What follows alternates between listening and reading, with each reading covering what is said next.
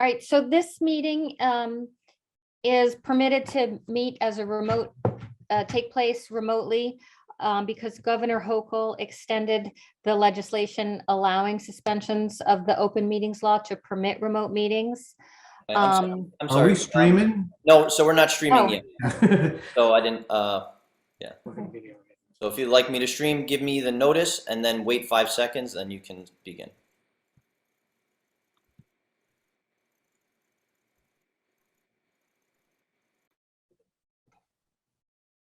So you'll tell us when we're streaming?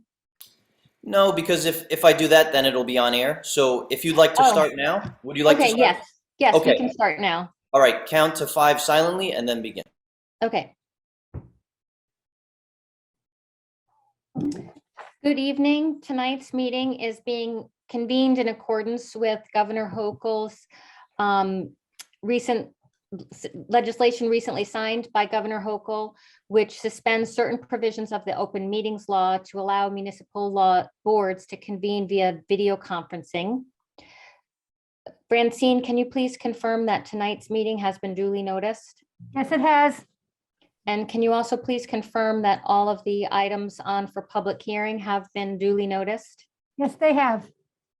And members of the public have received notice on how to view and participate in tonight's public hearings. The meeting is being broadcast live on LMC-TV. It's also being live streamed on lmctv.org. And it's channel 35 on FiOS, channel 76 on Optimum. And for those viewing the meetings who would like to send an email during the discussion of a topic, they can be sent to Richie. Can you, or Francine, can you tell us what that is? You can use my email, rpolcari, Polcari, @townofmamaroneckny.org. Okay, and Francine, can you please confirm that all of the documents to be discussed tonight and distributed to board members have been posted on the website? Yes, Okay, that's it. Arthur, I turn it over to you. Oh, actually, Francine, can you please call the roll so that we can establish we have a quorum present? Arthur Wexler, Yes. Irene O'Neill. Irene, you're mute. You're muted, Irene. Okay, she's here though. Jonathan Sachs, Here. Carol Miller, Here. Stephen Marsh, Here. Seth Verhoeven. Yes, here. Thank you. So we have 5 members tonight, which means it's a full house. First, I would like to welcome Sabrina Fiddleman to our board, not to our board, but being the liaison to the town board. Welcome. Thank you. It's my pleasure to be here. And it's our first meeting for the new year, 2022. So I hope it will be a much better year. Francine, you want to call the first case? Application number 1, case number 3260, Ryan and Nicole Fittel of 1122 Palmer Avenue, requesting a variance for a rear screened porch addition on the premises located at 112 Palmer Avenue and known on the tax assessment map as block 406, lot 319. I'd like to make a motion to open the public hearing. Second. You're on, whoever the applicant is.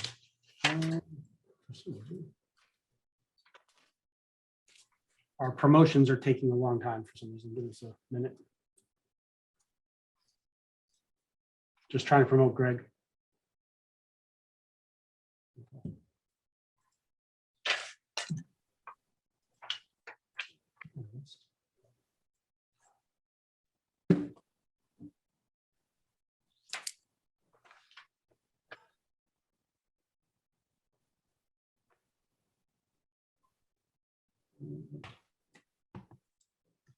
There we go.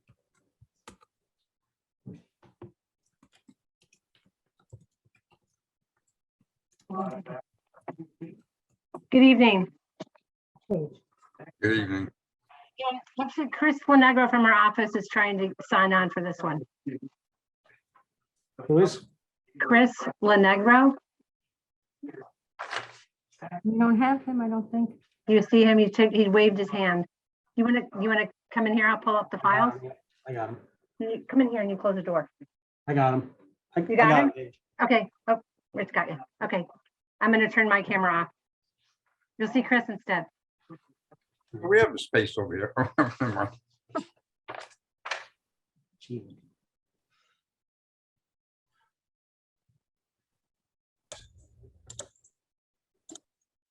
So here's that same elevation. All right, there we go. Technical difficulties. The change on this side was. Hello, everybody. Chris Lenegro, Lewis and Lewis Architects I had a for shed the here, Fifthills and I introduced a gable, application pulled for a this variance. And I know forward, Nicole one is foot. online. And Nicole, if you'd like to say hi, Between this, or wave hi. space and living space. I'm going to go ahead and share my screen. A lot of background noise. Is somebody, To mute. someone not muted? Goes here, Pardon me? and then got rid of that attic window that kind of made this whole facade kind of feed. Chris, I can hear Greg in the background. Can you ask Greg to keep his voice down a little bit? He happens to be on a different conference. I'm going to, let me just go We to, have the rear elevation. sorry. There's not much change. What the Fifthills house is on Palmer Avenue, just to the northeast of Weaver. So here's Weaver and the and 95. The Fifthills house is here. And to give you a sense of place, the house backs to the playing fields of Central Elementary. Sure. And what the Fifthills are looking to do is replace an existing wooden deck in the rear of their house with a new deck of similar size with a screen enclosure. What we are asking for is a rear yard setback variance.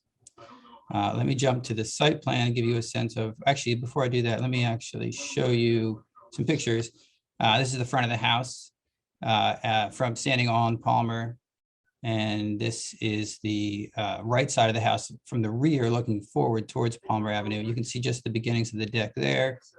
And the next photo is the rear of the house. There you can see the existing deck, which is fairly tired. And this sort of unusual little deck around this tree, which will be removed. And then on the right, this I should say is the left-hand side, looking again from the rear towards Palmer with the deck here. This is the rear view from the house across the deck, an existing detached garage, and then you can just see the elementary school fields behind. This is the view of the neighboring house to the right. It is a twin to the existing house for the most part.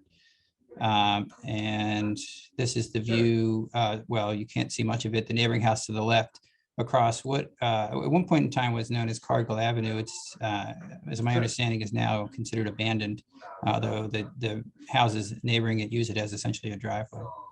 And then looking straight across the street across Palmer is this view. And here is the aerial view. Again, the house here backing to the ball field at the elementary. The twin house is here across this now abandoned street is the existing house. And let's go to the site plan. This is the existing site plan, and let me zoom in a little bit. Here is our property line and the existing rear deck on the existing rear, I should say the existing home. That small tree platform that you saw, and then this deck has a stair that winds down to the side to a flagstone patio, which is here partially on the, I guess you say off the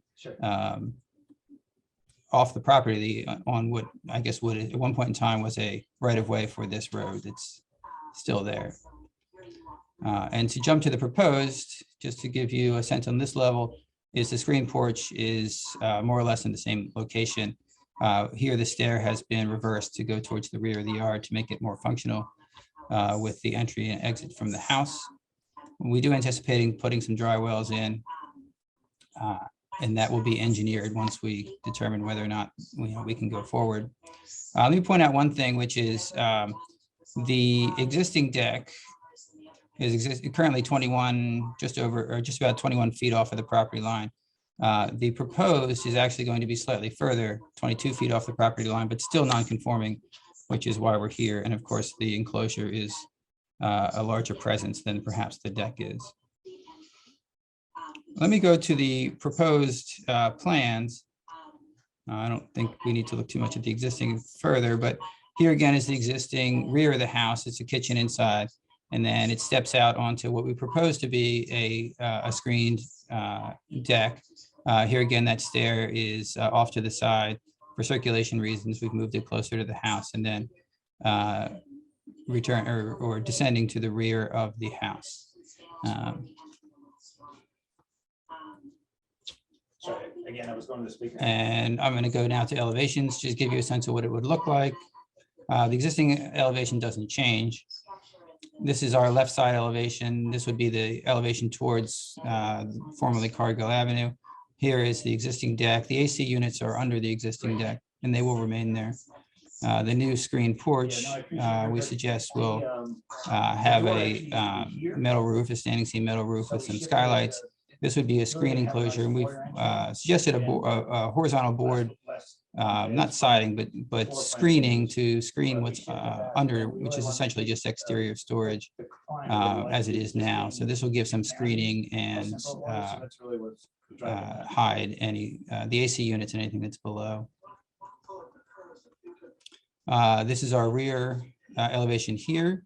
So again, we're removing this deck and this stair. Also this trellis, I suppose, which is hung on the back of the house, will go in favor of the screened porch. Here's that stair ascending forward. And then the horizontal siding continues, not siding, but the horizontal screening continues around. And here again is the right side, yes, the right side of the house. The existing deck, the proposed is essentially the mirror of the opposite side, absent the stair. Yeah, I'd be open to that. And just to show you what the variance we're actually asking for is, we'll look here. This is our zoning chart. Our rear, existing rear setback is 21 feet, so the new setback is slightly larger. We're actually moving it back by just under a foot, but of course a larger presence. We think it's more attractive, of course, but still non-conforming. So with that said, I think that more or less explains what we're trying to accomplish. I'd be happy to take questions or provide any additional information if there's something to be filled in. Thank you. I had a couple of questions. Sure. Was there an existing variance for the deck? I don't know, frankly. Yes, I can answer that. Okay. So I can tell you the previous owners built the deck without one and then got one after the fact, but they did get one. So Richie, the existing deck is legal? Because I didn't see the variance in the package that we received.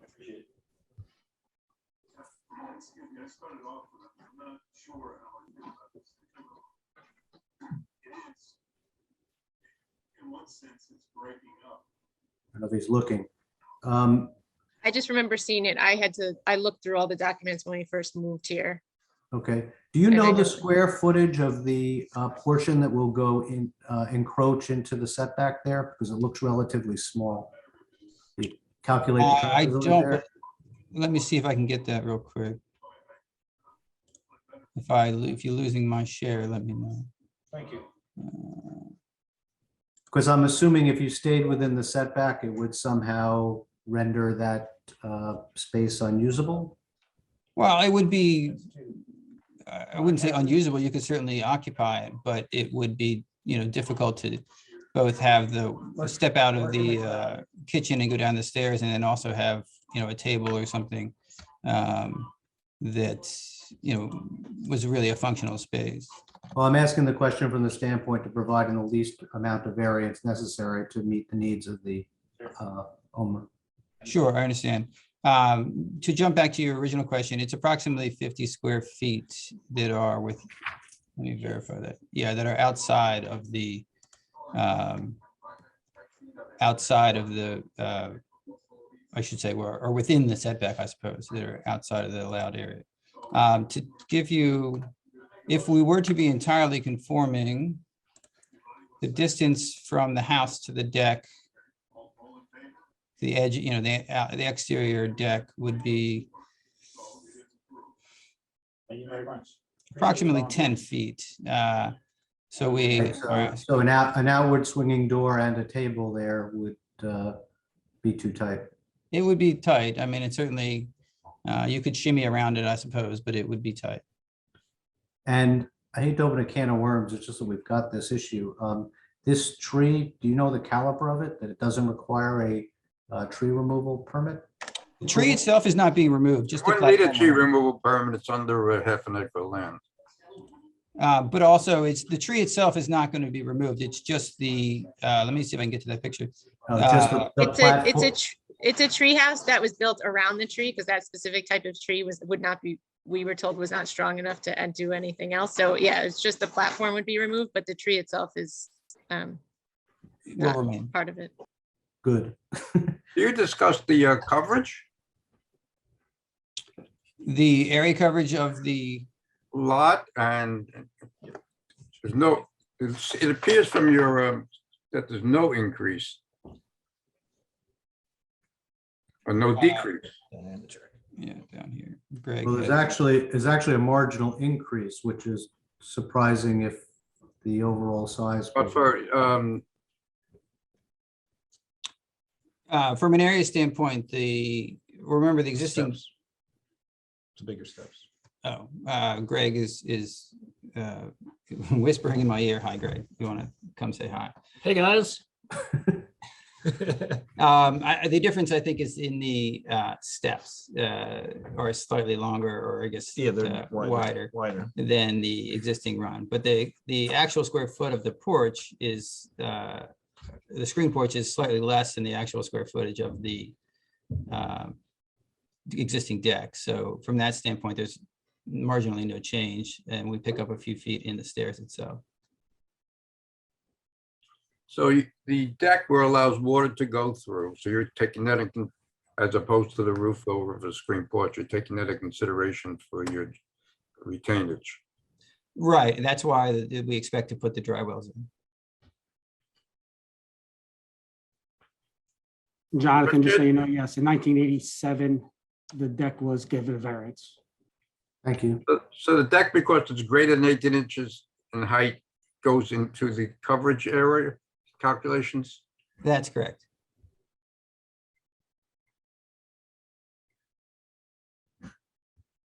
And you think you have enough space for your dry wells?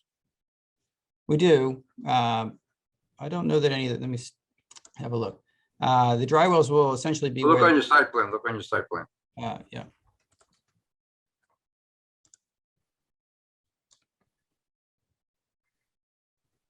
How far are they off the property line? I can check that. Let me check that. real Those quick. dry wells are 4 feet wide? So Arthur, it's just a placeholder. We're still gonna hire an engineer and look at it. We'll probably have two 220s or something. I think we exaggerated we just have drywall shown. Because I think where the dry wells there can't be. That's what I'm trying to tell you. Yeah, we've gotten. Even as a suggestion. No, I appreciate it with, sorry to kind of put in here. You just can't keep me off the camera. With Robert Wasp, we've put him closer to the garage, to structures than 10 feet if a site is smaller. But I think we've exaggerated. We're gonna have probably two 220s for this. We're not As gonna have, opposed to one that's a little larger, and then you can get the 10 feet from the property lines. yeah, I mean, we'll I don't know do, if you haven't got much space for him. yeah, exactly. We'll work with Robert Wasp and our engineer to come up with the best solution. But yeah, it's just a placeholder. We didn't want to hire the engineer until we knew we had an approval. Okay, but you probably should have left more for them. Okay, just say to be designed. Are you guys finished with your presentation? Yes, I believe so. Any comments from the board on this? I'm just a little bit confused about this left side of the house that's actually, I don't know if you call it a trespass, outside of the Property line. property line that's there. Yeah, You we'll know, we'll go through the, I mean, that's not part of the permit. That's something that's been, that's existing. So we'll go through the records and see what we can find. They may have to, I don't know who owns, Car Grill Road either at the moment, is that it? I believe it's Westchester County. Oh, no. I can tell you there's a water line because there's a Yeah. sewer right by, right around where it says, it's actually pretty close to the field behind us. It's hard to see, but there is a sewer cover there. So I think that, Yeah, that can still go over a town right away. So it's not, that's not like letting us know if it's. So I guess the thing that's confusing me, Richie, was the planting beds that are there. Can you, it's like you're providing access to the rear through what is not their property because it's kind of blocked, that passageway. Right by where the existing steps are, I'm guessing that those are beds.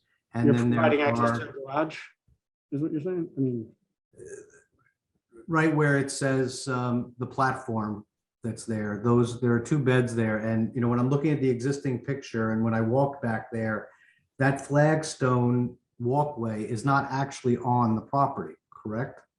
so it looks like from this, from the site plan. Right, From so site plan. is there anything about the access to the rear of the building has to be provided on the owner's property, or No, it's just the setback issue? Okay, I've never come across this one, It is an unusual condition, no doubt. well, we have a yeah, few it was houses. like this as long as the people before us lived there and they had lived there for 40 years. Yeah, I mean, you have a lot of old situations that existed within this town. I think it's a different- What's being done here is clearly within inside of the footprint that's here. Even the steps that are, going outside are in line with the other platform that's there. And this is a relatively small variance of 50 feet, and it's less intrusive into the setback than was there before. And the other really odd thing to me is we're dealing with a setback issue and there's an entire other structure that is on the property line. I mean, we're within inside the existing, even inside what's a significant encroachment into the setback. So You're talking about the garage? the garage, yeah. Existing though, but Jonathan, it's existing, but I think the question I have, is that street still a paper street or is it abandoned totally as a street? I'll have to look into that. Yeah, according to Because if the that's the survey, case, this is a lot that is on two streets. Two Which front means yards, yeah. your setback from the left property line engulfs the whole house and maybe. into Yeah, the it would be, next- into the next 30, property. it'd be 30 feet from. I will say on the last one, they did not request anything for a front yard on that side either. They just did just let me just take a real look, quick at it. Yeah, we went with it as a inline lot because it's abandoned. That's what the surveyor had on it. Yeah, And what I no think one Rick has, is- sorry, what I was just gonna say, no one has used that street other than myself and my neighbors for as long as I've lived here and the previous owner has lived there. We actually, at one point, there's a sinkhole that's kind of on that in between the sidewalks. And at one point I had emailed the town, the county, and I think that someone else, and no one wanted to take care of paving it.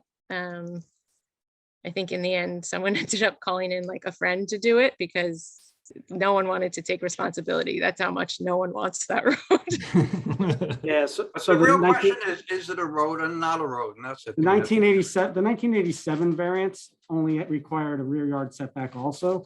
So they. Doesn't make it they right. must not have- I mean, yeah, could they have missed something back then also? True, they could have. I just don't know, but I don't want to put this into a situation where it's a road and then you got a real problem or amend it. According to to what it looks like on the tax map is that there's a paper road. And the problem you always have is with a municipal situation on an adverse possession, you can't claim an adverse possession against a municipality. So, yeah, if it's a paper road, it should be a front yard. I would have to check with the town engineer. Obviously, that'll be up to, I think, the building inspector, but I don't have a problem with the application. Providing is not a Correct.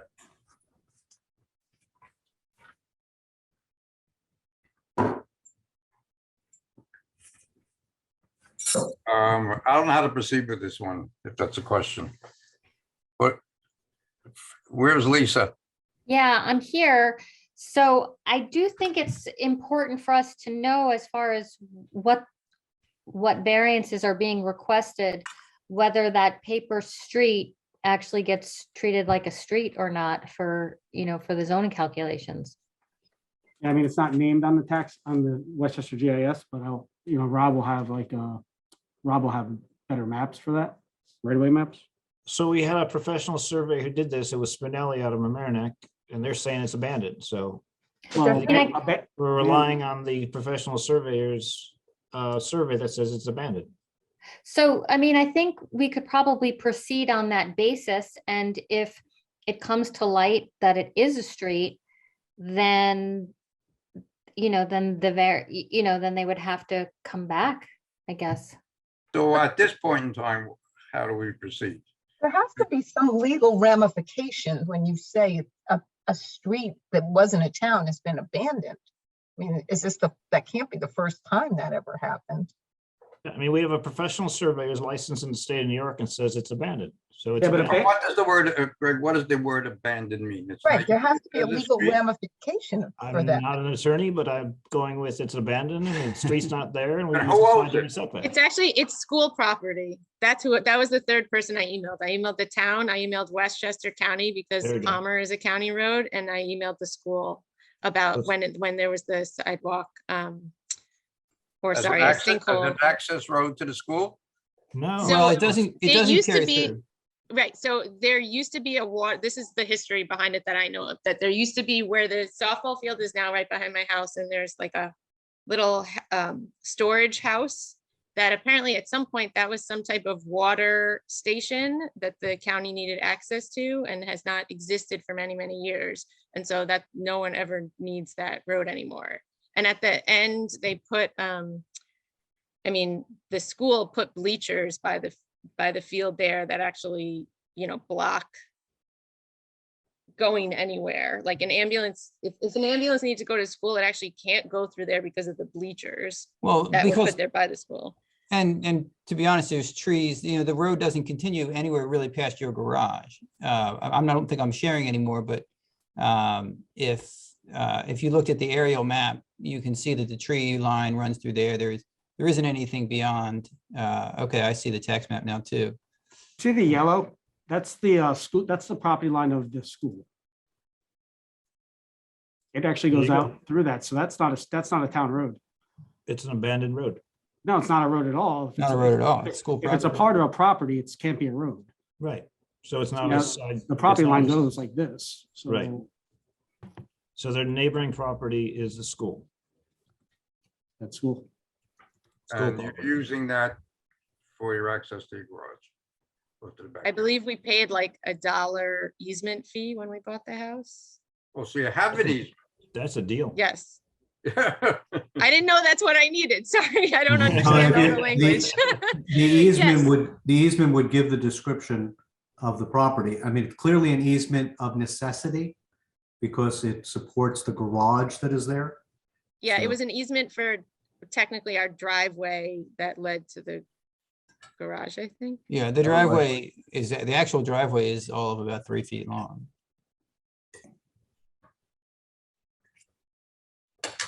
We try to get the most unique sites to bring you guys. I got some more later tonight. I mean, I feel Oh, this is comfortable. I more feel unique that than the other one. That's, Take it from me. that is the school property. It's not a town. It was, I don't know if it was ever a road or if it was to be a road before the school was there. That's what it would look like to me. I think the idea was actually to be a connection. This is all the past I've heard from previous owners. It was originally going to be a road through to Boston Post Road prior to Central School being built. Arthur, I'm satisfied that it's not a front yard. No, I think we can agree proceed with you. that way I agree with you. and not make any determination about the road, the street. We don't care. It's just not a front yard. Well, I care if it was a road, but if it's not a road, it's not a front yard. Any more questions from the board?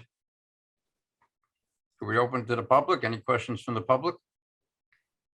I have no emails and there are no hands up. Then I make a motion to close the public hearing. Someone like the second. Second, Carol? You wanna come over here? You- Yes, that was Carol who seconded. Someone like to make a motion on the application? I'll do it. All right. Application number 1, case number 3260, Ryan and Nicole Fitful, 1122 Palmer Avenue. Applicants are requesting a variance for a rear screened porch addition on the property located at 1122 Palmer. The proposed screen porch was disapproved based on the fact that we'll have a 22-foot rear yard where 25 feet is required. All right. The board finds that the benefit to the applicant from the granting of the variance outweighs any detriment to the health, safety, and welfare of the neighborhood or community. In reaching this conclusion, the board considered the following factors. Whether an undesirable change will be produced in the character of the neighborhood or a detriment to nearby properties will be created. The board finds there will not be an undesirable change in the character of the neighborhood or detriment. The proposed screen porch will replace an existing deck and does not face any residential area. It's not visible from Palmer Avenue, and it's adjacent to school property and recreation fields, so it really will scarcely be visible. Whether the applicant can achieve their goals via a reasonable alternative, which does not involve the necessity of an area variance, the board finds the applicants cannot achieve their goals due to the placement of the house on the property and the lot size. There is really no alternative place to put the screen porch. As to whether the variance is substantial, the board finds the variance is not substantial. It totals only about 50 square feet. And in fact will be smaller than the existing, a foot farther away from the rear property line than the existing deck. Whether the variance will have an adverse impact on physical and environmental conditions in the neighborhood or district. The board finds the variance will not have an adverse effect. The covered porch replaces an elevated, currently an elevated deck that is currently not in the best condition. So it will certainly be more attractive than what is there currently. It's probably negligible in terms of the runoff, the amount of runoff. I suppose only because the roof would be solid and the deck is permeable, but even then, and the runoff would be addressed by dry wells. And finally, whether this has been a self-created difficulty, the board finds this is a self-created difficulty, but is not determinative in this case. Second. Second. Where'd Francine go? She vanished. So who got that one, John or Stephen? It was a tie. The second, Who, John and Stephen second. Who wants to be the second? should we try it again? You want to go again? Second. Second. I'm sorry for the interruption. I have a question. So Yeah, because the little bells, the little things that snap. I did pause the live stream because it said close the public hearing. So was that correct? Oh, no, no. So you can leave the stream on the Okay. whole time. There will be public hearings opened and closed. So Okay. can you tell us at what point that, No. Yeah, I'll put it. I said it in the chat. Nobody responded, and I sent private messages. So I'm going to do it right now. So just wait 5 seconds. okay, Sorry about that. that's okay. Yeah. I can, Irene, I took notes. So would you like me to read what I think you said? You Sure. can sure, correct me if sure. I got it wrong. I can run through it again or do whatever. Whatever you think is, go ahead and try and start with yours. I'll try it and then just jump in and interrupt Yeah. me if I got anything wrong, okay? Fine. All right, and I'm assuming we're back streaming, and for the audience listening at home, the streaming was turned off, and I don't think you heard board member Irene O'Neill make a motion to approve.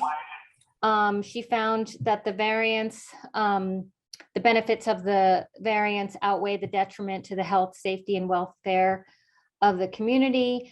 With respect to whether she weighed the following 5 factors to make this finding. The first is whether an undesirable change will be produced in the character of the neighborhood or detriment to nearby properties.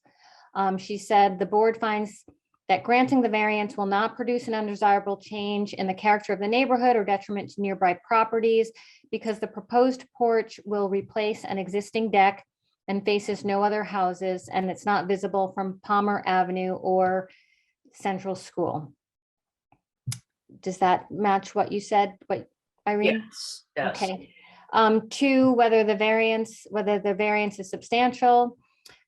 She said the board finds the variance is not substantial because it totals only about 50 square feet and will be a foot further from the rear property line as compared to the existing deck.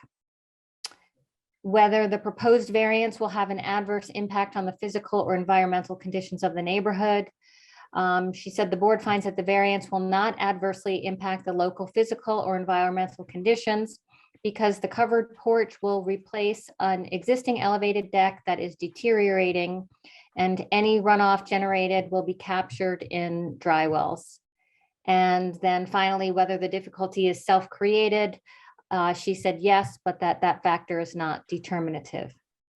And then Lisa, before you keep going, did you Yes. do item 2, whether the permit can be, whether they can achieve their goals via an alternative? oh, thank you. I skipped over that. Yeah. Item 2 is whether the benefit sought by the applicant can be achieved by some means feasible to the applicants other than an area variance. And she said the board finds that the benefit sought by the applicant cannot be achieved by some method feasible to the applicant not requiring a variance because given the placement of the house on the lot and the size of the lot, there is no other feasible place to locate the porch. Perfect. Thank you. And who was it that, I guess we'll have another chance to second, whether it's Jonathan or Steve? Second. Okay. All right, and then Francine, can you please take a roll call vote? You're muted.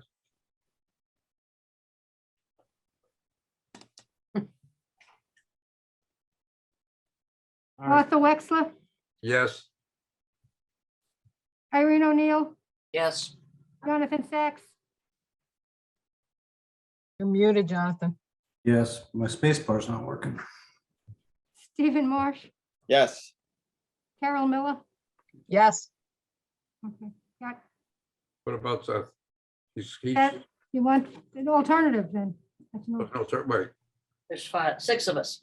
Yeah, I'm alternative. Okay, got it. I'm sorry. Sorry, Seth. And you're muted though. Okay. Application number 2, case number 3261, Diana Rogers, 33 Maple Hill Drive, requesting a variance for a proposed platform and steps on the premises located at 33 Maple Hill Drive and known on a tax assessment map as block 122, lot 264. Make a motion, open the public hearing. Second. We'll just thank you all for your time and sign off here. Oh, don't, I think you're on next, aren't you? I'll sign off. Thank you, guys. All right. Oh, no, you're not, sorry. Could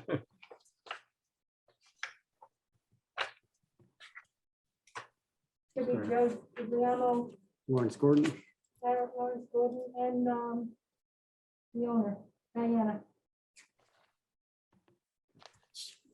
Taking a second for things to come up.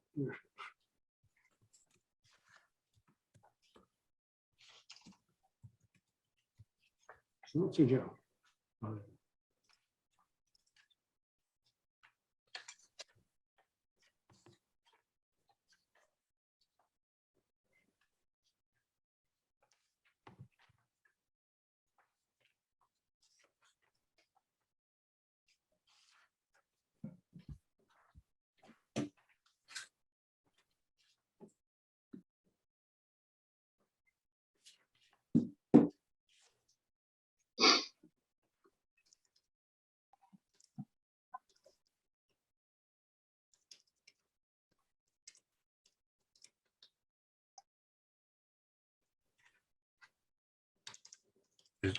Is he still, is he coming on? I don't know, I got everybody there. No, I'm here. there. Just waiting for Larry to join in. You- If he doesn't join in, I'll just. So you waiting for Larry to come?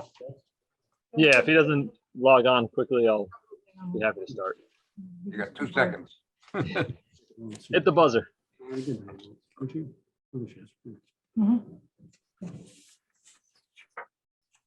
All right, well, don't want to take up too much time, so we might as well get started. I'm Joseph Guglielmo, representing Lawrence Gordon Architects this evening, and the Rogers, who are both on the call here, if they want to wave and say hello. Evening, everyone. Hi. Hey, good evening. So we are here for, as Francine said, 33 Maple Hill Drive. We are proposing, let me just share my screen. We are proposing to replace a stair and platform in the rear yard that is existing non-conforming, and we're seeking a rear yard variance for the rear yard setback. So actually, if you want, I'll show you the survey first. The existing survey. Okay, so here's their existing survey of the property. Can you zoom in a little bit, you think? Yes, sir.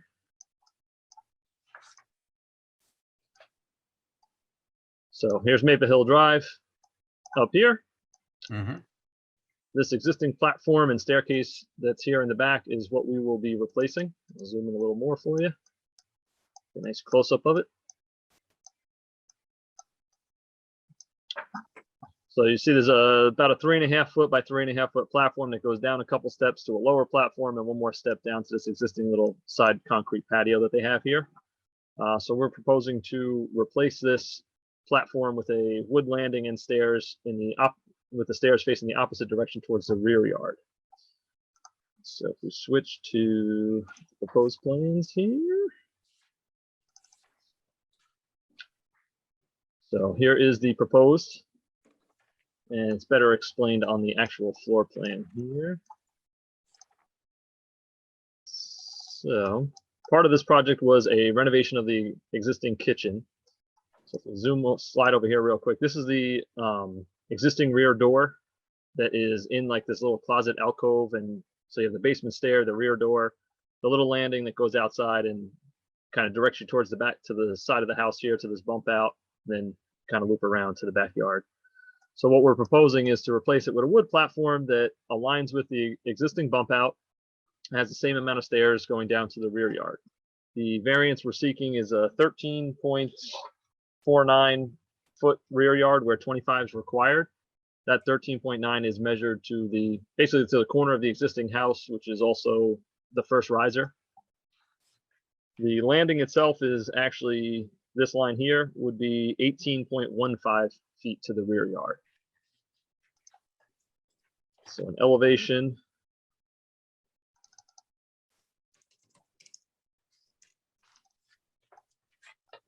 This is the side elevation. These are the new sliding glass doors into the kitchen. This is the outline of the old door that we'll be removing and patching over. And you can see the stairs go down. They kind of align with the end of the house. If you look at the rear elevation, you can see it aligns with the bump out of the house. So we're not projecting into the side yard any closer than we are currently.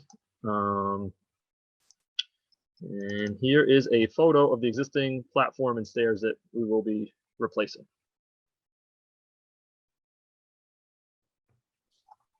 Zoom in, there it goes.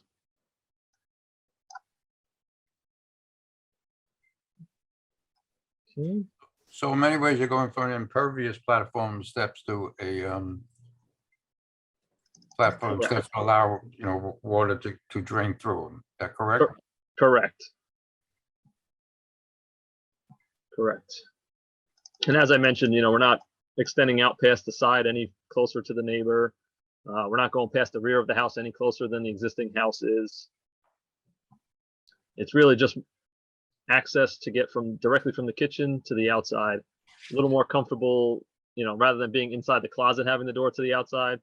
The door will be part of the kitchen. We'll have a nice, sliding glass door to let some light in and some natural air. Oh, it's a logical solution in my mind. Thank you. Are you finished? Yeah, any questions from the board?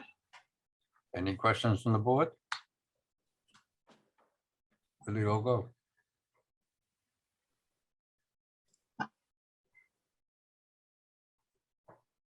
I have no questions. This is pretty straightforward. Yeah, neither do I. Any questions, Richard, from the audience? No emails and no hands up. I'd like to make a motion to close this public hearing. Second. Oh. Did we vote on this? Not yet. Motion. Oh, no, close the public hearing. You did. Yeah, okay. So I'd like to make a motion? We can do it if you want. Sure, it's a pretty simple one. Okay, in the case 3261, Diana Rogers at 33 Maplewood Drive are seeking a variance for the demolition of a concrete stairs with replacement of wooden landing and steps on the premises at 33 Maple Hill. They're requesting a variance for the rear yard, which will be 13.49 feet where 25 feet is required pursuant to section 240, 39B, subsection 3. In reviewing the application, the board took into account the balance between the benefit to the application and the detriment to the health, safety, and welfare of the community. In doing so, it considered whether an undesirable change in the neighborhood character or nearby properties. The board finds there will be no undesirable change to the nearby properties. The new deck and stairs are going in place of what was an existing deck and stairs and just extending by several feet to square out an area that actually is within the envelope of the entire home that's there. It won't be, it's in the rear of the home, rear side, so it won't be visible to anyone that's out there. And it gives significant increase in functionality to the homeowner. Whether the benefit can be achieved by other means feasible to the applicant, this would seem the most reasonable approach to meet the needs of the applicant to improve light and air into the house based on the redesign of the kitchen. Makes a lot more sense. You had a doorway that was taking up space in another access area. So this solves multiple problems. Whether the request is substantial, the board would find it is not substantial as it's sitting in actually less of a setback than, sorry, there's more of a setback than there was previously, marginally within the house. So there really is no substantial change. Whether the request will have any adverse physical environmental effects, it'll actually improve the environmental situation because the deck will be a wooden deck, which will be a pervious surface, allowing water to penetrate through and to the ground, unlike the existing deck that was made of concrete, so it was impervious. Whether the alleged difficulty is self-created, it's clearly self-created as the applicant wishes to have a new deck, landing, and steps that are there, but it is non-determinative in this matter. Respectfully submitted. All right, second, Second. Francine? Arthur, Yes. Irene, Yes. Jonathan, Yes. Carol, Yes. Stephen, Yes. thank you. Thank you. Have a good evening, everyone. Thanks so much, Thank you. everyone. Take care. Take care, Joe. Application number 3, case number 3263, Simon and Jane Sikorski, 89 Rockland Avenue, requesting a variance for an addition on the premises located at 89 Rockland Avenue and known on the tax assessment map as block 210, lot 1. Make a motion. Who seconded the last one? Irene, Irene. Okay, thank you. who am I bringing up? Hold on. Is 89 Rockland going to be permanently on the agenda? Well, they're here now. No, it's, the other variances are old. This is not the same as the last one. I know, but it was 2 months in a row then. No, not this house. It's a new house. This is an old house, Uh-huh. 89 Rockland. They had a fence approval last month, right? No, no, that's not it. Yes, it is. Who's my architect? Yes, that. Rick. Richard, you ready? Yeah, you need to open the Hold on. public hearing. I will, waiting for Richard. He's been holding. I had to bring Rick Okay. up. Rick's on his way up, so you can probably open. There he comes. We're glad we could close out the year with you last year and open up this year.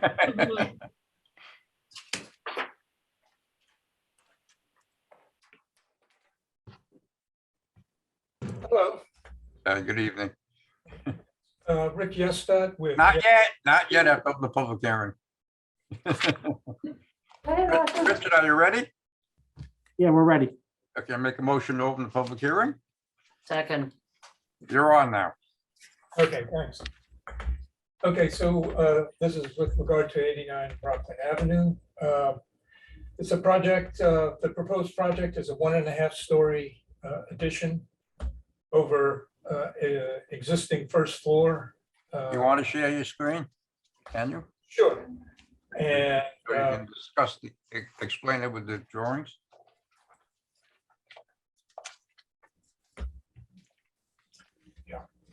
so this is the front of the house, the proposed addition in this location. The portion, this portion of the addition is over a first floor pre-existing non-conforming area located in the front side yard along Forest Avenue. The total square footage of the application is 3,460 square feet. This is below the FAR maximum of 5,141 square feet. The lot size is 16,117 square feet, where 10,000 square feet is the minimum required in the R10 zone. So that makes this lot larger than the average in the neighborhood.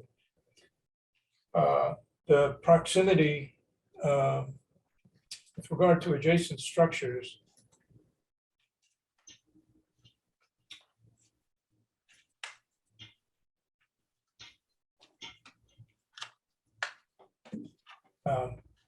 yeah, so this is the existing site plan and the proposed site plan.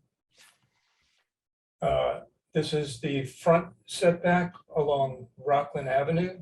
This is the side front yard setback on Forest Avenue. And this hatched area shows the pre-existing conforming first floor structure. In the proposed, that area remains the same, but is a vertical volume that creates the variance that we're considering tonight. With regard to proximity to existing structures, there's very little impact because of the siting of the house on the trapezoidal shaped lot. There's quite a bit of distance to the neighbors. So But not on the left, yes? I'm sorry? It looks like you're very close to the house on the left, is that correct? Yeah, but this is unchanged. So I that's, know, but it's close. I mean, that's. yeah, so the addition is in this position, in the proposed. So this is existing, this is proposed. The proposed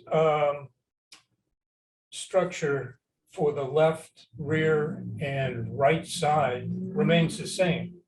So that's 11 feet, as the chairman was referring to. The rear remains the same at approximately 59 feet. The right-hand neighbor is about 91 feet.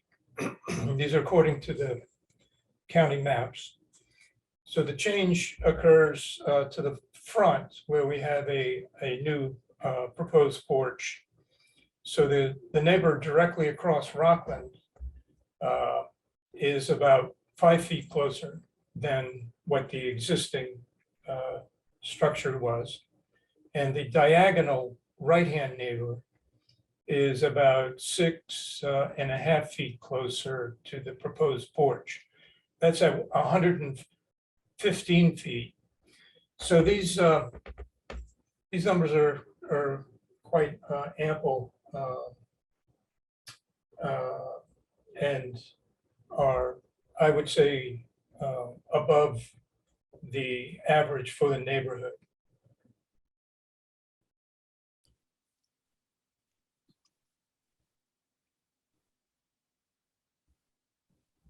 Also, I would point out, Rick, additionally, that right side of the house is significantly below the street level of Forest Avenue. So you're already starting at a 6 feet below an elevation of Yes, those houses you're referring to that's- over on Forest that are 90 and 115 feet away.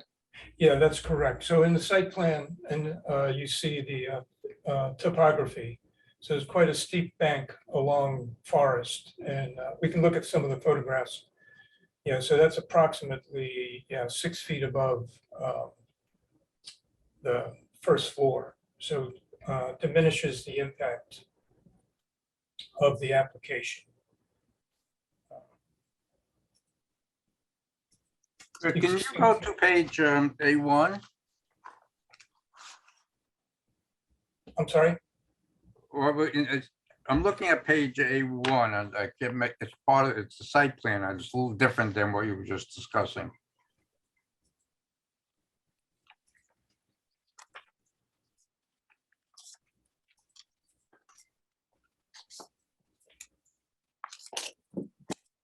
You have the porch lining up with the proposed, what's a very light one? That the line that lines up, is that the porch, the extent of the porch on the right-hand side? And the bunch of vertical lines is the trellis? Yeah, it's an open trellis. Okay, it's not clear on the print you gave me. So I didn't see the Okay, extent. yeah, so that's the porch. Okay, you continued. I'm sorry. Okay, no problem. So let's take a quick look at the photographs, and we can see this elevation change that we were discussing in the topography. So this is the front of the house. You can see a couple of things going on. One is the site is sloping from a high to the right to the low portion to the left. Surface drainage is all pitched in that direction towards the Sheldrake River, which is not too far away. And robust, mature planting all around the neighborhood. It's quite beautiful.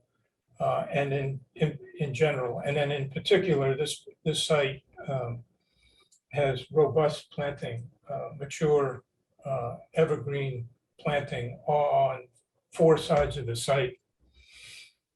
And then particularly robust on the Forest Avenue side, as you can see in this aerial. It's quite a bit of planting in that location.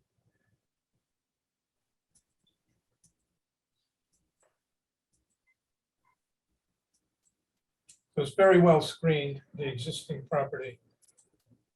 This is the rear, and again, you see the elevational change from where the first floor is and where Forest avenue is located.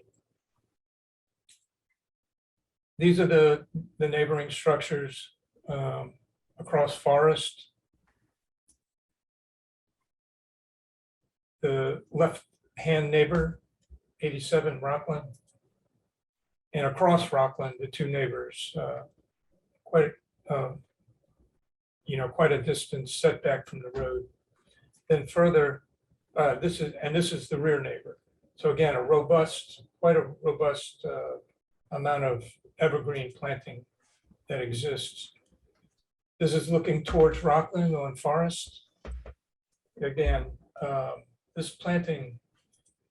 some of this planting is probably over 30 feet tall.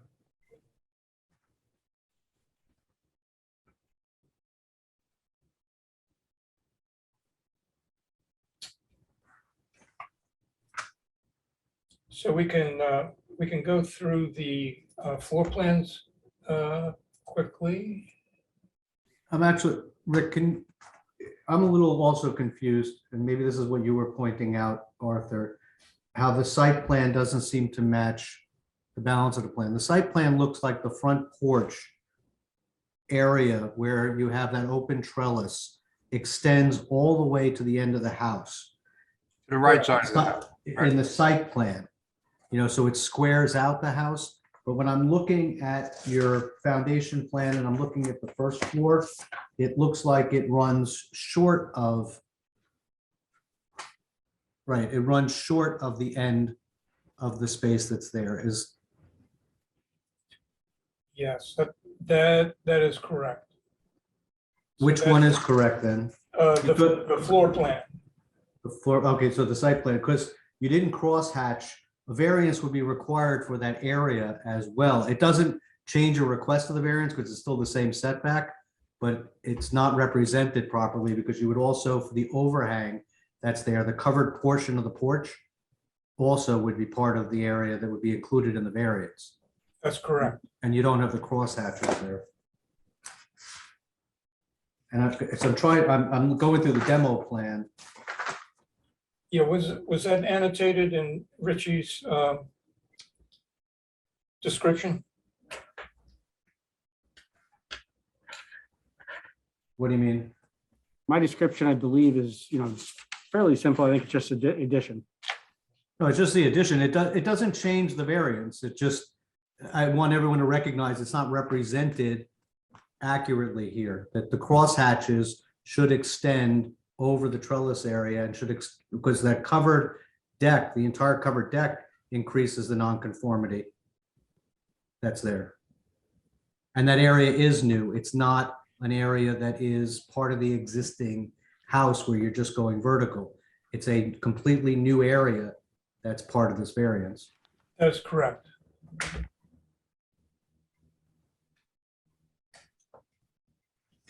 In fact, what am I missing here? If you go to A9, Rick, Yeah, that's what I'm on. yeah, it shows the extent of the porch being maybe 3.5, 4 feet from the edge of the property line. I'm guessing somewhere about where that door is, because that's what I was trying to find in the demo plan. That's there is the area that would be encroaching on the setback. Correct. So About where your hand is right now is probably the area that encroaches. correct. This is the setback line. Oh, there's a setback. I can see it now vertically. Okay. But it doesn't project all the way to the end of your proposed second floor addition, does it? Yes, that's correct. No, it doesn't. He's saying it doesn't. This is No, it this is doesn't. accurate. The site plan was not accurate. Correct. Well, which one is the accurate one? The elevation and the 1/4-inch floor plans. Go back to the page A1 again. So, but with regards to the site plan, which I'm looking at A1, that hatch area is referring to just, if we can think of it as just the area of the variance at the second floor level, the hatch marks are all accurately depicting the second floor addition, right? Right, but not And depicting not the porch. the porch in that front of it. requires a variance. Right. Correct. But that area is the largest side yard encroachment, right, at 15.2. Yeah, I just didn't want us to say that it was all going within the existing footprint when we were approving, And if if we you go to approved that. A7, it's even more complicated.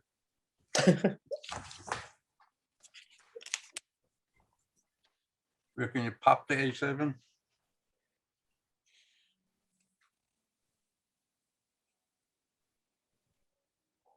I'm sorry, Arthur, was that to me? Yeah, A7. We're talking about the same area. That's A7? No. A7. Well, it's not on the set that's in my hands.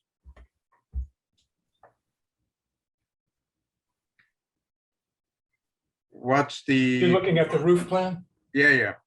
Yeah. And the light lines on the post third floor plan. Yeah, so here the hatch extends across the porch. On the proposed third floor plan, but not on the. On the roof plan. Yep, it does go across the porch? No. Yeah, A7. You go to the lower image on that sheet. I see the cross hatches there. If we go to the lower image, it's set back. Correct. So, I mean, what is it? It's the same on both images. Arthur, only the site plan is wrong. All the other And drawings plans correct? are accurate, is what he's saying. Okay, Correct. And they seem to be consistent. They show that the roof above the deck area is set back from that right side setback. Correct. Okay, just so we're accurate, that's all. what about the drawing A5? I'm just trying to figure with, not to get, we have to improve this on this thing. A5 has the deck stopping shy, is that correct? Correct. And that's what's happening? Correct. So Yes. it isn't going to across the whole front of the house. That's what I wanted. There's a nice 4-color rendering as well of the front elevation that's there, and it looks like it's accurate to the plans that was in the package. So the only question again, it's the site plan. Yep. Yes, that's correct.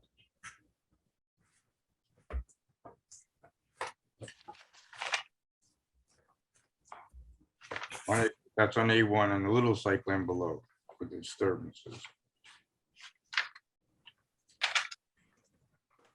So I understand this properly. The deck and is not going to the edge of the first floor structure to the right. That's correct. Okay, Along so with- along with the roof. What? Along with the roof. Yeah, so you will amend the drawings so that they comply to what you, whatever it doesn't comply. Yes. Okay, that's it. It's clear. And also see a note, Rick, is that on Hudson's drawings also, it's wrong. They must have used the original site plan. So your C1 Okay, also understood. needs to be modified. Yeah, understood.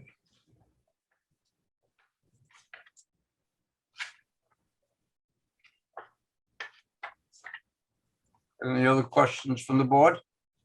I just would like to walk through the second floor plan or second floor plan. Okay, We'll just bring that up. sure. So this is the second floor plan. On the left is the roof of the existing family room below. These are the new kids' bedrooms with a new Jack and Jill bathroom. A new staircase to replace one that is dangerously steep. The hallway and the master suite on the right-hand side.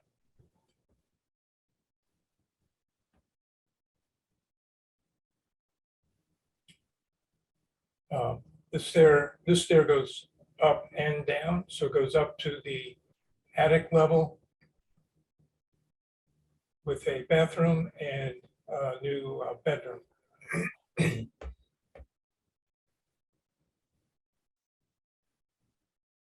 And it still stays within the 2.5-story maximum height. Correct, according to the definition. Clarify that, please. Definition meaning area of the, I'm sorry, the definition of a half story. okay.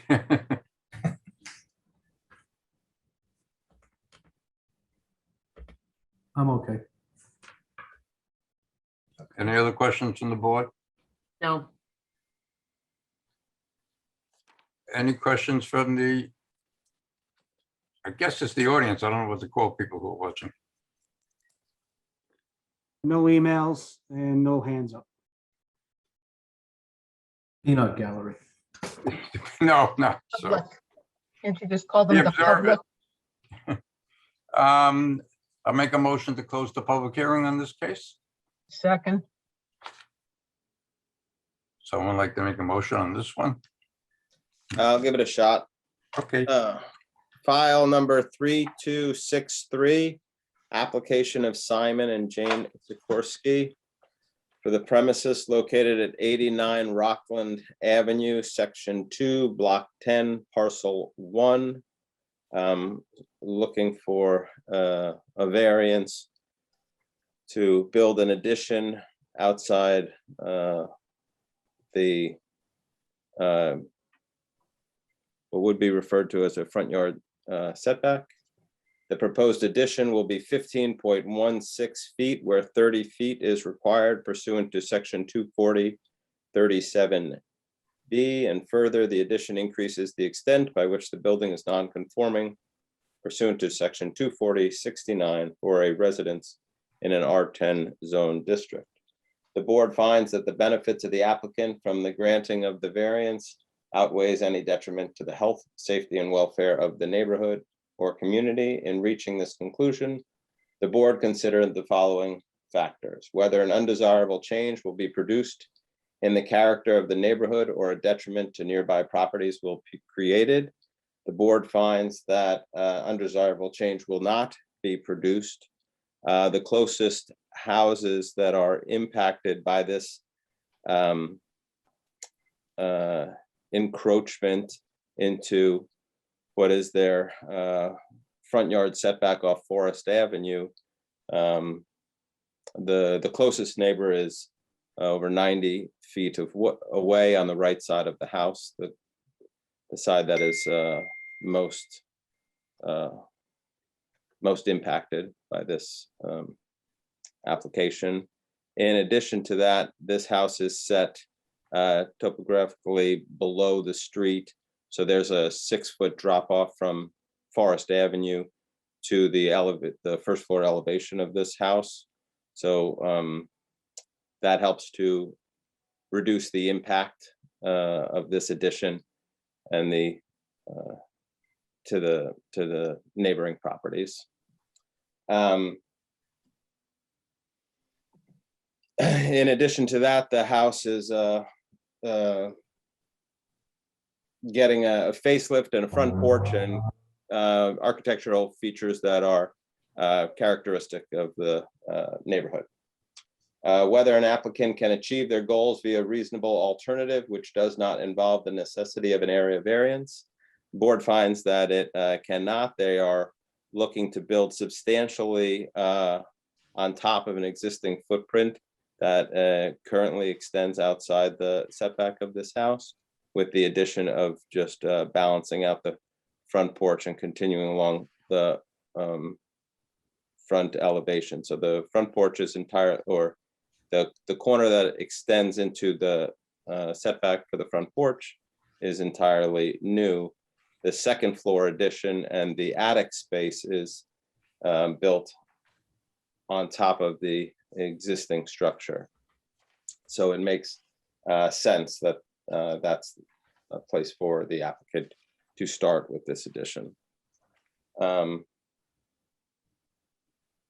Whether the variance is substantial, the board finds that this is not substantial. This is an oversized lot in an R10 zone on a large piece of property and is still well below the maximum FAR that is allowable based on the size of the lot. Whether the variance will have an adverse impact on the physical or environmental conditions in the neighborhood or district, the board finds that this will not have an adverse impact physically or environmentally.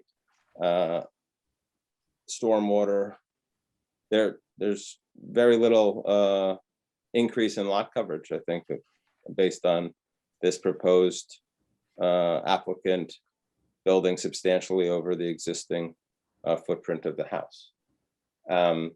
And it's also well screened on all sides of the property with mature plantings. Whether there's been a self-created difficulty, the board, it is in that the owners are looking to expand the square footage of the house with bedrooms, but it is non-determinative in our findings. For the reasons stated above, the granting of this variance is in harmony with the general purpose and intent of the town of Mamaroneck. I would like to add a condition Yes. that drawing C1 be corrected to reflect the home that was presented in the architectural drawings. And that A1 should be corrected too in the site plan to reflect what has been shown in the plans presented. I don't see how the site coverage could not have changed. That porch is extending halfway out into the front and it extends to the left larger than the existing. How could coverage not have changed? It's not gonna matter. I'm just. This has to be pointing it out. corrected. Jonathan has to be corrected. Yeah. There's no way you're gonna reach the 35. It's not a variance issue. Right, it just has to be coordinated and corrected, period. Well, I think the coverage is more on the zoning chart. It shows more. No, it shows existing That's what 13.4 and shows proposed 13.4. 25.3 on the, maybe on the plan it does. It's the one that's in the packet. I'm looking at the zoning data on. Yeah, 20 to 20. Okay. This chart. Okay, yeah, apologies about that. Yeah, it was corrected. Rich and I had a discussion about it. It was corrected. Okay, so just from Stephen's standpoint, it's not, I think he made the statement that the lot coverage wasn't changing, but it is increasing. Minimally. Well, as a percentage, because it's a very large lot, it's a minimal amount. Yeah, of right, that's what I meant. Right. Would someone like to second this motion? I'll second it as amended. Francine? Arthur, Yes. Irene, You're mute, Yuri. Irene. Yes. thank you. Jonathan, Yes. Carol, Yes. Stephen, Yes. thank you. Enjoy your new master bedroom. All right, thank you. Thank you. Thanks, Thank everyone. you very much. Have a nice evening. Okay. Nice plan, Rick. Thank you. The next case is a case number 4 from our member Jonathan Sachs. So I'm going to push him over to the end of the agenda. So number 5 is next. Application number 5, case number 3265, Jenna and Joseph Fitzhugh, 15 Roxborough Road, requesting a variance for a proposed addition on the premises located at 15 Roxborough Road and known on the tax assessment map as block 222, lot 94. The motion to open the public hearing. Second.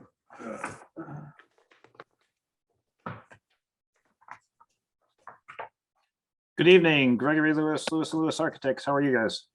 Okay, can I ask you a favor in the future? Don't fold them like you've been folding them when they're 11 by 17. Fold them in half because it's heavy paper. This is just. I can't get a horizontal. Do whatever you want, Arthur. Yes, please. This makes So- it easier for us, please. Come on, guys. I agree. I'm gonna second that because it makes it hard for us to run it through our scanner. No problem at all. And Joe Pizzatelli's on the line. Say hi, Joe. Joe and his wife Jenna. He's, tell him that he's muted. You want to unmute, Joe? Yeah, I was just waving. Yep. Yeah, that's great. Thanks, Joe. Do you need to open the public hearing? I didn't do it yet. Okay, make motion to open the public hearing. It was opened. It was open. There you go. It was open. Oh, sorry. Let me just share my screen. Greg wants to be the new chair. There we go. So Jenna and Joe came to me with two requests. One was for a larger master bathroom and a larger master closet. So they have a one-story section of their house. They want to add a second story on there. And then they also requested an outdoor covered terrace. They like to entertain outside, and with COVID, kids are doing activities outside and all that. So the site is located on Roxborough at 15 Roxborough, and I'll just do the site map here. Sorry, I'm zooming. It's at the end of Roxborough. It backs up. It's the road ends there, and then the property continues to Leatherstocking Trail is at the end of the road there. They actually own the parcel here and then a section on the other side of the street. Joe, am I getting this right? The kind of the L shaped here? That's right. Yeah. Yeah. As part of it, it's two separate lots, but they own both of them. Let me go to the site plan. I think it's easier to see, and then I'll show you the setbacks and everything. But this is the existing house, front of the house. The area we're talking about is a second story addition here and a covered terrace here on the left. This is the right side by the garage. This is the left side. There's an existing terrace with a awning cover here that you see. And then this is the right side of the house here. These are the neighboring properties. It's a pretty section of our town. Aerial map, you can see Roxborough here, dead ends into their property, and then the Leatherstocking Trail is here. Weaver is here for reference. The existing site plan has a two-story house, a driveway on the right, and then the one-story section here, and this is where the area we're working at. You see the existing setbacks that's non-conforming. It's a 40-foot front yard setback, a 30-foot on, actually this is 20 foot on the right and 10 foot on the left, and 25-foot rear setback. And then here is the proposed addition here, second floor over the first floor, and then proposed covered patio here. This is some interior work doing here. So the variance is for a front yard request for the proposed addition and the covered patio being designed in the front yard setback. Again, the beauty of this site is that they're at the end of the road, Leatherstocking Trail on the left. And then the existing structure that we have here to expand the existing master bedrooms here. So I'll just do the floor plans real quick, and I could get to the elevations. Stop with the existing. Sure. Up. Yep, existing. Okay, it's the first floor. Okay. Existing second. Master bedroom here, existing small bathroom, and then there's a roof terrace. And then I'll skip demolition. We'll just get to the new. So existing living room, sunroom stays. This is the covered patio where the existing patio is currently. And this is the second floor addition, the master bathroom here, sink, shower, toilet, walk-in closet. And then the old bathroom became a toilet, and the kids' bathroom is expanding slightly.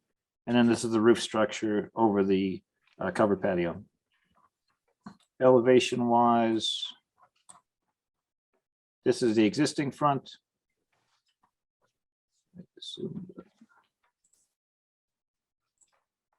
And this is the proposed front master bathroom here, and then covered terrace here. This is the existing left side.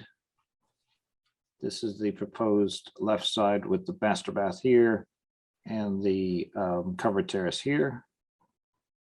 And then from the rear, existing new second story, and then the covered terrace on the right.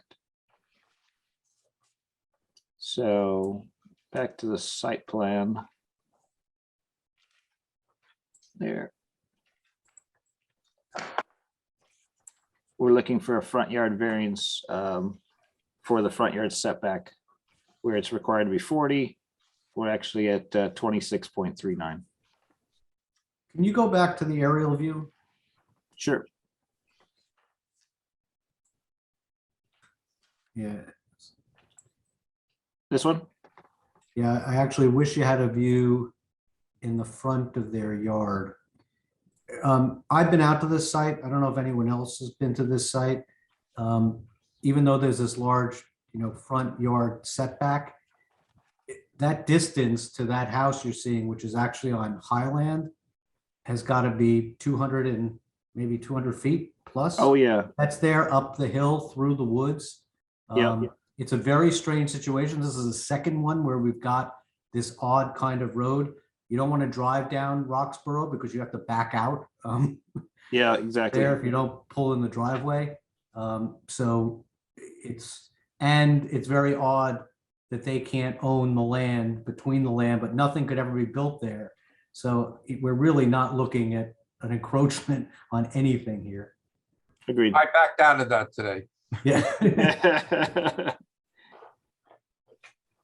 Yeah, you need to do a 3-point turn there into the driveway and back and forth. 5-point turn. Yeah. It was a car in the driveway. Exactly. But it's a beautiful location, beautiful site, and we're looking for your review and approval of the variance. Yeah, I mean, I don't think I've ever seen a situation where you've got this much front yard that's out there that doesn't belong to the owner. Right. I have just a question on the covered portico or the covered. Yes. Do you have windows on the side yard, but none in the front and the back? Is it open on two sides? It's open on 3 sides, but I'll show you. I saw the same thing. He's showing you looking. Am I looking through the house? Yeah, you're looking through it. I actually thought the portico was a. Oh, yeah, yeah. I thought it was a garage to start. It made no sense to me. That's pavilion. I'm seeing the side of the house. We showed the windows beyond. Yes, sorry, I'm scrolling here. Yeah, that makes sense. Yeah, this is existing. This is proposed. And then on the next one, you see the windows beyond. That's yeah, it's not that's existing. This is proposed. That's beyond. Yeah, yeah. The columns are Yeah. freestanding. I should have screened that a little bit so it looked No, you appeared. should have just made a much lighter, make it a light gray or Yeah. something. So Yeah, it next goes to the time. Background. Yeah. sorry. So Or is that future thought?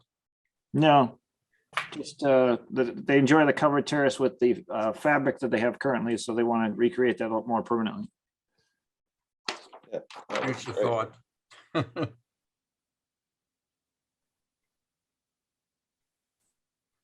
Any other questions from the board? No.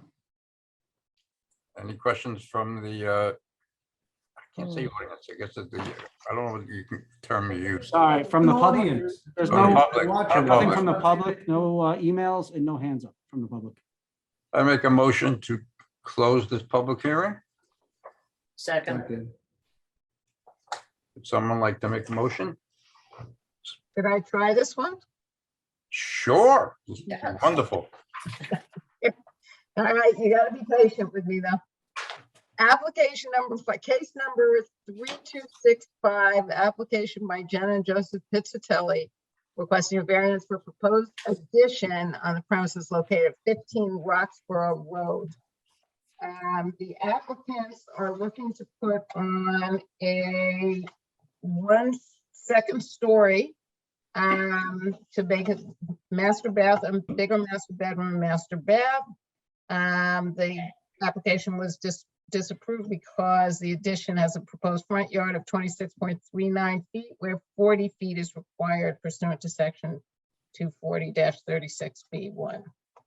The board has determined The board has determined that the benefit to the applicant from granting of this variance outweighs any detriment to the health, safety, and welfare of the neighborhood or community. In reaching this conclusion, we considered the following factors: whether an undesirable change will be produced in the character of the neighborhood or detriment to nearby properties will be created by the granting of the variance. The board concluded that no undesirable change will be produced. The neighborhood there's a huge amount of distance between the neighboring houses and this particular house. There's a lot of open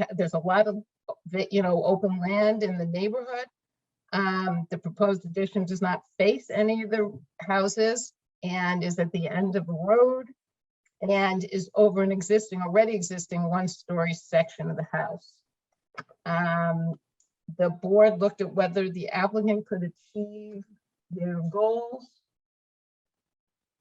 whether the applicant could achieve their goals via a reasonable alternative, which does not involve the necessity of an area variance. They seem to have picked the least intrusive place to put an addition. Already where they are, it's not where they're building on top of, is already non-conforming. And this seems like the least burdensome way to create an addition to achieve their ends. Whether the variance is substantial, the variance does not appear to be substantial. The houses are 25 feet from the front property line, where 40 is required. This does not increase the amount of the existing nonconformity and lines up with the existing house. Whether the variance will have an adverse impact on physical or environmental conditions in the neighborhood or district. Again, the board finds that the variance will not have such an adverse impact. The house is at a great distance from the other houses in the neighborhood. It may not even be visible from any of the neighbors, and will not increase the impervious surfaces anywhere. So the board concludes that it is not. Whether there has been any self-created difficulty, yes, to the extent that the addition is required because they want to increase and improve their living space, but we do not find this determinative in this case. I mean, Are you sorry? finished? I think so. Did I miss anything? Good show. You may just want to add that the applicant actually owns the property that's immediately adjacent in front over the road, so it wouldn't affect another neighbor other than himself. Okay. Someone like to second this Second. motion? Francine? Arthur Wexler, Yes. Irene, Yes. Jonathan, Yes. Carol, Yes. Stephen. Yes. Thank you. Application number 6, case number 3266, David and Nazin Monroe of 767 Forest Avenue, requesting a variance for a proposed new dwelling on the premises located at 767 Forest Avenue and known on the tax assessment map as block 210, lot 50. Make a motion to open the public hearing. Second. Good You're evening, on. Greg Lewis Architects, here with Naz and David Monroe. David, Naz, are you there? Give me one sec. Here they come.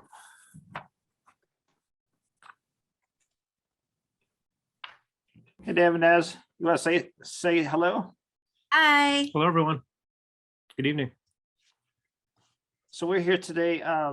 David and Naz have lived here over 10 years, and the house is very tired, and they asked me if I would design them a new house. So they're going to remove the existing house and build a new house, which I'll present shortly. But the site is very unique because it's very steep. It's an 8-foot drop from the front to the back of the property.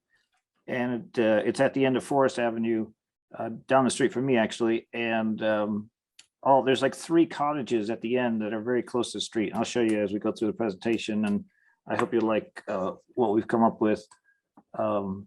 Naz is in the design field and had a lot of strong influence, and David had a lot of opinions as well. So we came up with a unique design that we hope you'll appreciate. The location, I'm going to share the screen. Yes, please. And the location is at the end of Forest, where it turns 90 degrees. So here's Weaver, and you go up Forest, Murray Avenue School's right here, and you go to the end of Forest, and just before the end, you turn left. Let me show you, hold on. And then I'll walk it through the survey. So let me show you some pictures of the house. This is the existing front of the house. This is another shot with the driveway. There's actually 2 driveways on the property on either side of this fence. This is all in the right of way. The house is 1 foot off the property line currently. This is the neighboring house to the left and the neighboring house to the right. The neighboring house to the right is very close to Forest as well. It's hidden behind these trees. It's got 2 sections of house. There's another section that's really close to the street as well. There's neighbors across the street, and this one's actually been built. It's a 2-story house here. These are some houses around the corner. So you get a sense of the neighborhood. This is an aerial shot, and then this is a location map, again, showing the new construction and then the neighboring property to the right on the street and neighboring property to the left. So it's very unique. Naz has some history. She believes it's the oldest house on Forest, and it was built before all the other houses along Forest. Here's another location map showing the proposed with the existing structures left and right behind here. And I'll walk you through the site plans next, and then you'll see how we came to the conclusion of the garage being proposed in the front.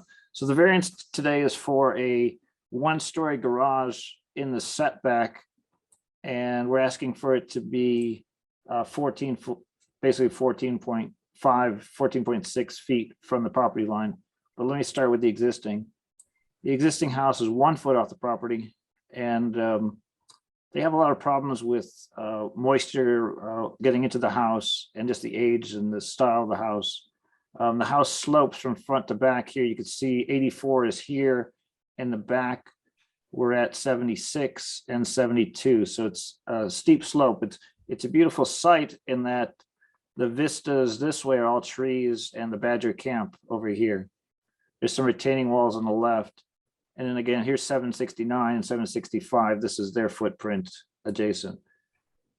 So what we'd like to do with your approval is design and build a 2-story house that meets all the setbacks, but locate a 1-story garage in the setback so that we can keep the driveway up front, have 1 curb cut instead of 2, and then not have to drive down the hill, to have a detached garage and a lot more asphalt. So our goal, again, driven by this unique site, was to maximize the views for the homeowner in the back, and then minimize the impact of a detached garage or a garage somewhere in the structure that the cars would be going up and down past the neighbor's house here because it's a little tighter on this side.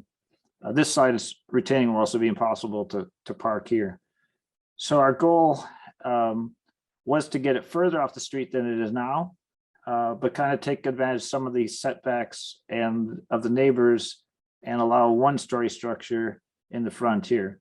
So it's a very unique site, a very unique design, and I'll walk you through a couple floor plans and elevations of it. This is our lot coverage. So lot coverage gets reduced? We're at 35. The existing, I don't know if I have the existing lot coverage. So you have that big driveway towards the rear, and that's being removed. Wouldn't it be reduced? Yeah, let me check The here. existing at 16. I don't know. Oh, is there a 16? Yeah, no, I think the new is we're right at 35%, 34.9. And So you right don't at have, and you don't have the existing. Let me see. Proposed. It's on the front. It's 16%. Oh, okay, great, thank you. So we're actually increasing to what's allowed by code. We're not asking for a variance for lot coverage today. Can you show me where you're increasing this, please? Sure. This diagram is lot coverage. Yeah. So we have the driveway, the garage, the house, and then the deck is up in the air, so we have to count that. And from the existing, it's the house is getting wider then. Yes, the house is getting wider. Here's the two existing proposed.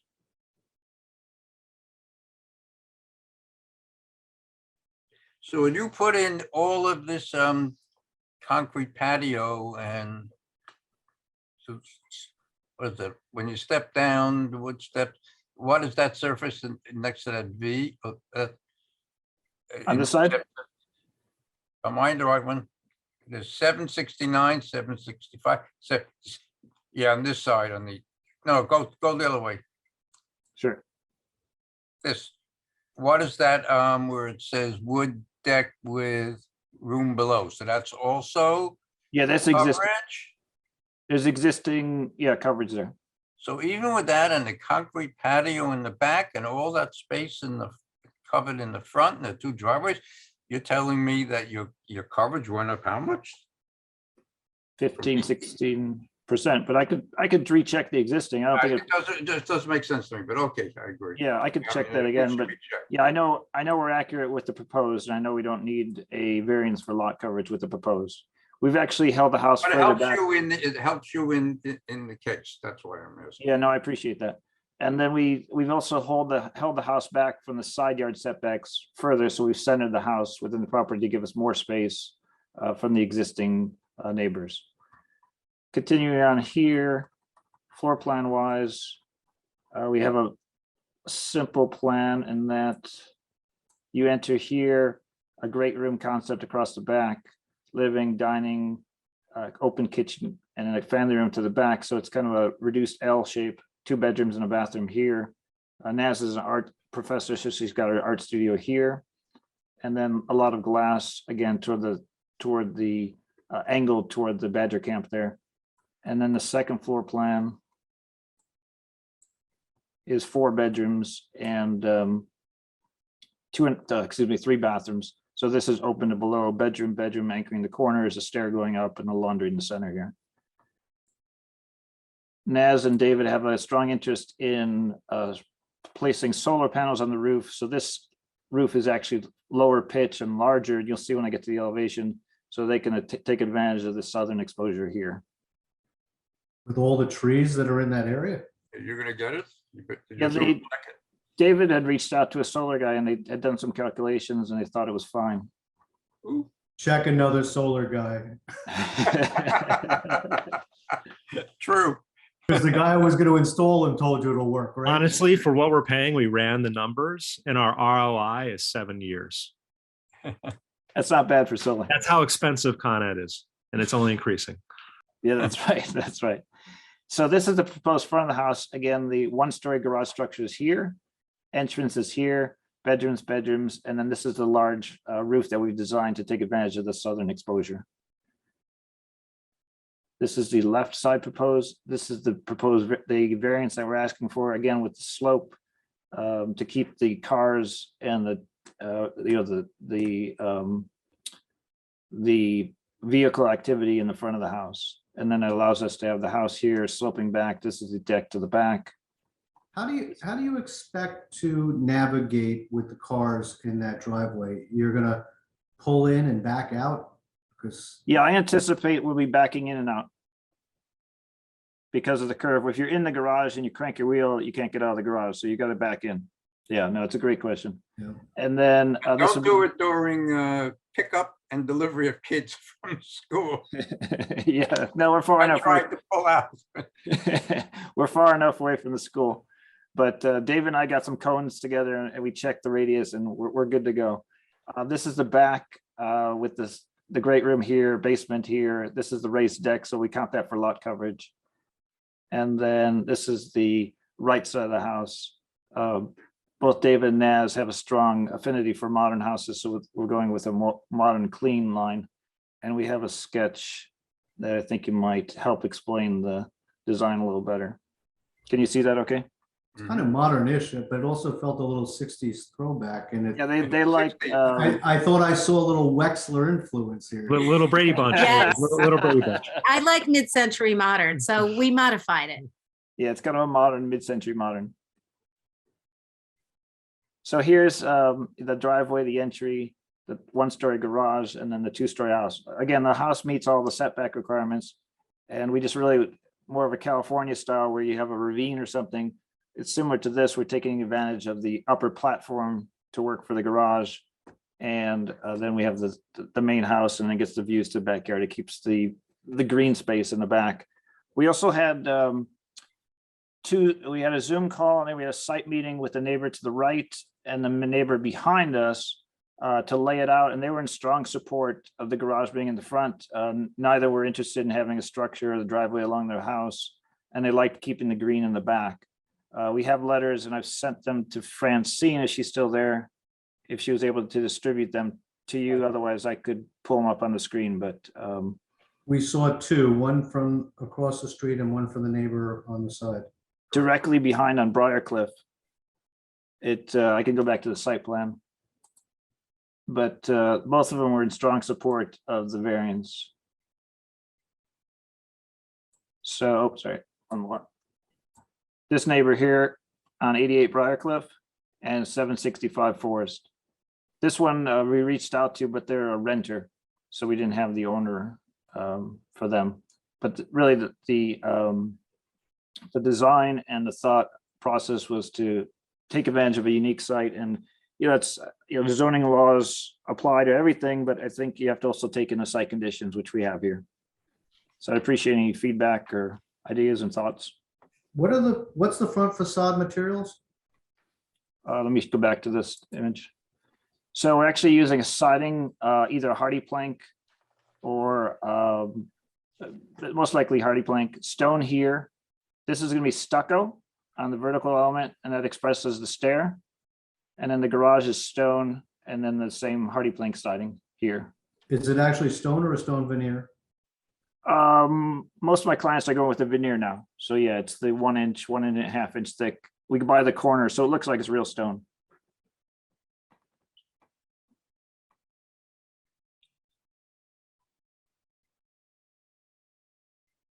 I'm amazed there's only one variance required here. When you look at this site and you walk it, it's everything feels so tight. Yeah, we spent a lot of time in design to kind of get it exactly where we thought it felt best for the house with the views, and then to minimize the impact on our neighbors. And nice So job. you step down to what? The R7.5 for the side yards? Or R6? What did you step down to? I can go back to the chart. What's the width of the site? Oh, sorry, here it is. It's 75. Let me grab the. You went down 75? No, hold on a second. I should have it memorized, but I'm sorry, I don't. Yeah.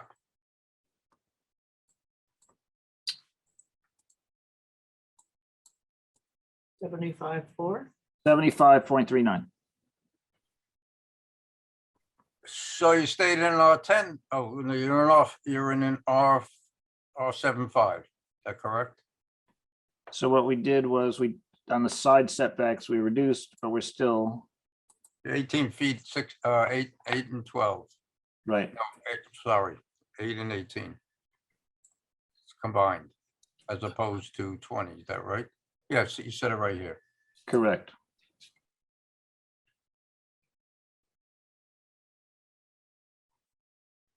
Hold on, you have to walk me back through that. We have 10 and 10 shown on the site plan. I think I actually didn't use the reduced one. You can't use a reduced one. You have to go to 75 or lower. You're still above the 75. 75.39. Yeah, you're just above the 75, so you can't drop down. I think we might have discussed this. Okay, so it's doing an R10, it says in that chart. My apologies.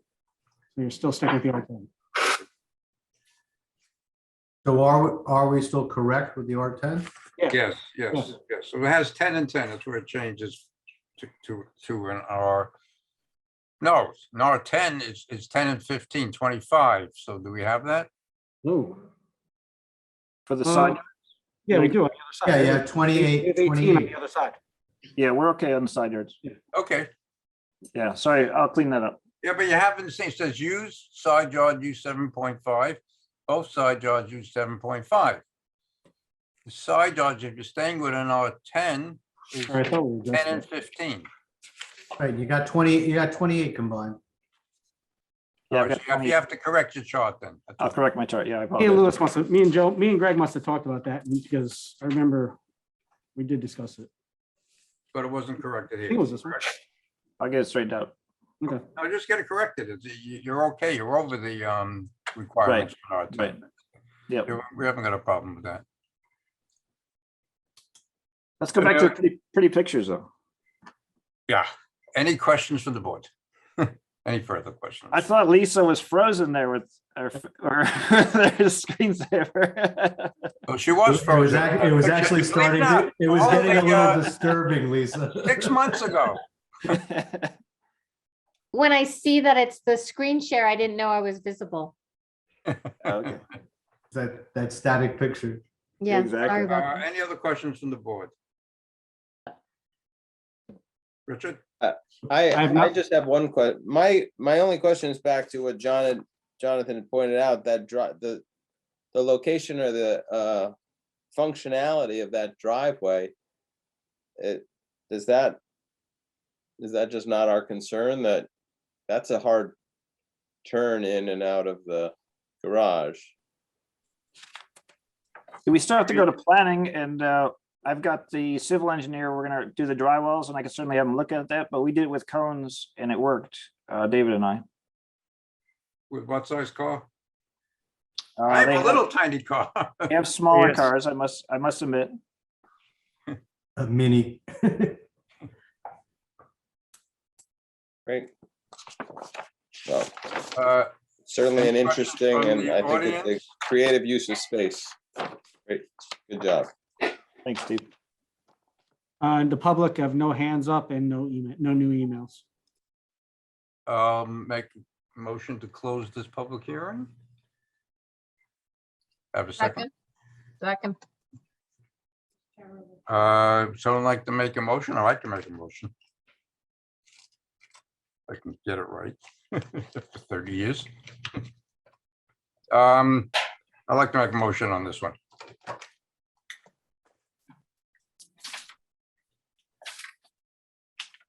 In case number, hold it, like, 6. I lost that piece of paper. Can you fill that in, Francine? It was Richard. I'm sorry, what was that, Arthur? What's the case? 3266.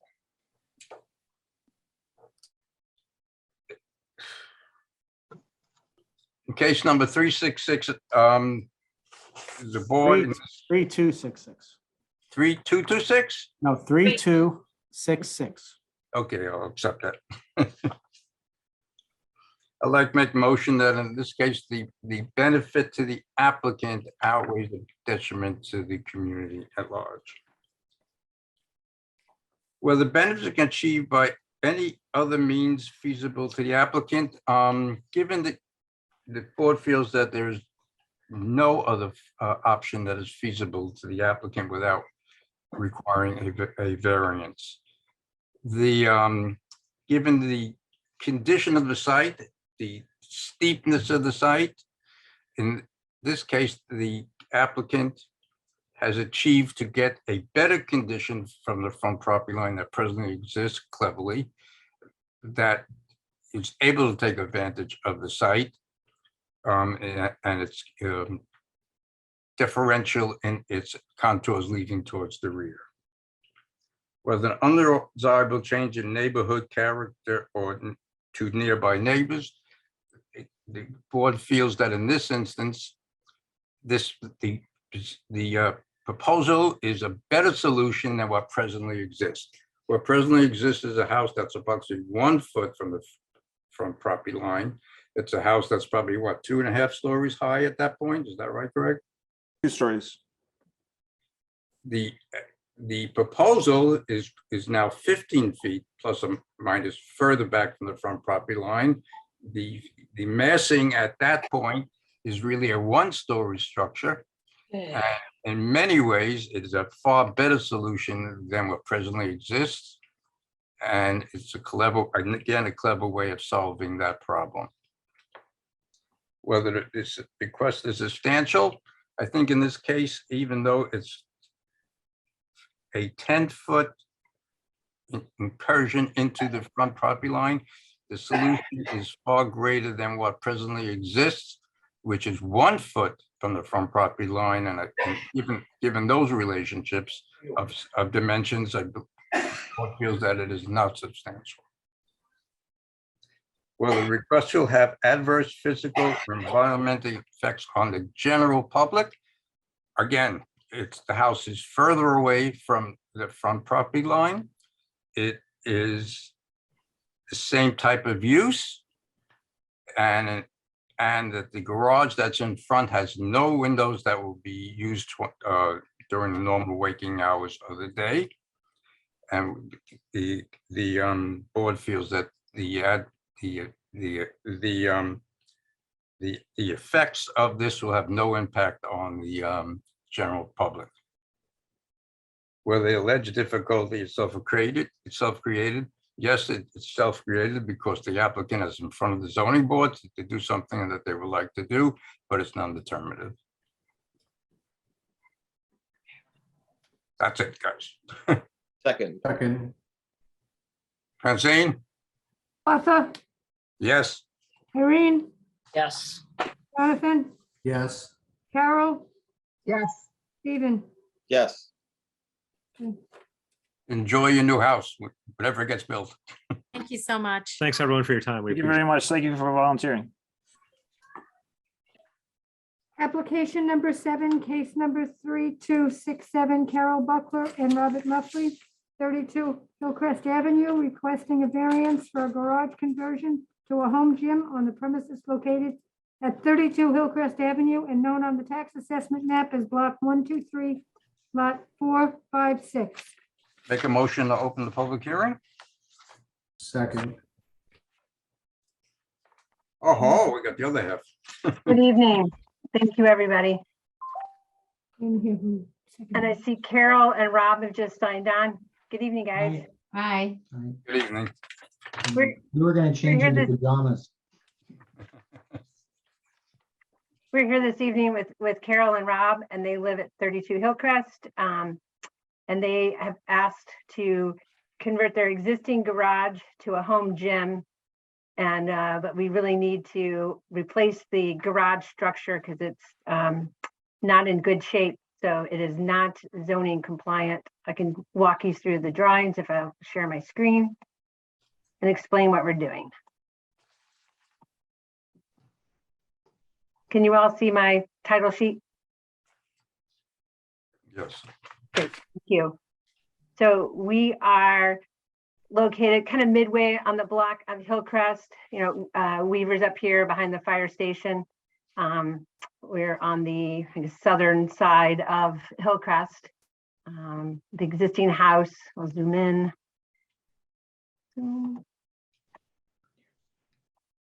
The existing front of the house is elevated above Hillcrest, and the current detached garage is off to the right.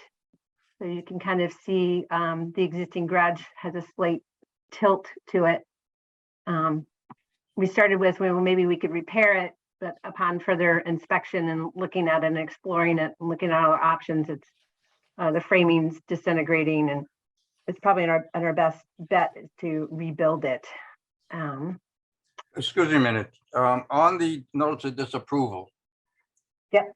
It says the home gym as proposed has a side yard of 2.03 feet where 8 feet is required. No mention that a new garage is being built there. Richard? I don't know, that's the first time we heard of it. There's not going to be a new garage. What new garage? It's not a garage. He's asking about the letter that the. Notice of Rich Bakari wrote. disapproval. Right.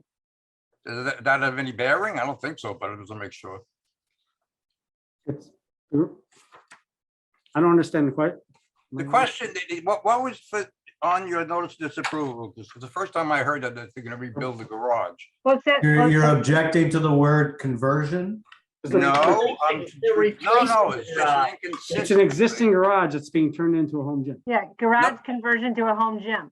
But you just said it was in bad shape and you're going to rebuild it. That means once you rebuild something that's non-conforming, you have to get approval for a But variance. we wanted rebuild it. to keep it in the exact same spot. Yeah, but it's a request for a new garage or a new being converted to a gym as opposed to just converting what's there now. That's all I'm trying to say to make it right. Okay. I mean, the drawings had it accessory building replacement. Yeah, but I'm looking at this. The notice of disapproval says the home gym as proposed. So what's the, it doesn't say anything more than that. I read it also as when it said conversion, not replacement of the structure. I just assumed it was staying with the existing building, putting up that wall and changing, out the doors and so forth. So I just want to make sure that what we're Does it matter? looking at now is what has been disapproved and what's being proposed is what's being proposed. That's all. Okay, can you mean? Are we okay, Richard, with this? Well, I just want to, I'm fine to point, if I can just read from the code. Under, and Rich, tell me if this is the section that you think is relevant, 240-67B. Is that, do you think that's the right one, Rich? Use of land? No, but 68. because 240-68B. Well, it would, I mean, it almost, to me, it's just, you're looking at really the setbacks. You're either way, whether that building was staying or being rebuilt to new, you're giving a variance for something in that position. Yeah, I understand that, but what was, I and Jonathan read it as it's being converted to this as opposed to a new structure being put there. That's the only concern I have. Are we okay? My building permit application says remodel existing detached garage into home gym. And Right. I might have missed that. They were actually tearing it down. Is it a typo? I don't think it really changes. It doesn't change anything other than the description. Correct. What do you think? No, you're still converting a place that was a garage into a home gym. No, you're building a new garage in the same location where the other garage, this garage presently stands. And at doing that, you're converting it into a gym. That's all I care about. Are we okay? Well, I just want to read that 240-68 says a non-conforming building, is this a non-conforming building? Yes. Shall not be structurally altered unless authorized under 240-71 or unless such alterations are required by law, and then it goes on. That's usually when something burns or there's you have something that happens to cause it. Unless you're altering it to do something else with it.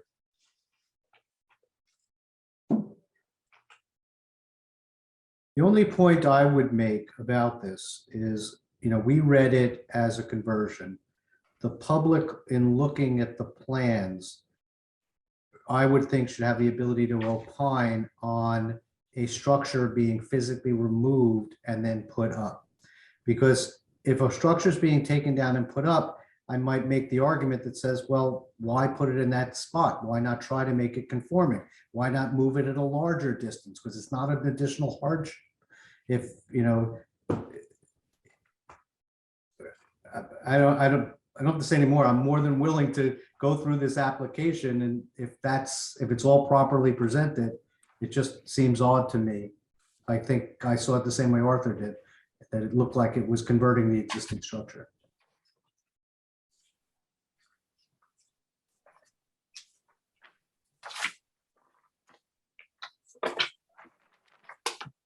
Could I walk you through what we're proposing? Yes, of course. Okay, I wasn't sure if Rich wanted to weigh in on it anymore on the, Well, the only question is whether we can come to a conclusion. That's the question. right. Well, walk you through, I'll get your feedback and I'll show you what we're doing. Okay, fine. All right. So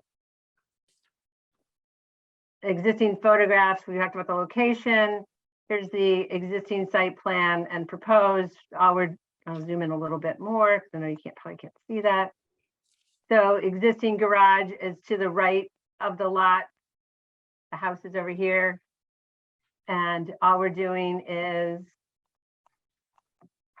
keeping the exact same spot and using the driveway and adding a door at the back of the garage so we can come in and out and make the rear of the garage area the gym and the front of the garage area garden storage, and convert the doors to overhead door to a swing door. So second. So in terms of plans, we're keeping the exact same dimension, height, location of the rear, the front, and the sidewalls as the existing current garage. We are adding a pair of double doors to the front to access for bikes, garbage, tools. The front third would be storage, and the rear 2/3 would be used as a gym exercise space. And then in terms of elevations, the proposed elevations are on the top. I mean, the existing elevations are on the top, the proposed are on the bottom. So we can look at the front elevation together. So existing overhead garage door and our proposed swing doors. And then on the left, we have a window into the garage space. And then the proposed, we'll have our door into the gym space with 3 double hung windows. On the right side, this abuts the, what is that? 19 Judson or 14 Judson, it's a garage. So this window looks into the neighbor's garage. So we took the window out and just have a solid wall. And then the rear of the gym space would have 3 windows, where right now they just have 1. You consider fixed glass there versus the double hungs for a gym? There, in here? On the I don't rear? care. I'm just saying. Yeah, we just wanted, the double hungs you could open and you could have And you got ventilation. ventilation and fresh air. That is what we're proposing. And you're using the same slab and the same foundation? Is that the reason why you're putting it here? In the same spot, yes. And it's not growing an inch in either direction. It's the It's not, nope. same. We'd have it staked out with the surveyor, so we would stay in the same spot on the yard. We did look at moving it. I'll go back to the site plan and we'll talk about that. Wait, moving it, you mean demolishing and rebuilding it in some other location? In another location.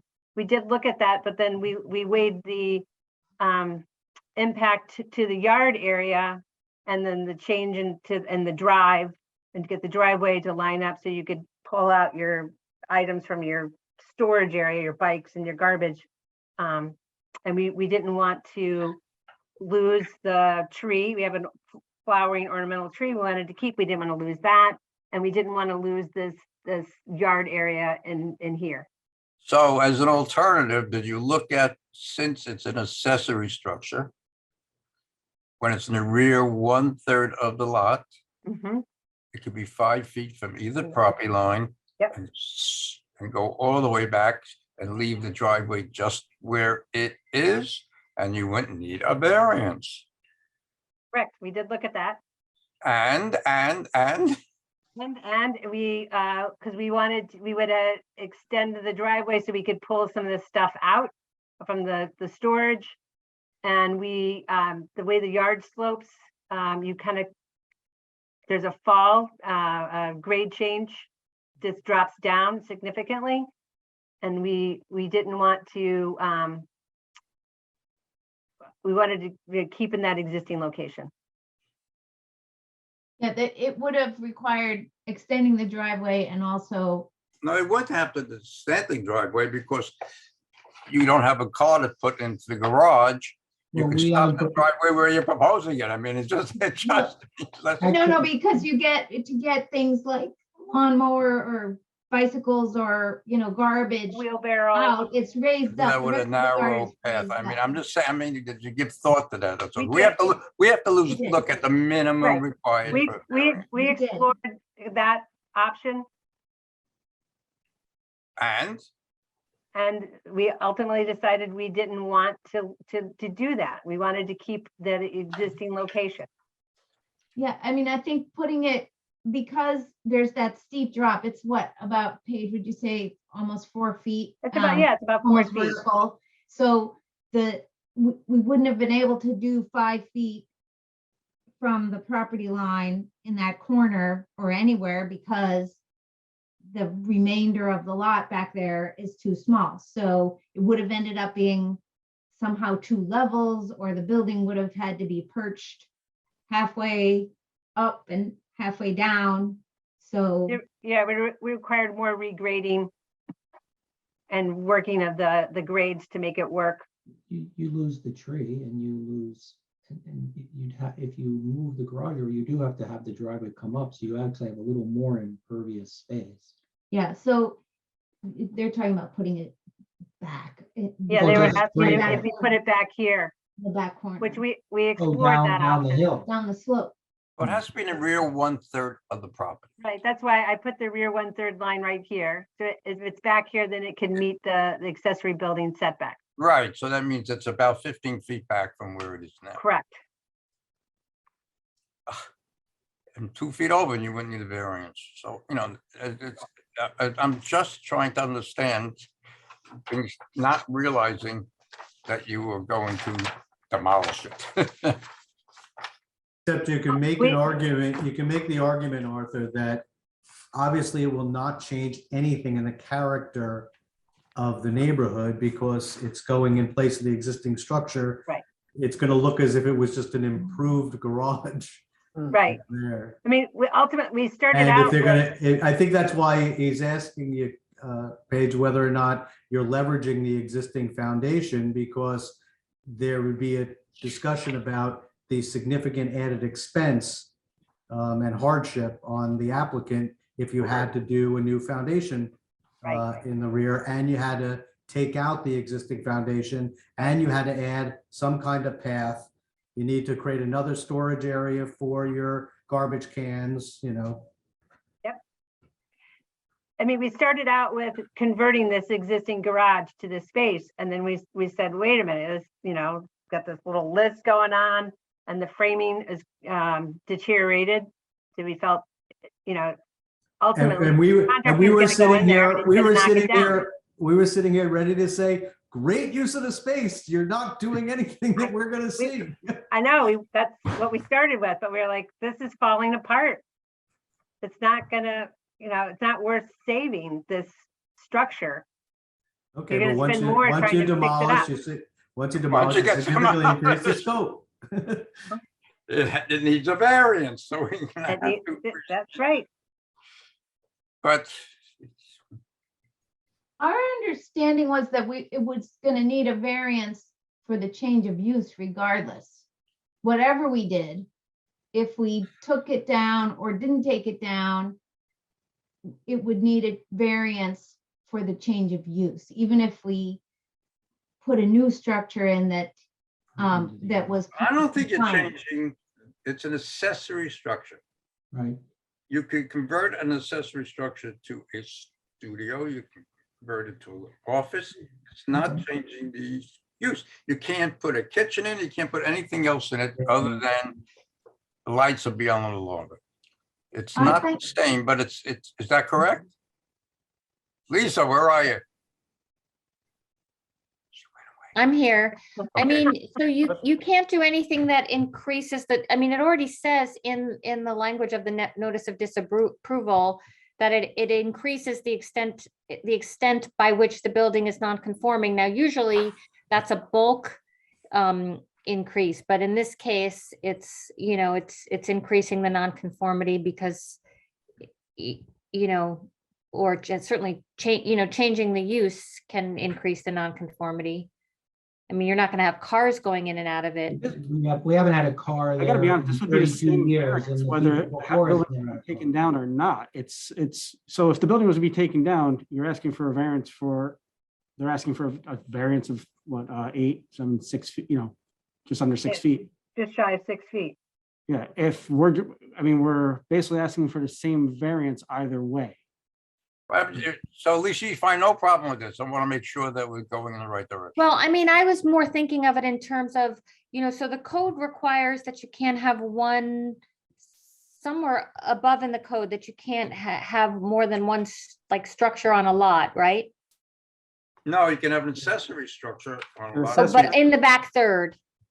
No. You get, the code says, if you're going to build an accessory structure in the backyard, you get a gift saying you can only have 5 feet outside the property. Exactly. You can build accessory structures. We've approved them in the front yard, You can put it anywhere you want. You have to providing comply if with the it's in setback. If it's not in the rear 1/3 of a yard, it has to Comply follow with the setbacks of the zone. Right.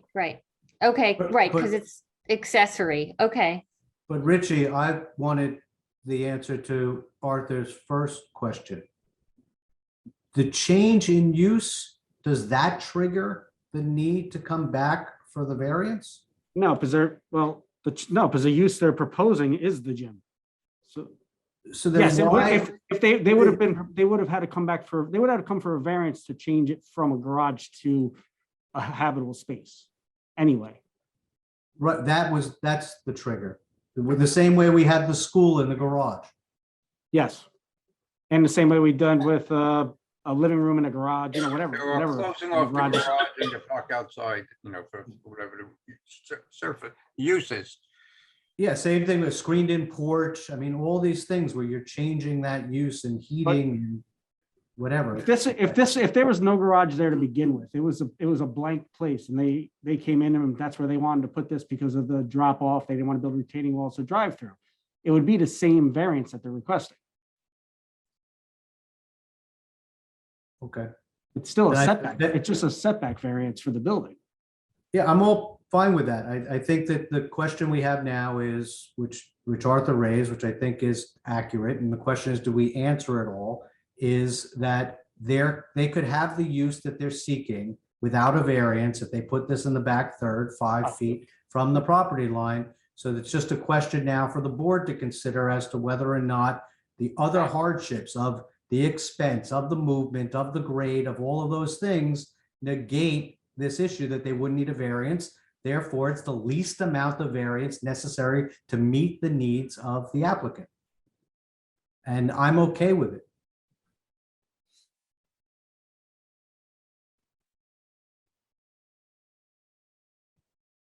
Any other board members want to join in?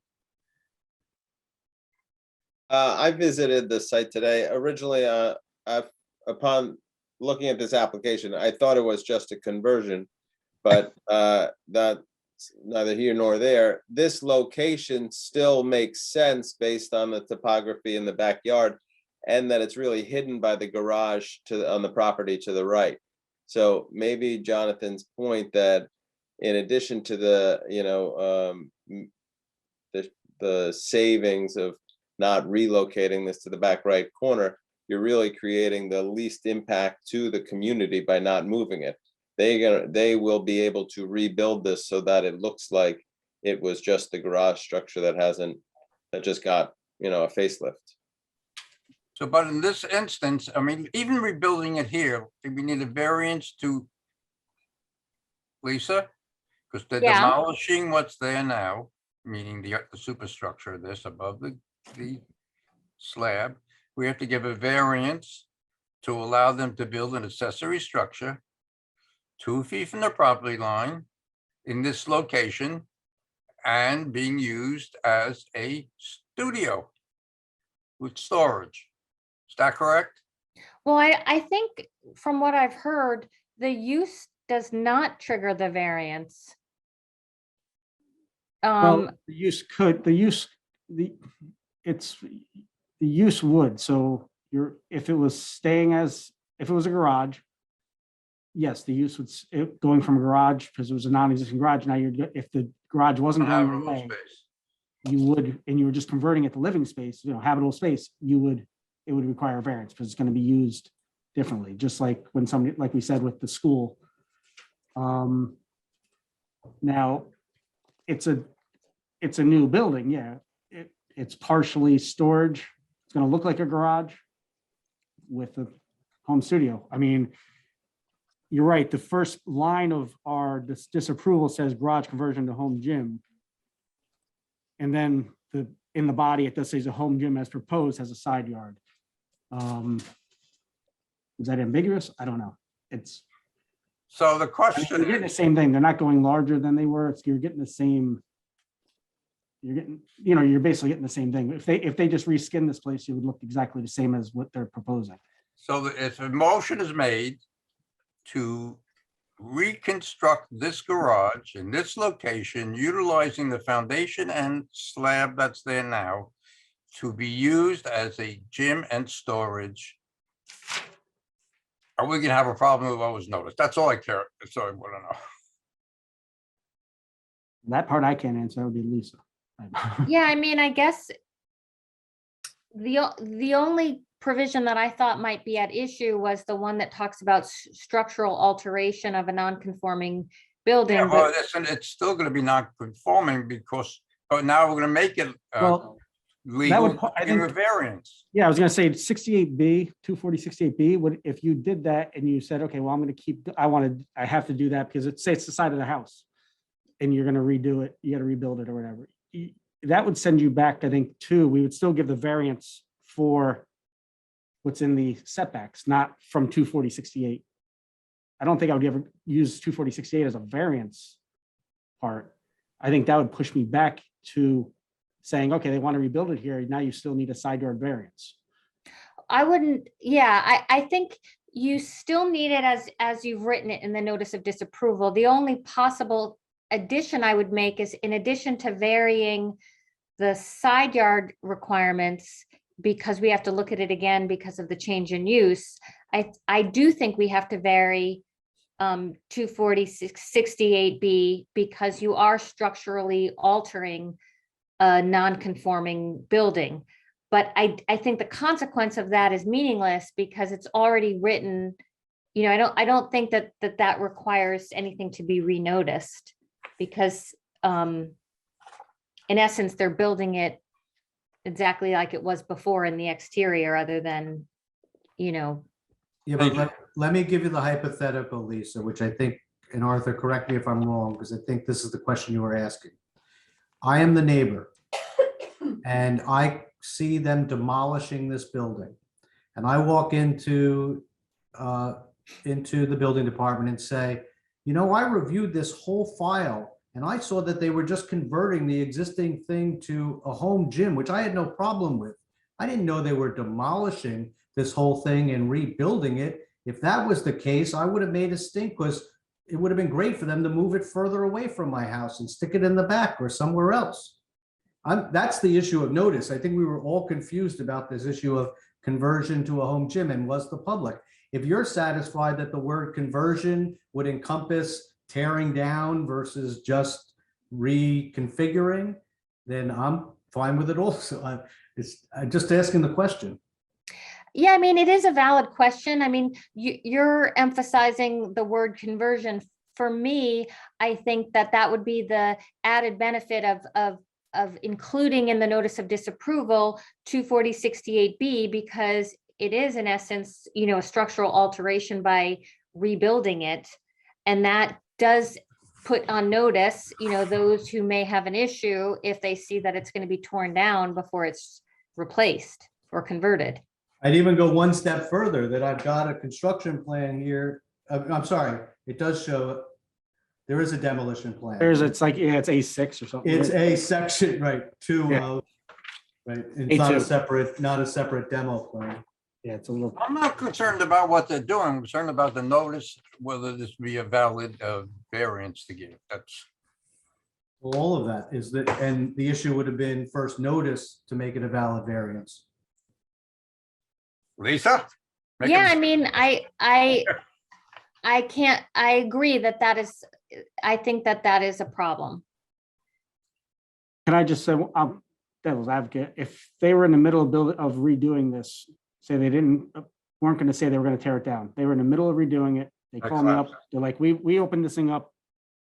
It's rotted. I know we're not at that point. We already know that. It's rotted. It's got termite damage. But then Richie, wouldn't send it back. there's a specific code provision about that. Yeah, damaged buildings. 247. Yeah, I mean, I think that's covered in Article 10 as far as when, if it's necessary because of safety.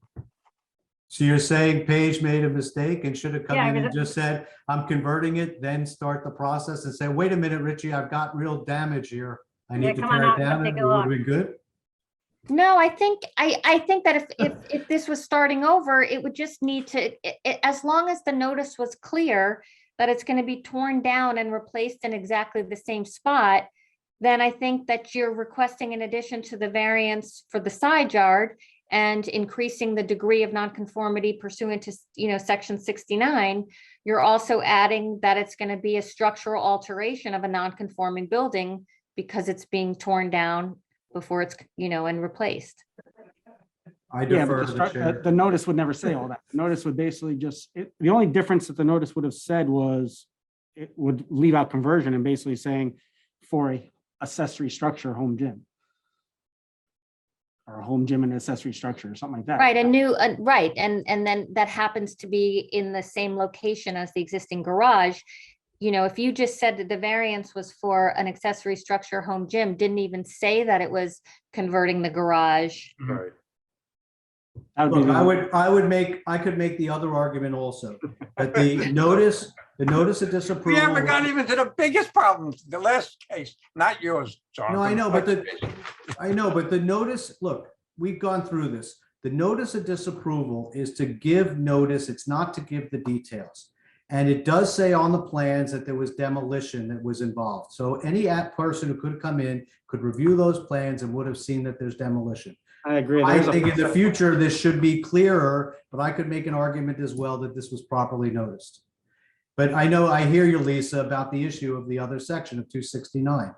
So that's, I think it's your 268. It's your call. I think it's your call. Wait, so Rich, the notices that were mailed and the sign that was so if people only come in to look at the plans after they see what's been, mailed to them, and what's been mailed to them would just be saying converting a garage to a home gym. It would, You're yeah. not gonna see And the- they come in and the garage is gone and the guys are carting it away and some carpenter is starting to build it. I said, But what's they're going building on? it back in the exact same spot. Oh, they don't know that yet. They don't know that yet. Come in and look at the drawings, they see that. Well, wait, if they go Yes. through every sheet of drawing, yes, they'll see that at some point there's a plan that shows hatched area to be demolished. Well, Yeah, it how many, also- I couldn't pick it up and I'm an architect.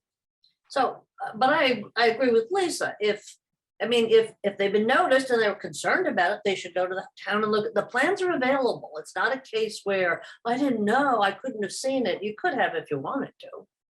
Oh, And we did talk to the neighbors and we have letters of support from the Yeah. neighbors. Now, Carol and Rob, you spoke with your neighbors and shared with them what we're doing, correct? Yeah, we, And you told them neighbors on both sides, there's one, the neighbor who has the garage that's, right next to the property line on the other side.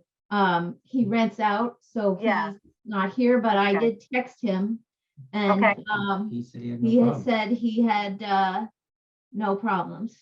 And you told them And I that said- you're ripping it down, rebuilding in the same location, and you're changing it to a gym. I just want to make sure, because that's the issue right now. I can't say that I went into that level of detail in a text, but I did offer, I described it generally as it's gonna look the same, except the doors are gonna be different. And I said, that, I offered to sit down with him and go over the plans, and he said, I don't have any problem. Were you in politics? No, worse, law. Oh, okay. Lisa, I don't see you, but what do you think? We should just proceed, please? Yeah, I mean, I think that where I'm landing here is that the notice said converting a garage to a gym, and ultimately the gym is going to be in exactly the same location as the garage. So the only question is anyone going to get, troubled by the fact that before the gym comes in, the garage is going to be torn down? And if they don't care enough to check the plans to see that it's being converted, then presumably they wouldn't care enough to see that it's going to be replaced in the same place. So I think that, I think converting a garage to a gym would be sufficient notice for them to, Wait a minute. You're saying that a neighbor who gets one of these mailings out and it says they're converting a garage to a gym should go into town. But they don't have to. Wait, building department. Are they online. really converting it? Available Or are they online. knocking it down? How would they It's even available- know they were knocking It's it available down? online now, Arthur. Nobody has to even come in. Yeah. Yeah. No, I'm just saying, how would they know? If they They would cared ha- enough, they would do something about it. The drawings say accessory building replacement on the cover sheet. Yeah, Do you I send- think- Wait. Do you send out those drawings to everybody other than the board members? No. They're available. No, okay, online. I am a neighbor within the catchment area for a moment. I'm getting a notice that's saying exactly what the notice says, converting it to a gym, some storage. I said, fine. I don't get a notice that says that they're knocking the superstructure down and then Superstructure. rebuilding it and then putting a gym in it. Come When on. did it become a superstructure? Oh, yeah. Arthur, Are there's, we okay? That's all I care Arthur, about. I there's wanna go there's forward. perhaps, We got 2 trees that are waiting for us. yeah, it's perhaps a crossing Ts and dotting Is here, though. If Lisa's comfortable with it falling within the legal way of this setting up, I don't know why we have a problem. We don't then, Natasha. I asked. Yeah, I think I'm gonna just say that the notice is sufficient, that something is changing with the garage to make it into a gym. And I don't think the fact that it's gonna be torn down before it's replaced is significant enough that it would, or let's put it this way, I guess I just think anyone who's gonna have an issue with it, I mean, except for maybe you, Arthur, to I don't even see know that the it's being wording, please. converted. You're saying you wouldn't have a problem, it being converted, the existing. That's one right, structure. because that's what it says on the thing. That's correct.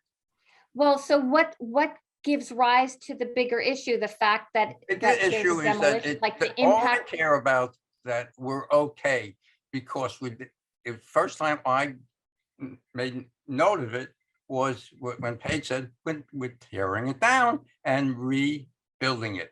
And I know that section in the code with non-conforming buildings, that if you tear it down, then you have to get a variance to do something else. That's what we're doing. We're still getting a variance. Getting a I don't understand. Yeah, So, but so not for the reason that it stated that in the notice and looking at the plans.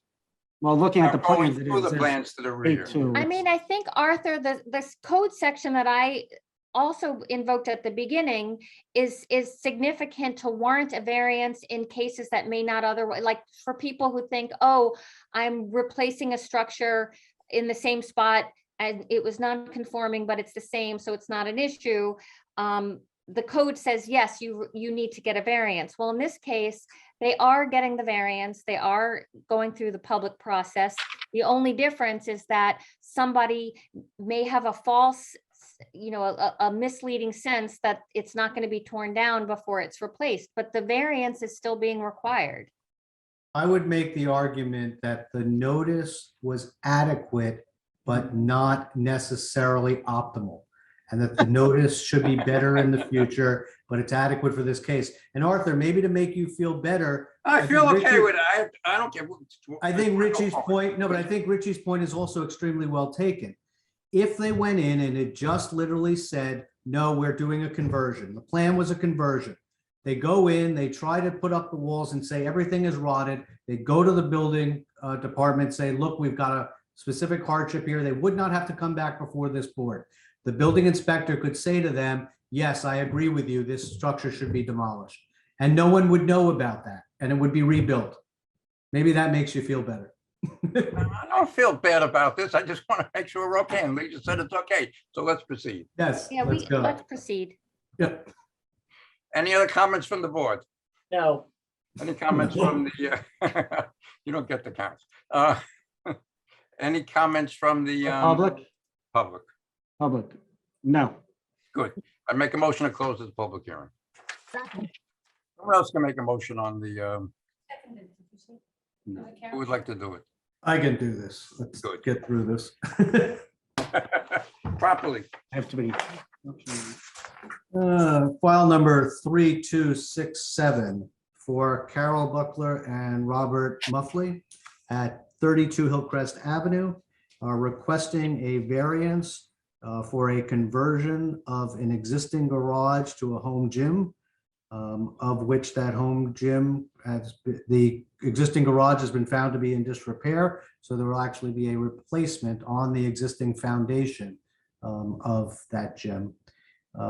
They are seeking a variance for a side yard of 2.03 feet where 8 feet is required pursuant to section 240-39B sub 1 sub C in an R6 zone. The board, in reviewing the application of the appeal, balanced the benefit to the applicant with compared to the detriment to the health, safety, and welfare of the community. In doing so, it determined whether an undesirable change in the neighborhood character or to nearby properties. The board finds there will be no negative impact to the nearby properties. The home gym and storage is going to be built in exactly the same footprint of exactly the same size, but will be updated, cleaner, and of new construction. That structure has existed for many, many years without complaint or issue, so there should be no impact on the neighboring properties. Whether the benefit can be achieved by other means feasible to the applicant know they could not be met through other means. The applicant did explore the possibility of moving the structure to the rear of the property, but due to topography and other issues and usability, they found that the existing location is still the best. It also reduces the expense because they'll be leveraging the existing foundation. Whether the request is substantial, the board finds it is not substantial because this is a building going in place of an existing building that was an existing non-conforming structure. It will not increase the extent of the non-conformity, therefore it is not substantial. Whether the request will have any adverse physical or environmental effects, it will have no additional effect on runoff, light, air, or anything else. Whether the alleged difficulty is self-created, it is clearly self-created as the applicant looks to convert the existing use of the structure, but it is non-determinative in this matter. Respectfully submitted. Second, Second. Francine? Arthur, Yes. Irene, Yes. Jonathan, Yes. Carol, Yes. Stephen. Yes. Okay. Yeah, we're doing 8 then. Yes.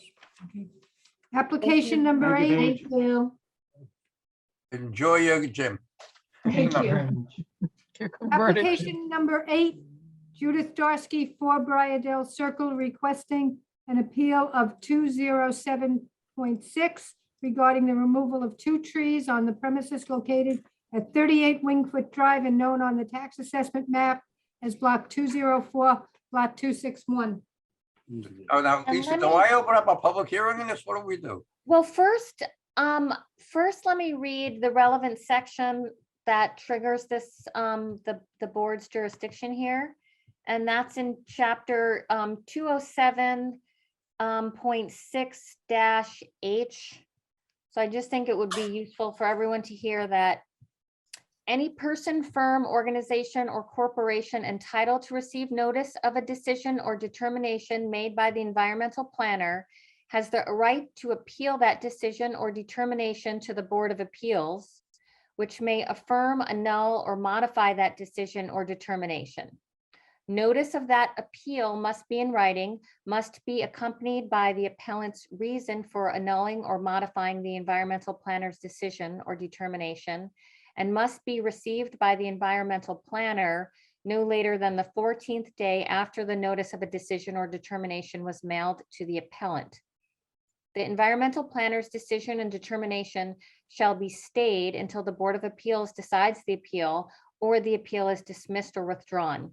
The decision of the Board of Appeals on that appeal shall be filed with the environmental planner. So my recommendation is, obviously to hear what the homeowner and the appellant have to say, including what their expectations are in terms of timing, because you've heard that that everything is stayed until this board makes a decision.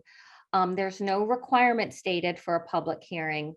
I do think that, I guess my expectation for tonight would be to see if the board can give me some sort of guidance to prepare a draft resolution to be acted upon at the next meeting, which explains the rationale for whatever decision that you make. So I would view this as what, for planning board, we call it consideration, to give this board an opportunity to hear what both sides have to say, and then to give me direction about what kind of document you would like to see me prepare that you could potentially act upon at next month's meeting. Mr. Chairman, just a point of order.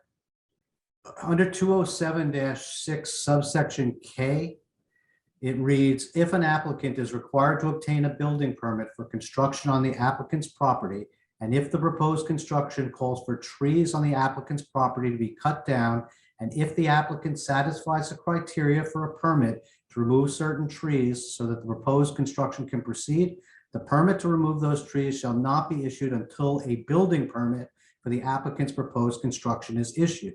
It is my understanding that the applicant on Wingfoot is seeking to add a patio, and that patio is what is triggering the removal of the trees. So we kind of seem, based on the code, to have the tail wagging the dog, and I'm not sure if it's even appropriate to have this hearing. Well, remember, this isn't a hearing. This is presentation of arguments in connection with an appeal. So this is not an appeal at this point in time. I think it is an appeal at this point. It is. It's an appeal of the decision of the environmental planner with regard to the trees. That's my understanding. But if we're doing this in the wrong order and shouldn't properly be hearing an appeal, I don't think we're doing it in, sorry, Carol. I don't think No, we're doing go it in order, because the code's a little catch-22 almost. If I issue my permit and they start the work and kill the trees by doing the work, then this is mute.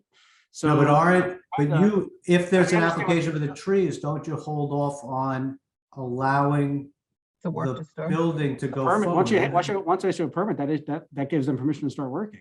So It should say that a stop work order would have to be in place or something. It's very bad. It reads very poorly here. Normally you would want to issue your tree permits and everything afterwards. I know what the problem that you're saying is. What if the tree permit's issued and I don't issue the building permit?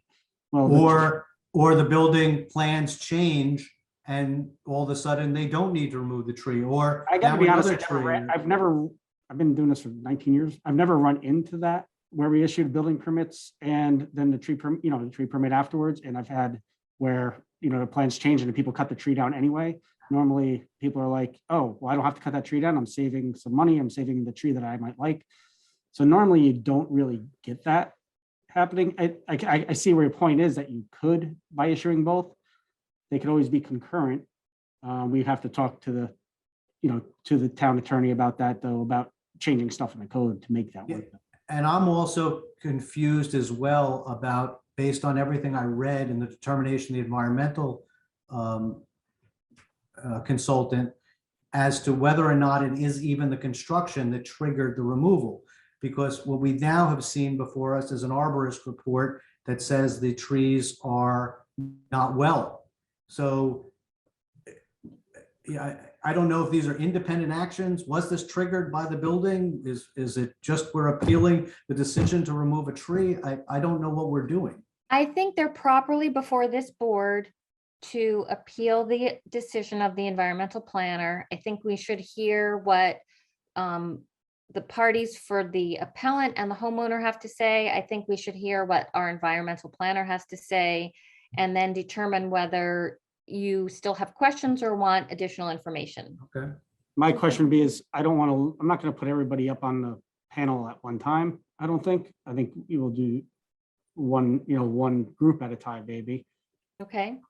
I don't, Arthur, you can let me know how you want to handle that. If you know. I got a clue.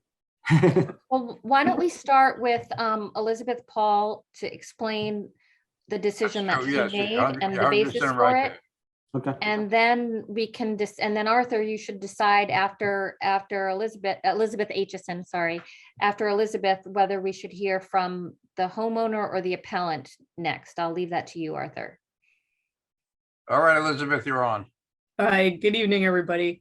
So we're here tonight because the Cliffords, 38 Wingfoot Drive, applied for a tree permit to remove 2 trees because they're building a retaining wall and trying to level out the yard a little bit.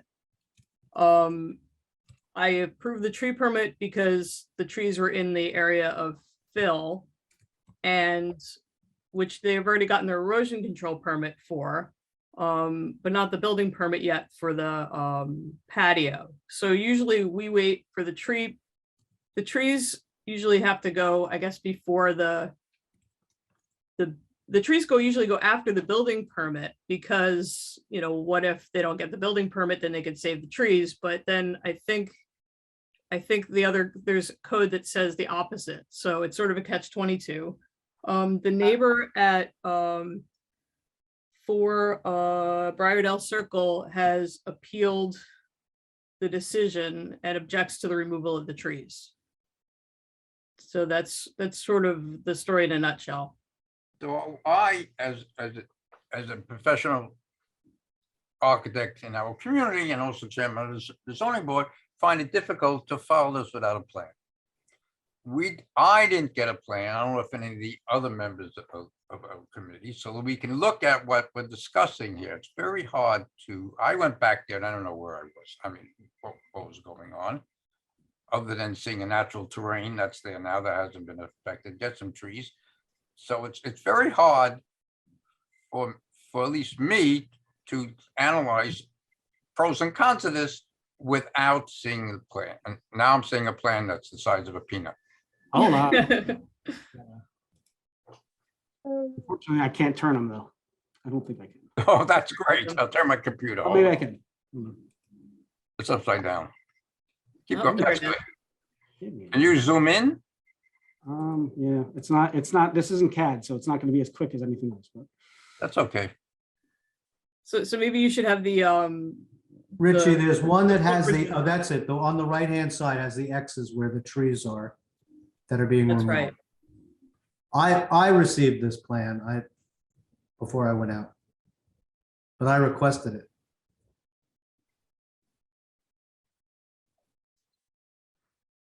And the trees are marked. They've got the pink ribbon around them, the 2 trees that were being removed.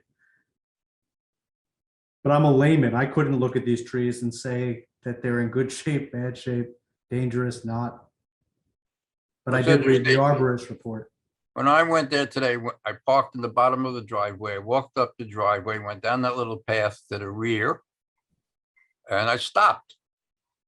And I couldn't make heads or tail of what trees they were doing out. Now I see they're on the other side of the house. Yeah, they're on Briardell. Yeah. So not having a plan, it wasn't easy to see. Right. Someone have to walk us through this plan, at least from my point of view. So should you have the Cliffords in first for 38 Wingfoot?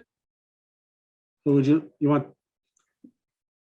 And then they can explain it. Well, I'd like to understand from you, Liz, which is how did you make your decision that this was okay? So the tree code has criteria for removal, things like if the tree's hazardous, if it's within 10 feet of a structure, if it's in the footprint of approved construction, or if it's in an area that is going to be cut or filled, then I can issue a tree permit. So that's the criteria I used, was this area is going to be filled and that would kill the trees. But And the one of permit the had not trees- been, but that's to my original point. The permit had not, you don't have a permit before you, right? We had two permits. This is the erosion control plan, which is where the fill would come in. And the retaining wall, the patio would need a building permit. Correct me if I'm wrong, Richie. Yep, correct. So they have approval to do this fill. So that's probably where the code misstates that it talks specifically to a building permit, but we have a permit that had to be issued, which is under erosion control. And is that enough to trigger this review by us? It sounds like it. It sounds like, action would be taken. They could deal with doing the retaining. Well, they couldn't do the retaining wall without the building permit. So they wouldn't do the fill without the retaining wall, right? That would make sense. Rich, does the retaining wall itself just need a building permit or just the patio? Just the patio. I think this, we can, once we bring the Cliffords in, we can, I kind of came into this one late. So. Right, so it had a plan that was approved for fill. If it's a small retaining wall, really you only need usually don't, for like a garden wall, something like that. I don't know. How high is that retaining wall? Well, that's, maybe we should bring in, if you want to bring in the property owner. And they're. Well, is it the rear retaining wall? Because that wall's already about 3 feet high. Again, now you guys are asking questions that probably need to go to the owner and their designer. And stuff. I would think it's a retaining wall that backs on Briardale, 3 Briardale. I mean, her plantings are, I can't see, her plantings are against that rear lot line. You can Right, see the trees that she was The new talking retaining about. wall is going on the right side of the plan here along Briardale, near the road, where the second tree is Xed. Right, that's it.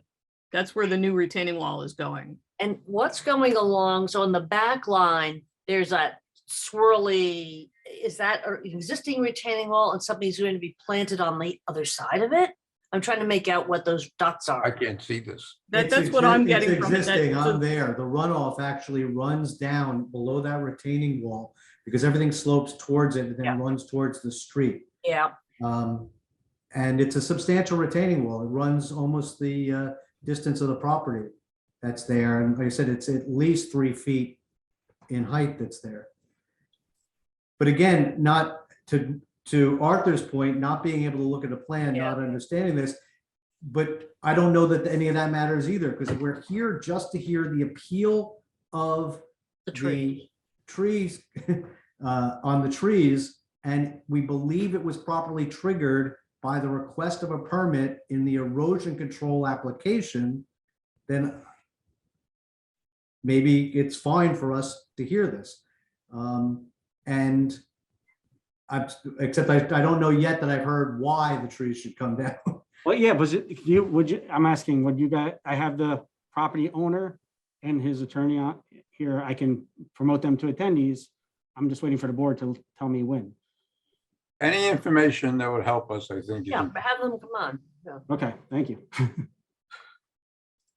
So while we're waiting, the impact of the fill would kill the trees. Right.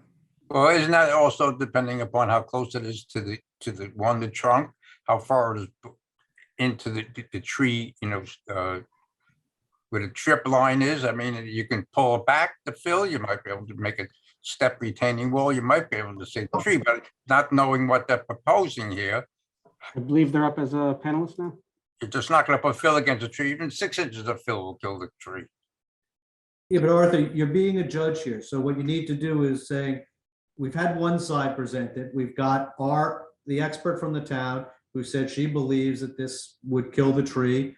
Now let's hear from the other people as to why they think somehow it won't, I guess. And then we have to make a decision. Would you like to hear from Me first or Mr. Davis? I'm counsel Leo, for the record, Leo Napier with the law firm of Hartman, Stroughton, Pearlstein for the Cliffords, the property owners. Mr. Davis is the counsel for the appellant, Ms. Darsky. And I'm not sure why. Who brought the action? Who brought the action? The appellant is Ms. Darsky. And I know. I've been practicing law for 35 years. I don't know why an appellant wouldn't go first. I'm sorry. So I don't know who's who right now. So Clifford Davis, you're for Mrs. Darsky? The appellant. I'm sorry. The appellant. I'm sorry. I need to know who needs to come up. Who's with 38 Wingfoot?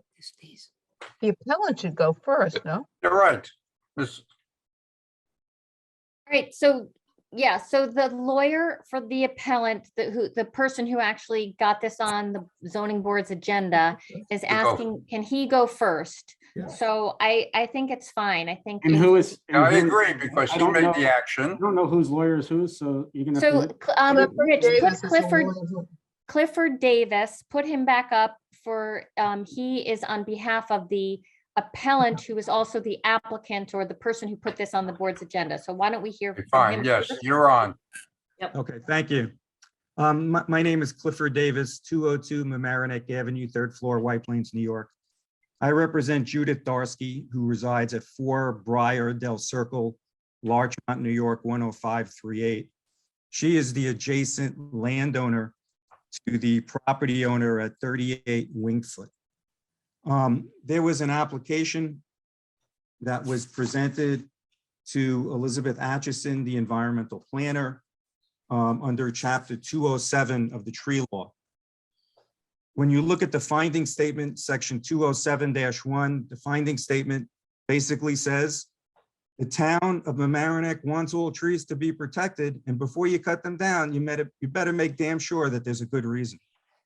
Section 207-4 has specific criteria. There are 5 elements that need to be set forth as to why those 2 trees should be taken down. Those 2 trees, as set forth in my letter of December 20th, 2021, are 2 huge mature trees, approximately 100 years old, a twin oak and a hickory. There's no evidence that any of those trees are at risk. They're beautiful trees and they're not at risk. What the applicant, the Cliffords at 38 Wingfoot are doing is raising the grade of their property. They're affecting these 2 trees, but much more, they're affecting approximately 4 other trees. And what they're doing is they're evading the spirit and the essence of the ordinance. Because what they're doing is by regrading, there is a multi-truncated hickory tree, which is virtually on the property line next to my client. My client has a 16-inch pin oak tree, which is next to her house. And then there are 2 other red oak trees, which are huge, which are also near my client's house, which are on the Clifford's house. Those last 3 trees, the Cliffords never made an application to take them down.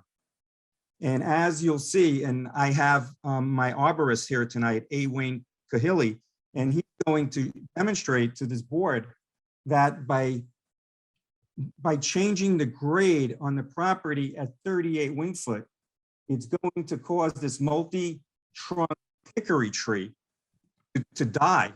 And there's no application to take it down. So they've ignored that. And as a result of that tree dying, it's going to cause the 16-inch oak tree on my client's property, which is adjacent to her house, to also die. And there's a likelihood that as a result of the regrading approximately 4 feet of the property on the Clifford's house, that these 2 red oak trees will also die and impact. If they die and they fall, they're going to fall on my client's house. Now, that all of this information was not presented to Ms. Aitchison. However, she made a determination as set forth in her scarce response, saying the applicant has requested a permit for the removal of 2 trees from the property. One is a twin oak and the other is a hickory. She doesn't say that any of them are going to be damaged, any of them are in danger. She just says the trees are located in an area to be filled after a retaining wall is constructed. She doesn't demonstrate in those statement of findings that there's going to be any impact on those trees. Now, when you look at 1, 2, 3, 4, and 5 under 27-4A, she doesn't meet any of those requirements. 1 says if the presence of the trees would cause hardship or endanger the public. She doesn't say that. 2, on property to be occupied by buildings or structures. She doesn't say that. If the trees will substantially interfere with the permitted use of the property and removal shall be performed in a selective manner. She doesn't say that. 4, if the property shall have an approved cut or fill of land deemed by the environmental planner. She makes reference to it, but it's ambiguous and nobody here could really say what she's talking about.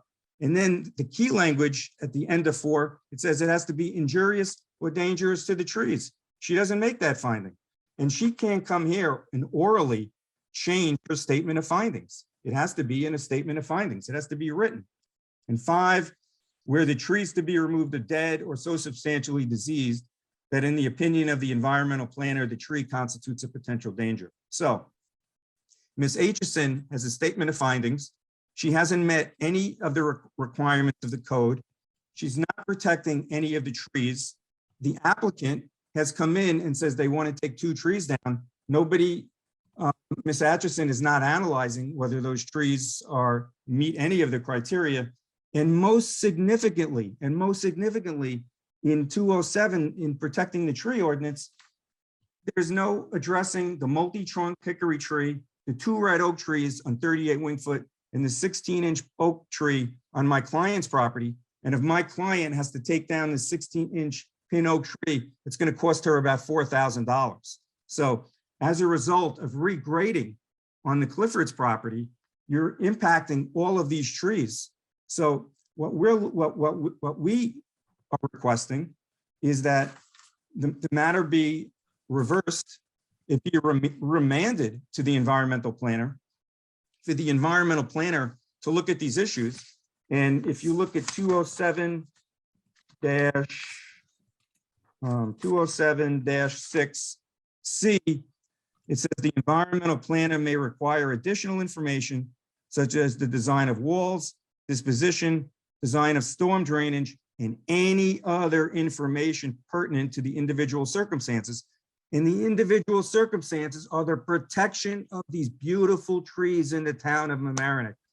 Something is slipping through the cracks, and as a result of it slipping through the cracks, it's going to have a negative impact to my client's tree, the 16-inch pin oak tree on her property. And if that collapses, she's going to have to take it down, because if they take down the multi-trunk hickory tree, as my expert will explain, it's going to force her to take down the 16-inch. And it shouldn't be that because her neighbor acts in a certain way, it ruins the root system of her tree, and she now has to spend $4,000. So there has to be a mechanism here that she's compensated by these people if they want to take down the trees. And at a minimum, it's got to be studied by the building department and the environmental planner. So, Mr. Davis, can I? Yeah, who's speaking? This is Jonathan Sachs. Can I ask you a question? Oh, sure. Yeah. I'm still struggling, and you got to bear with us because this is the first time that this is coming before this board. It's not your typical variance. It's not. And the tree issues were always handled by the town board. They were then assigned to this Board of Appeals. And I'm trying to actually frame this so my mind can work to review this properly. And I think we're conflating issues, because what you seem to be asking for is for us to reverse or remand back to the erosion control, the original plan, because it will have a secondary and tertiary effect that will affect your client. Yet we seem to have the purview of reviewing the environmental consultant's determination as to whether 2 trees can be removed.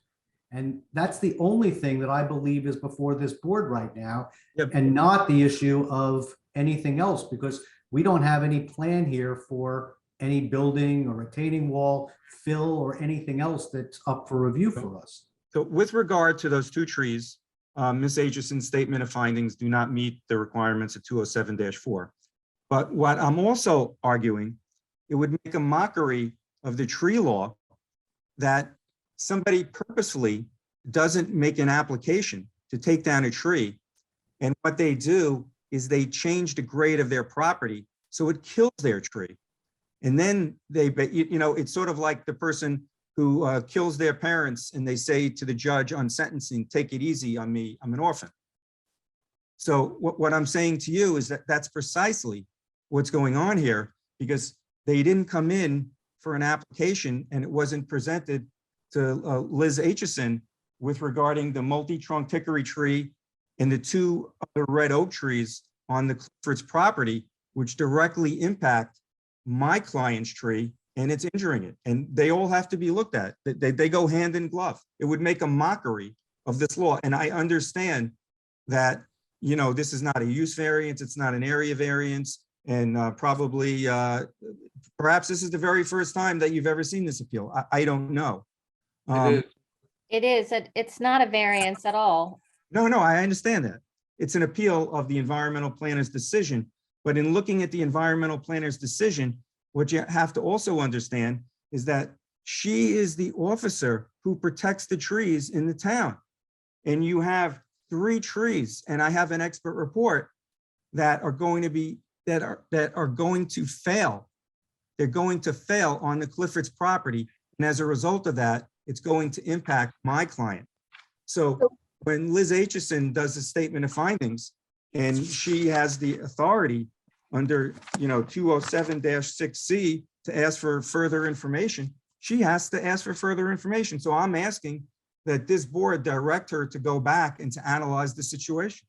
So you're basically saying, though, she didn't have the information that you're now claiming about why what will happen puts these other trees at risk, that was just never presented to her. That's correct. But in any event, she has not made proper findings with right. regard. No, I understand that point, but you're basically also elaborating to say that she didn't have, both the arguments that you're making now were not made to her, and she didn't have adequate information about That's the correct. possible impact on other trees. That's correct. And the law wouldn't make sense if somebody could just come in for an application on 2 trees, right. when there would be 3 other trees that would be impacted by the change of the grade and not present it, and then say, well, we don't need a permit, but they're in essence killing their own trees and to evade the law by not asking permission. I think Jonathan's question is well taken, though, about what we're actually what we're reviewing here. I'd like to just, the conversation here has gotten out of bounds as to what this board's jurisdiction and what you're actually supposed to be reviewing.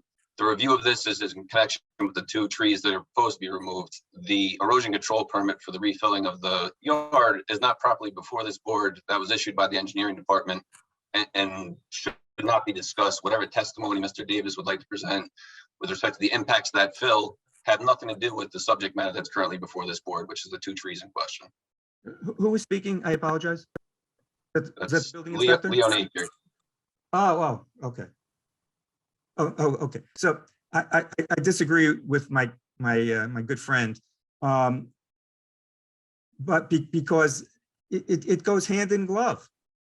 You could remand it to the environmental planner, who is, the protector of trees.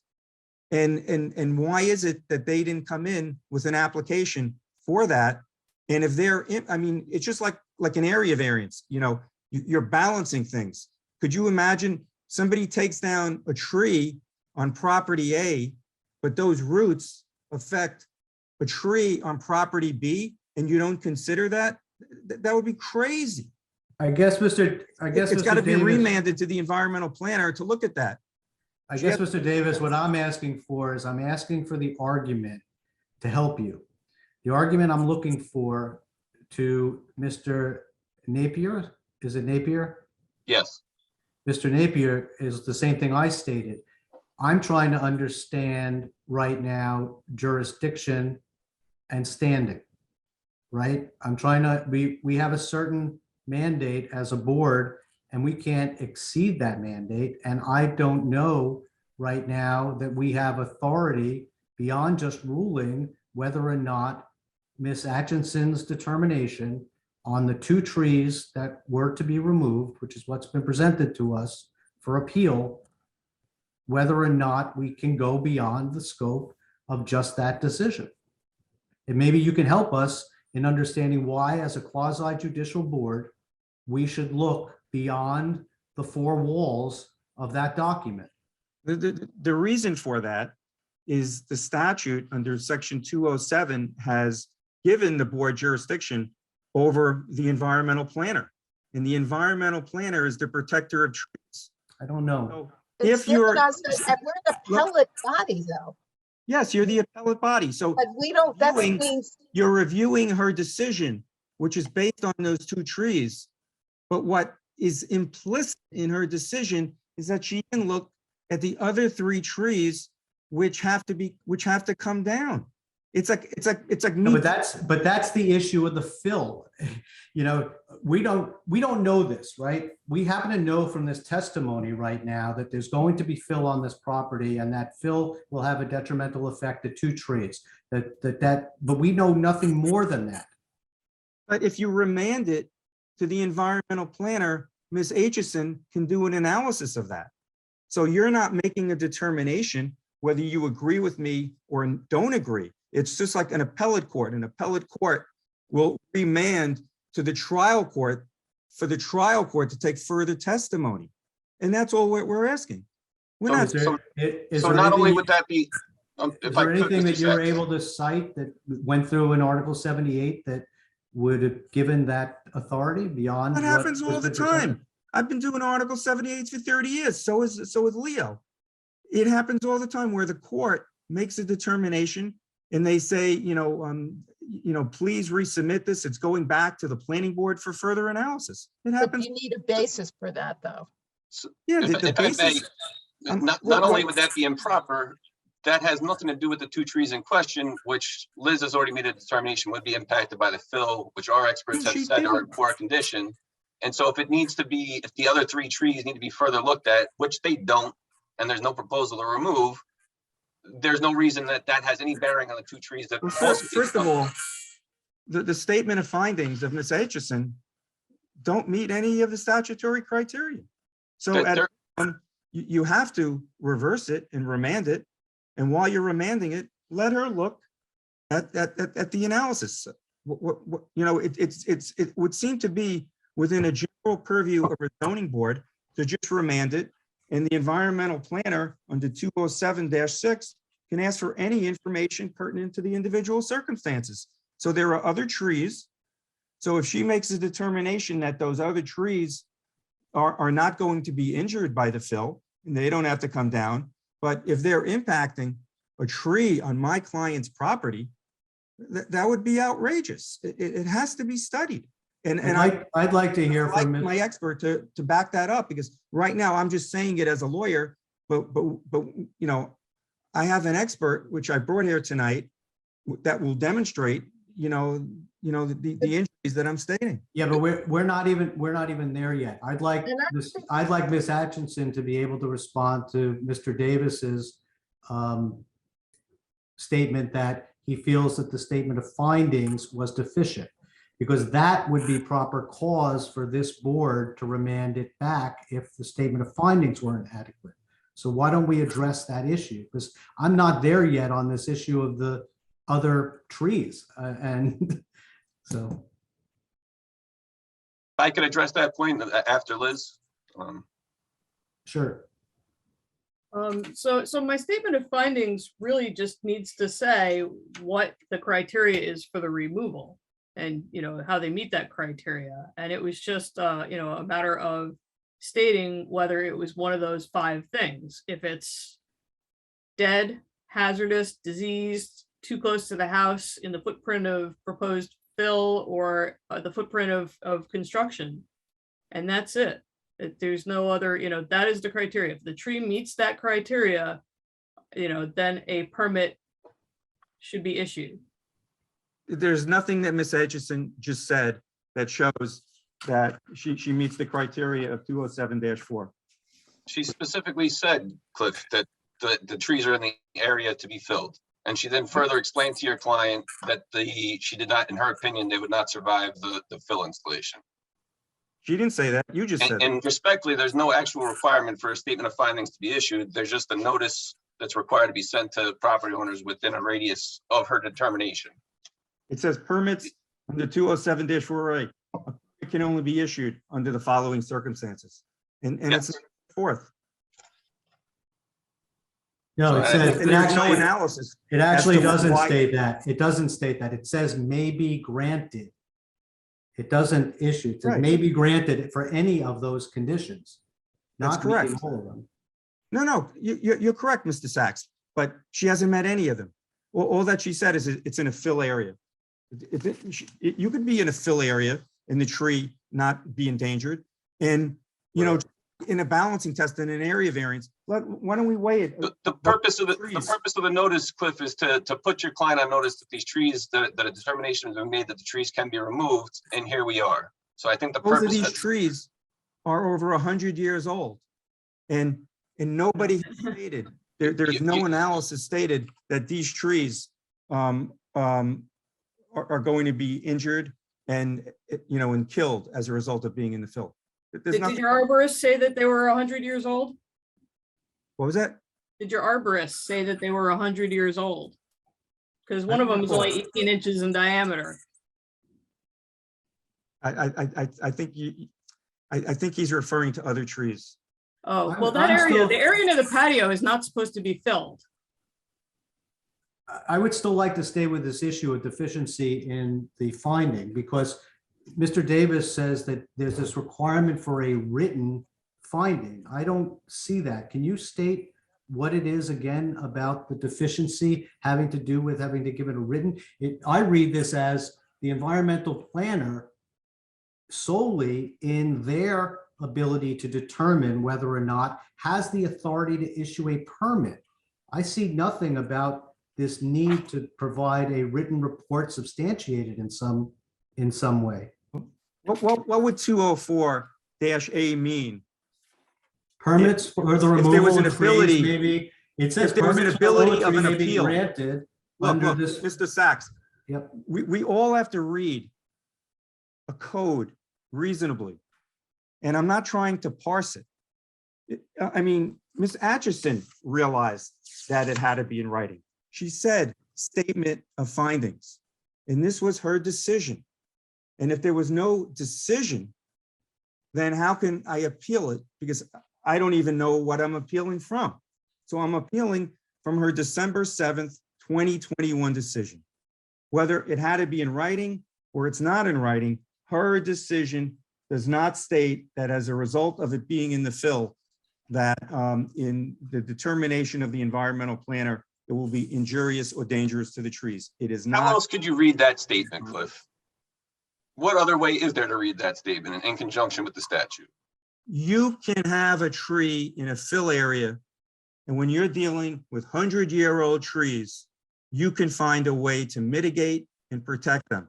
That is the exact reason why in 207-1, it says the destruction or damage to shade, ornamental and evergreen trees and plants, and the indiscriminate and excessive cutting of these trees and subdivisions on a private property, are to be avoided, and that it impairs the stability and value of improved and unimproved real property in the town. So we could throw this whole section out. We could throw the code out. We could pretend that these other trees don't exist. We could pretend that these trees don't impair it. I'm asking that it be remanded for Ms. Atchison to look at it. It seems fair to everybody if she goes back and she looks at it and she says, Mr. Davis, you're out of your mind, then I'll deal with it. That would be unjust and unfair to my clients who have been delayed over a month in completing their project with a baseless appeal in the first place. the fact that you're trying to mince words and say there was no there's a jurisdictional defect in Liz's statement because there was no basis for the removal, when it clearly says they're being removed because they're in the area of fill, satisfies the requirements of 2074-4. Well, you know what? The statement of findings speaks for itself. It's just not there. It's just not there. Basically, Lisa, can I ask Yeah. a question? Yes. So based on what I've heard, it's our job is now to go to decide whether, in our view, the findings of the environmental planner met the statutory criteria? Is that, Well, or just- whether, So it's your job to either affirm, annul, or modify her determination. but looking within the four corners of what the basis for her conclusion? Well, I mean, it doesn't say anything about the basis for her conclusion. It's about basically what the final decision was. Okay. And I'm reading this, and I'm not going to disagree with Mr. Davis from the standpoint that this is poorly constructed. I would go on the record to say that. But I'm still struggling with that. It looks like this board intended to give authority to the environmental planner, and that once that was done, all we have to do is to look at whether or not she did that properly. And maybe that's still a question about whether or not the trees that were in question were analyzed properly. Because I agree with you that there's no written statement of findings that I can look at. I saw a form, and on that form it says arborist report attached preferred. I forget exactly the language, but it says it would be good if it was attached, but nothing was attached. I may share my screen for a second, Jonathan. Yep. I think Richie has to let you do that. So I think this document may not have made its way into, I don't know if it made it into the packages or not, but when Mr. Davis is referencing Liz's statement of findings, this is the document he's speaking It was about. attached to my appeal, Leo. Understood. On the online version that was posted to the agenda, I did not see that in there, so I just wasn't sure whether this was included to the board. Yeah, I saw this document, and scroll down.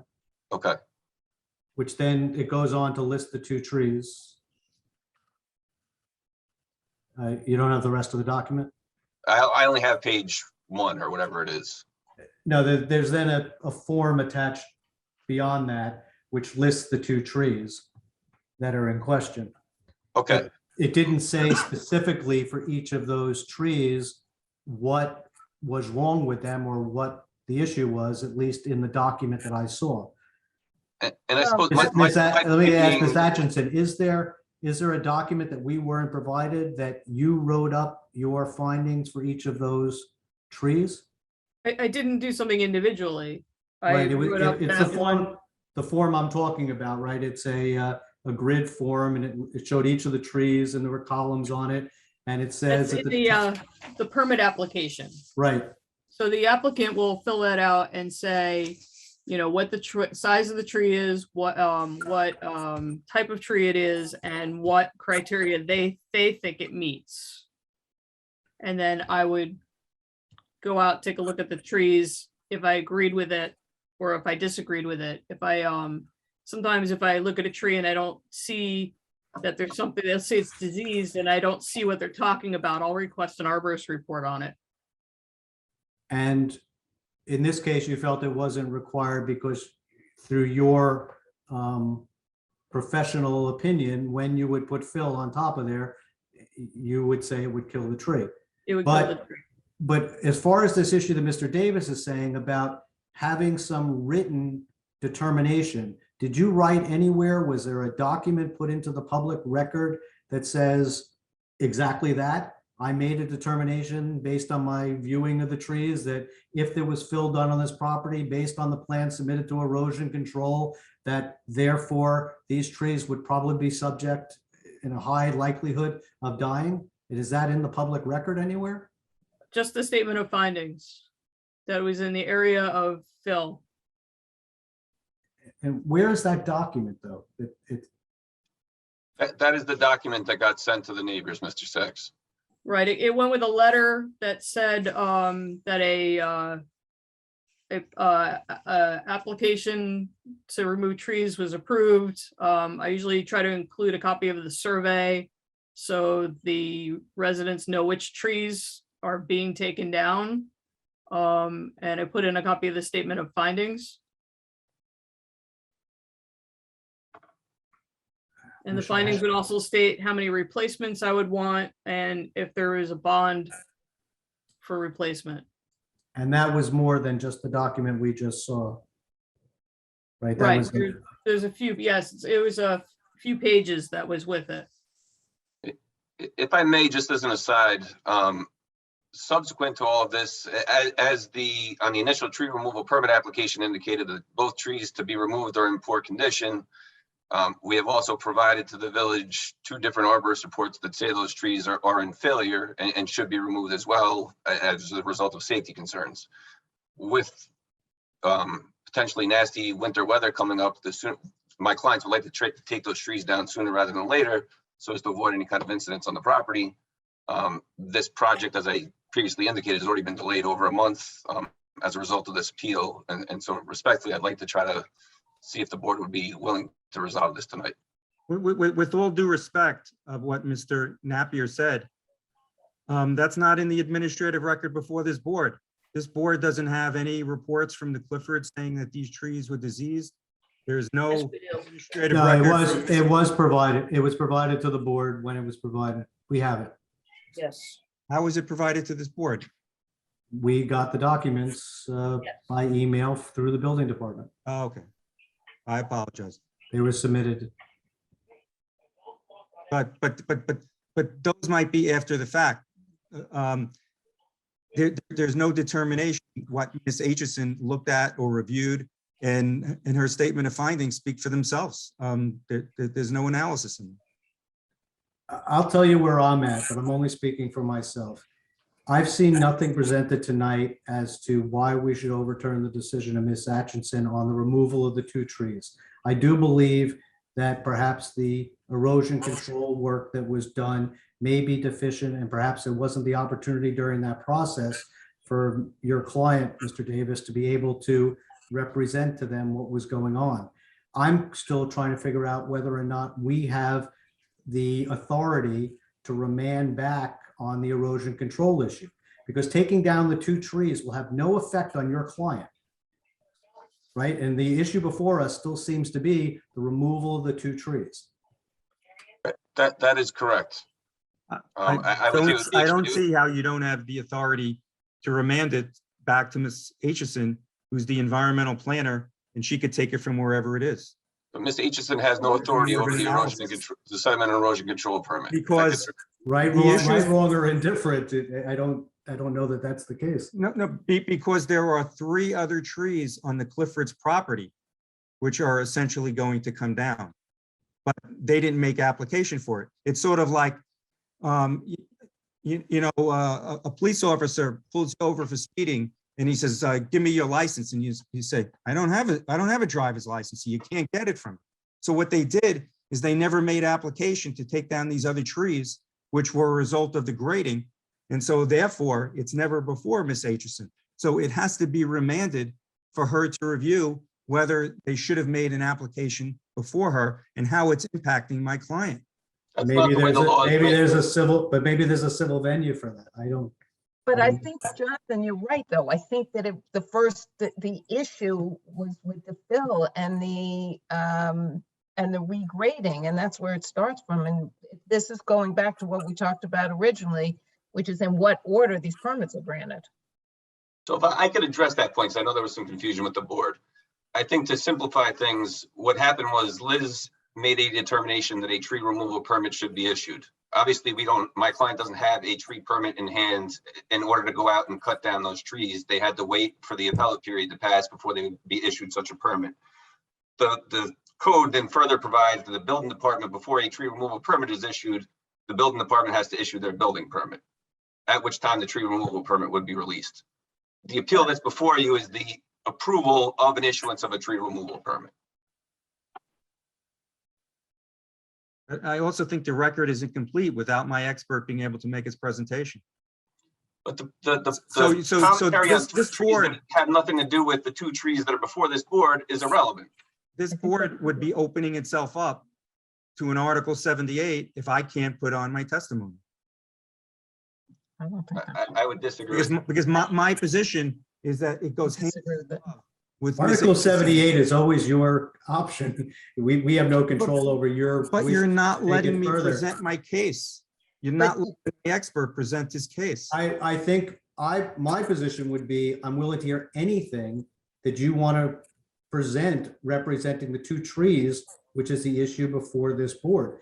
You know, we see this all the time. There are people who come in and say, you know, I don't want somebody to add on to their house that's here because it's going to put shade out that's going to somehow affect my garden 3 houses away that's out there.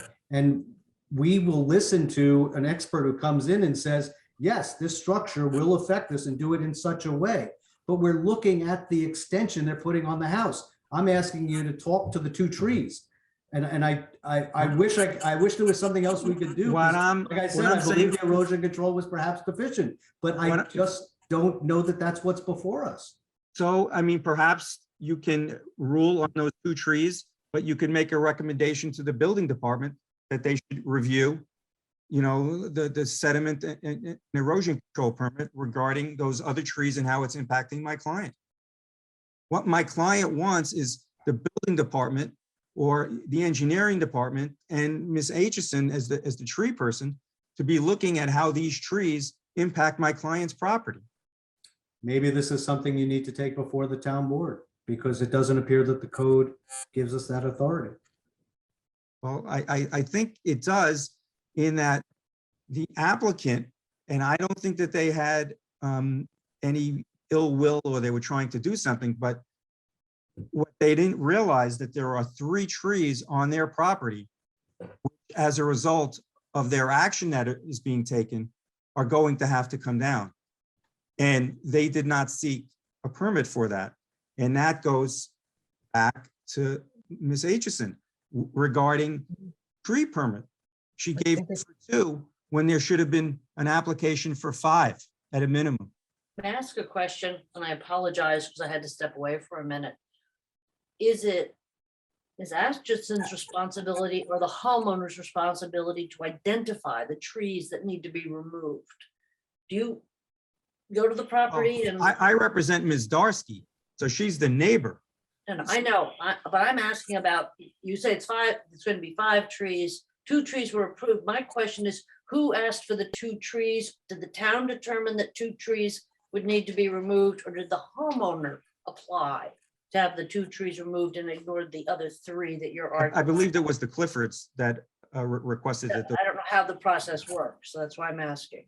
But the other 3 are not on their property. They're on your client's property, right? No. No. There are 3 Sorry. trees which are on the Cliffords property, which as a result of the regrading are going to die as a result of the Okay. when they We keep die. talking about this, and it is out of bounds as to the subject matter of this appeal. This appeal is I about the 2 disagree. trees in question. And I we keep disagree circling back. because- Mr. Davis keeps alleging that we're going to kill 3 trees that we haven't sought a permit for, that isn't before this board. No. You didn't Mr. see the Napier, permit. do you want to present more relative, do we have more to hear about the 2 trees? Well, Does I your would like my client want to expert. present anything more to help with the determination in I bolstering? the believe determination that of my his expert's accuracy? testimony will be beyond the 2 trees and will be addressing the 3 trees. So what Mr. Napier is saying is that regarding those 3 trees on the Cliffords property, that they may come in or not come in. What we're saying is that as a result of the regrading, they're going to be killing the trees and that they should have come in and that. We get it. We get it. We've heard you. I get it. All right, I'll shut up. I accept that I accept your argument that's out there. And I'm still just want to address what's before this board right now, which are the two trees. So maybe, Mr. Napier, do you have anything more that you or your client want to add regarding? I get, just to put a bow on everything, it seems like Mr. Davis and Ms. Darsky's major complaint is with the way the law is written. In my eyes, the law is very clear. There's certain criteria for which a tree removal permit may be issued. One of those criteria is that the property shall have an approved cover fill land deemed by the environmental planner to be injurious or dangerous to the trees. Another is if the presence of the trees would cause hardship or endanger the public or the person of the property of the owner. Ms. Aitchison made a determination the trees wouldn't survive the approved filling project. And we've also provided you with evidence that the trees are in a state of failure and could be a danger to both my client and the public. I think on either of those grounds, the permit could have been issued. And that's all I have to say. If the law needs to be changed, then Mr. Davis and his client can approach the town board and ask for the law to be changed and for there to be stricter protection put in place. But the Ms. fact is, Aitchison, I'm sorry. the fact is, my client received a surface water sediment erosion control permit to regrade their property. As part of that regrading, there's two trees that will be impacted. Ms. Aitchison properly issued a permit to allow those two trees to be removed. Ms. Aitchison never made a determination that as a result of it being in the fill area, that those two trees. It's implied. The statement of fact that she did not findings. say that they would. The statement of findings speak for themselves. It's only a few lines long. You can interpret it. You know, Mr. Napier can interpret it. I can't interpret it. They speak for themselves. And she can't, after the fact, explain what it means. She in fact did. When Those your were her client findings. contacted her, she sent her an email back saying, in my opinion, they wouldn't survive the project.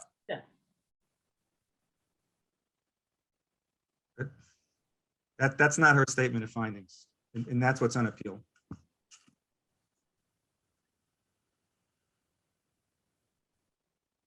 Mr. Chairman, do you want to see if anyone else wants to comment and then Well, perhaps? just to clarify, yes, I agree, but just to clarify, I think, and again, I'm asking this as an actual question because we haven't done, this board hasn't done it before. I think what's on appeal is her determination, not the statement of findings. Because the way it's written, it's her decision or determination that is being appealed, not her statement of findings, would agree. unless I'm missing something. I agree also, which is my point that says the I'm trying to figure out a way that we could either address anything beyond the two trees. The statement of findings has been made.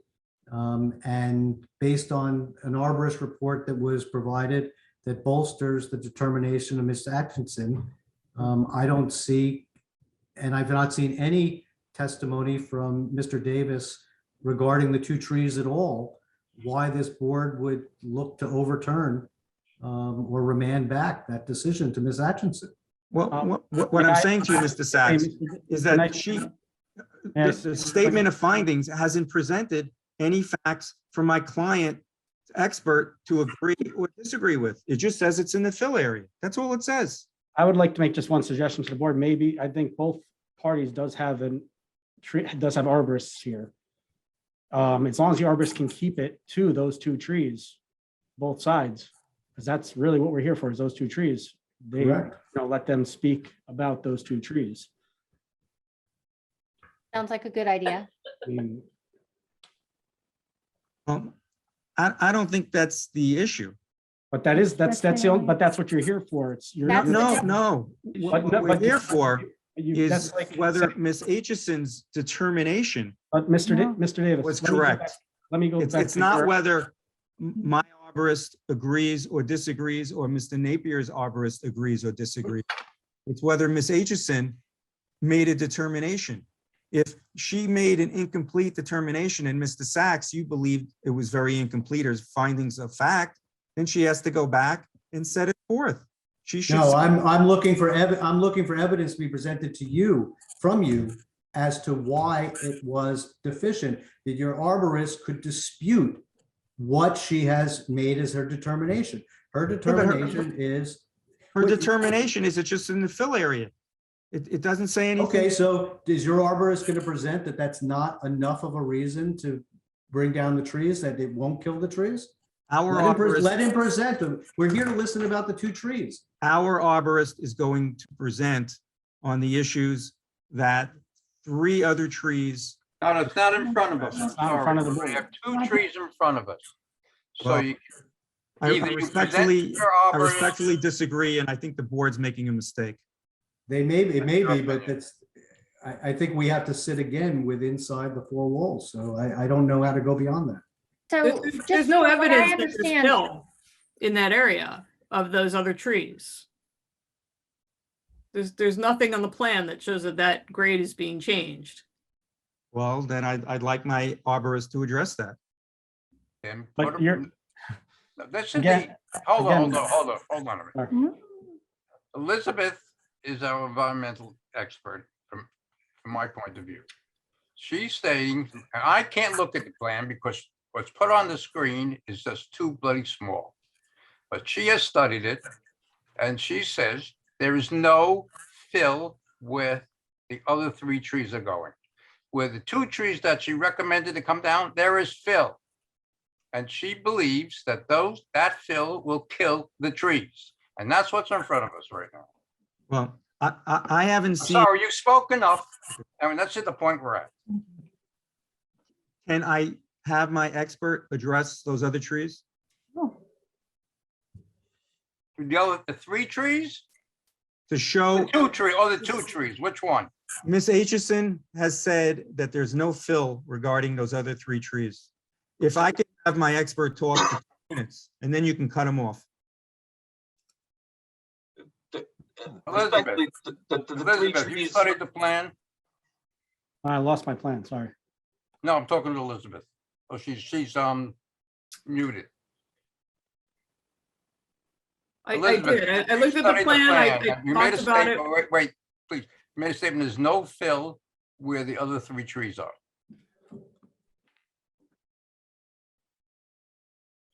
Are these the other three trees? Where? Yeah. If I could just have my arborist speak for 2 minutes to this, and then you can cut him off. I have a chronograph on it, time here. and this is all a red herring, this entire discussion. Give him 120 seconds. Time. Who Is Arthur, is that, do you want? A. Wayne Kahili. No, I wanted to address the two trees that are slated to be removed. Okay, I'm promoting Wayne to. But again, this should be stuck to those two trees. That's what's in front of the board. Correct, Well, correct. he can address the two trees, but if you could just give him the 90 more seconds. No, right Because now, Ms. Aitchison has said that there is no fill in the area. well, I That's believe not to your Elizabeth, comments. okay? Wayne, are you there? I am. Can you please address the two trees that are slated to be removed? I have no opinion of those two trees. I was not asked to inspect those two trees. I was Then you're asked, finished. You're not, then the information you're gonna give us is not meaningful at the moment. Is that correct? relative to those two trees, aside from the Yes. fact that they're in fill, and I have an opinion as to what fill will do, and there are other trees that were not inspected. And that what are do you part of think the fill would do to those two trees? Depending upon the depth of the fill and the character of the soil, it could destroy the root systems. Elizabeth, is that you agree with that? I do. Then I think the question is answered.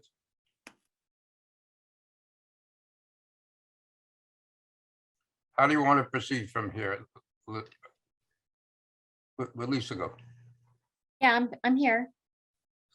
So I guess here's my question for the board. So we want to be able to produce a written decision that, you know, I think that's our obligation, is to produce something in writing so that either party can have the opportunity to appeal, you know, through an Article 78. So what I would need to be able to make sure that I am accurately representing what this board wants me to put in writing to consider is whether you say a straw poll or just, you know, have, you know, I just am looking for feedback from the board as far as what that decision should be. Oh, can we do this in the form of a motion? I would rather not, because I think whatever writing that is, I would like whatever you take action upon to be very thoughtful and precise. So give me an opportunity to listen to how, to see if there's consensus and to see the basis, if I can get a sense of what of the board's basis for the determination that you're leading toward in terms of a non-binding straw poll. And then if I write it up and give everyone, and it will be a public document because it will be discussed at the next meeting as a starting point to enable action to be taken at the next meeting. But I'm concerned that if we take a motion at this meeting without having an opportunity to really flesh out these ideas and know what you're moving on, that it could lead to, to a lack of clarity. Well, you want me to give it a shot to frame something that we can take a straw poll on?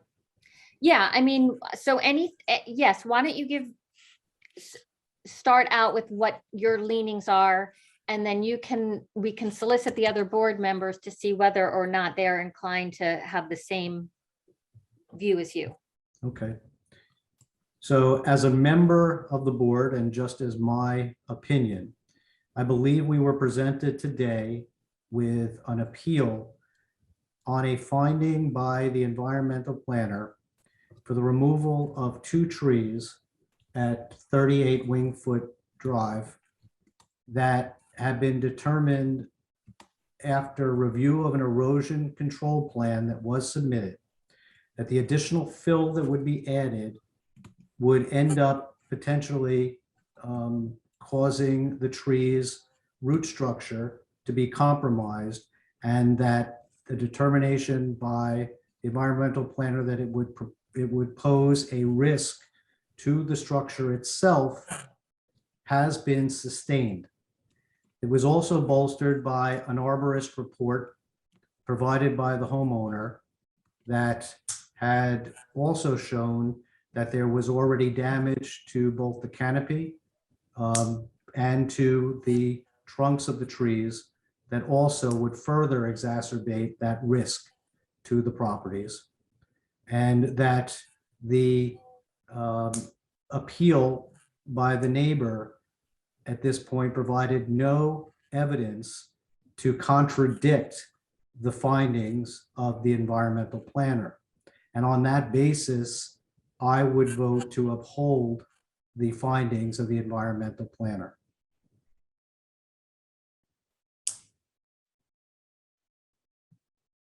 Lisa, should I take a straw poll?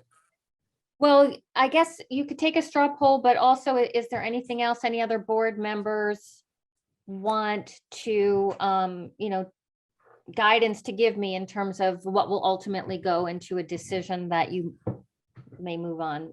I think Jonathan did an excellent job in summarizing. I would just note that there are 2 arborist reports that we were given, not one. 2 separate independent arborists that came from Elizabeth, I believe. Right, but, and the board is entitled to choose, which experts that you want to rely on, and both arborists would be experts in this area, and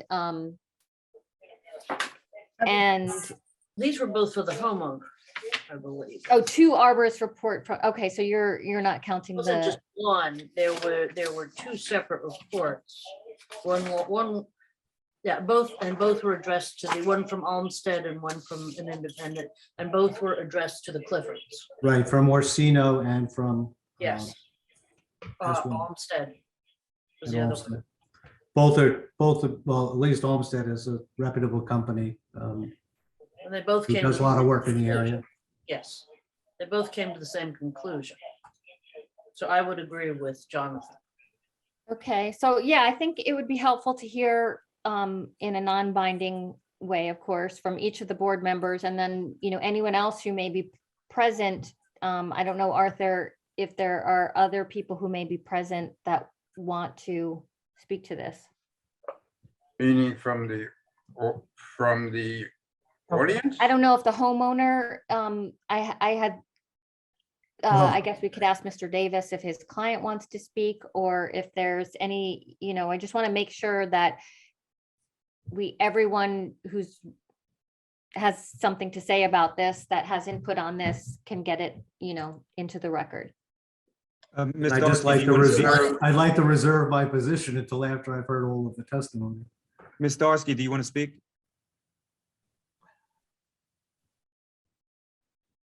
Is in the attendees list, as well as the, Is there a way to There? promote her so I could just ask her? there's also the landscape architect for the applicant.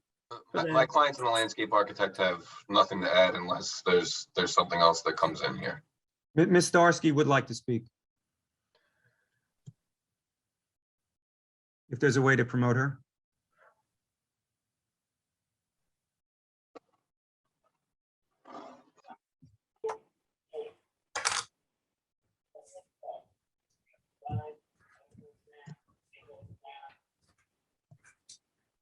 Sorry, she's on here twice, I think. Do we know which one she is? Judith H. Darsky or Judith Darsky? Judith Darsky. I Promoted her believe. twice and it's not going. Maybe she's not feeling it. Note to panelist.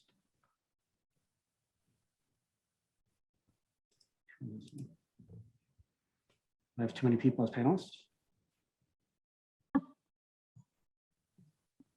No, hold on. Did I lose one? Nope, I still have them. They're still here. Oh, here she comes. Taking, I don't know why it's taking so long now.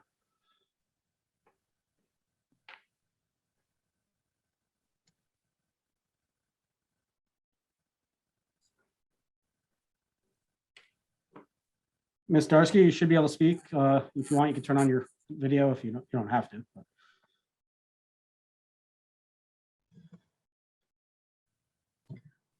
Maybe I got the wrong Ms. Darsky. Let's try it again. Maybe promote both of them. Yeah, I have 4 times, and for some reason it's like taking forever for it to. Arthur. Yeah. Sure. There it comes. Okay.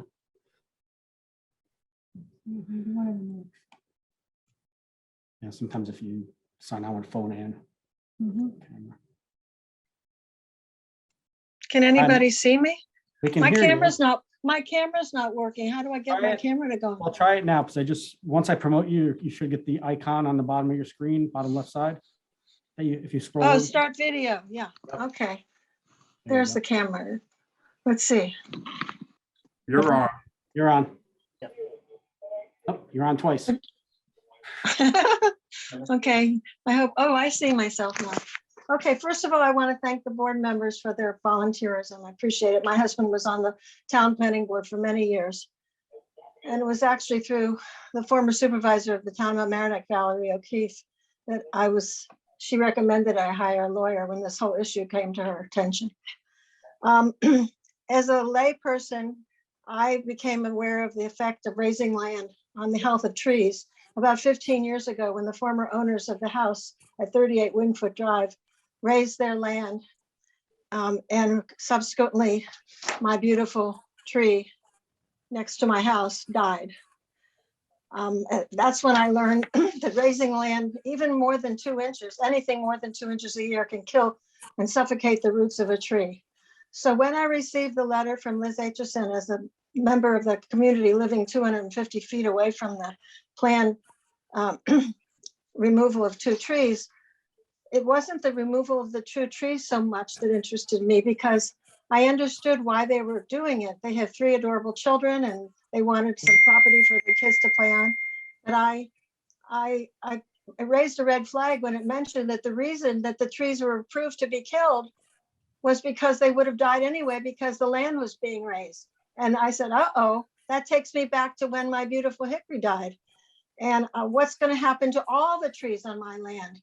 And it turns out when I engaged 2 arborists, one who used to be the arborist for many years of the Bronx Botanical Garden, and who's an expert in the care of trees. This is the gentleman who spoke for 2 seconds before, Wayne Kahili.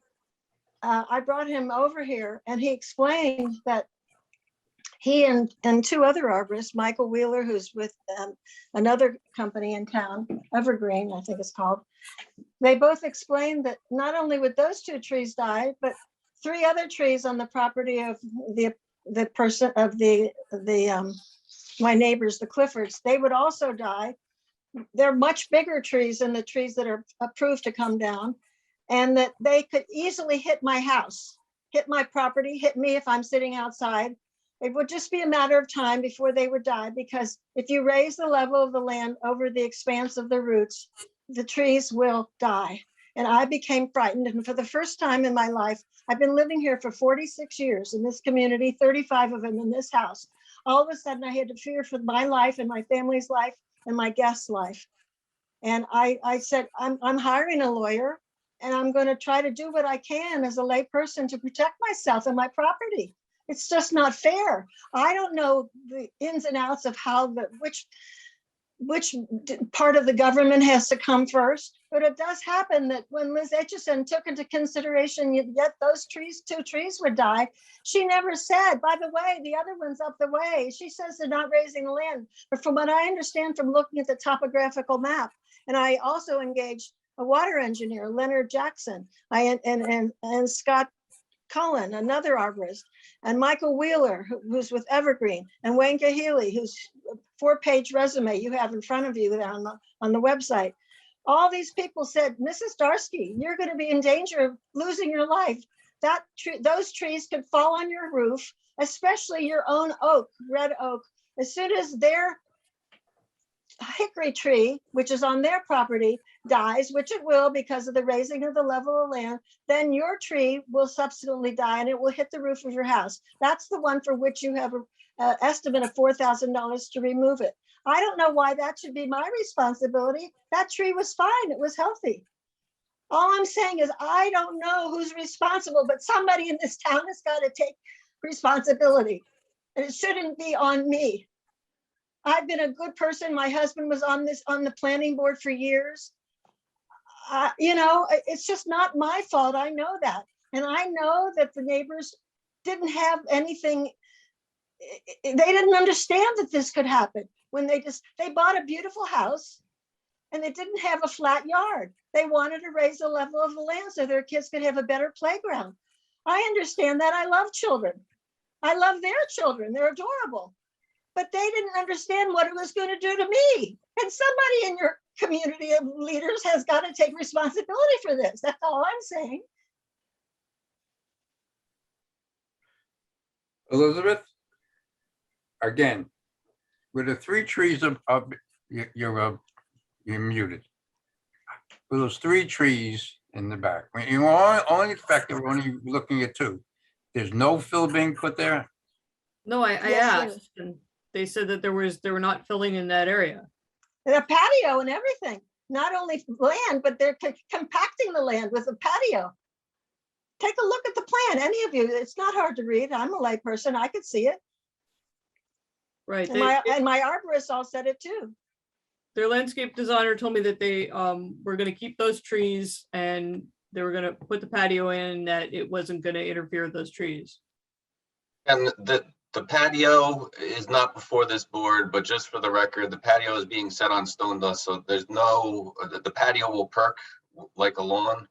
It's not being filled, it's being replaced. There's a brick patio there now, or a blue, that's being converted to a bluestone patio, and it's being set. I know that what I was told by the water engineer is that the water is not going to be affected. What's going to affect everything is the raising of the land or raising anything over the roots of these trees. The roots of the trees need air. They need oxygen, and they will be suffocated and the tree will die, just like my hickory did. It was a fine, healthy tree. And when the people in 38 Wingfoot raised the level of the land, there is a stone wall there now where the land was raised three feet about 15 years ago. And about a year after that happened, this tree in this picture died. And that's when I got my education about what happens when you cover the roots of trees. The tree roots are not deep like most people think. They're shallow. They don't go any further than about 18 inches down. And that's even far. And if you change the construction of the land over those roots will die. My expert who's here tonight took care of all the trees at the Bronx Botanical Garden for many, many years. He knows. He's really super expert. I mean, his resume is 4 pages long. Take a look at it. All I'm saying is I'm the canary in the coal mine. This issue is going to affect other people, not just me. It's gonna spread. The word is gonna get out. The Mamaroneck, town of Mamaroneck doesn't give a damn about trees, nor the danger of falling trees on people's homes. And it's gonna be a terrible thing for our reputation of our town. And I just hope that I survive it. A friend of mine was killed when a tree fell on her car. Aladef. I don't know if you knew her. David Aladef's wife. I can't think of her first name. She was sitting, waiting at the train for her husband, and the tree fell down on her car and she was killed instantly. That could happen to me if this tree hits my bedroom upstairs, and it's waiting to do that.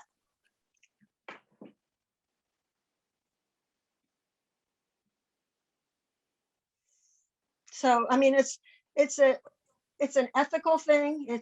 My neighbor asked me after he saw the letter went from my lawyer to the town. He says, can we talk in a neighborly way? I said, I'd love to talk in a neighborly way. I'd like to be congenial. I said, but when I saw your surveyors outside surveying the land back in August, and I asked them what's happening, and they told me the Cliffords want to raise the level of their land. I went, uh-oh.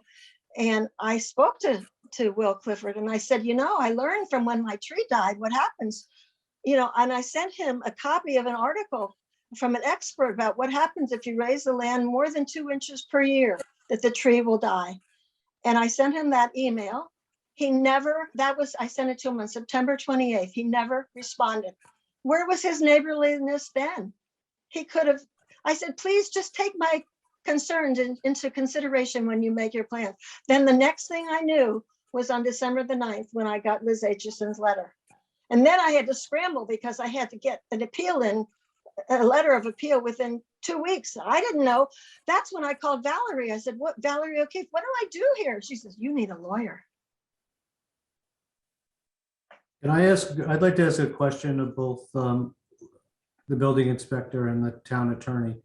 What is the proper venue for the appeal of a decision having been made on erosion control?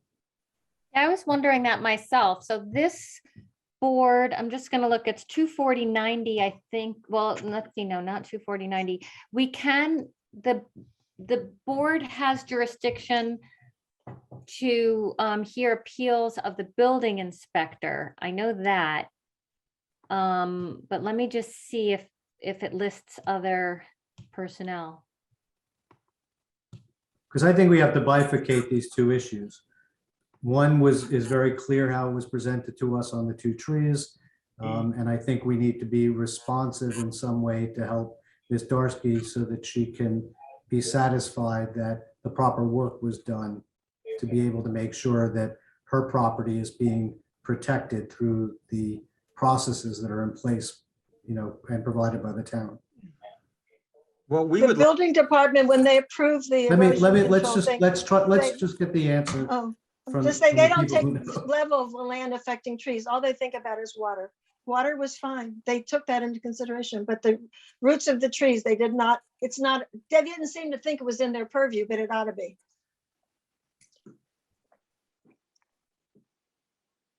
Wouldn't be the first time that there was a gap in municipal government. I just wish I weren't the guinea pig.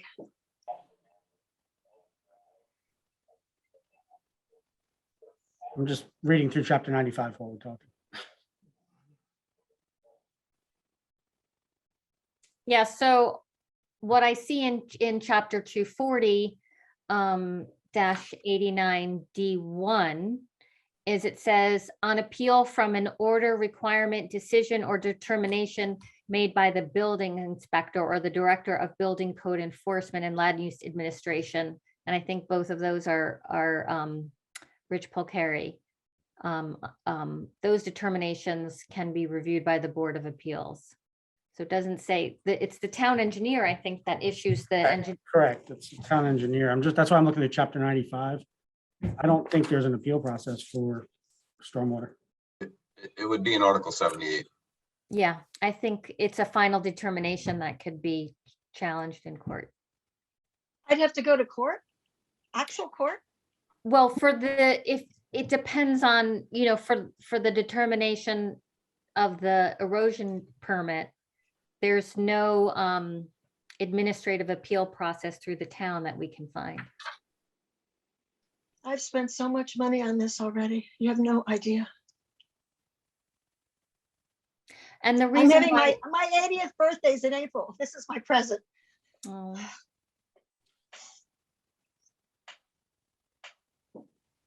We're very sympathetic. It's just that it's outside of our purview. so just again, I think this is where what we're understanding is that a tree removal request was made for 2 particular trees. And based on the permit that was granted to change the grading. And Liz made a determination about those 2 particular trees, but it seems like the homeowner is not the neighbor is not objecting to the removal of those 2 trees. The appellant is rather objecting to the impacts of the erosion permit, the grading that will result from the erosion permit issuance that will affect other trees. I was objecting in the beginning to the removal of those 2 trees because I thought it would have effect on water. I thought trees drank water and we'd have more water runoff. But I engaged an engineer, an expert water engineer, and he told me it would be okay. That wasn't the problem. So I just want you to know I went down every trail. And I said, okay, I'm not worried about those 2 trees because they're not leaning on my house, toward my house or anything. But in learning all about this, I found out what was the threat. And nobody seems to be responsible for that. My neighbor certainly isn't. He said to me, I want you to know this project is going through no matter what you say or do. That was his neighborliness to me.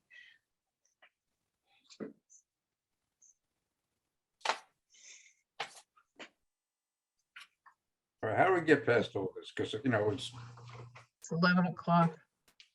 well, it's Lisa. after 11 o'clock, but that's not the issue. We have to get to a point. where we can Yeah, I think go on it to was Jonathan's it was helpful to hear from from the neighbor who is impacted by this. And I think it sounds like we have everything in the record that there is to put in the record. And I've heard from, if there's other board members that want to weigh in before I take a stab at trying to write up what I think I've heard from all of you.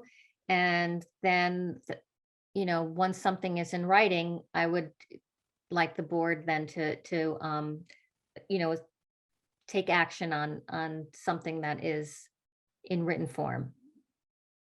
I would I would say like after the testimony by Ms. Darsky, I have not changed my position as it relates to 2 trees. I would amend my position, though, to be on the record to say that I think that the town board should review this process, make sure that it is adequate, and that the town board should take into account some process of review, perhaps for the town engineer. Not looking for this board to do more work. But something that allows at least a person who's wants to make an appeal over a decision, that they should be able to be heard and have their information reviewed as well. Thank you. I'd also like to say that I agree with everything that Jonathan said before, but also, and I don't know how this affects the status of this appeal, but it sounds like the initial basis for the appeal, which was the challenge to the 2 trees, does not seem to be, I'm not clear that that's even being pursued anymore, that the challenge is really to, what am I hearing? And that, under the circumstances, it certainly seems like what the environmental planner did was reasonable.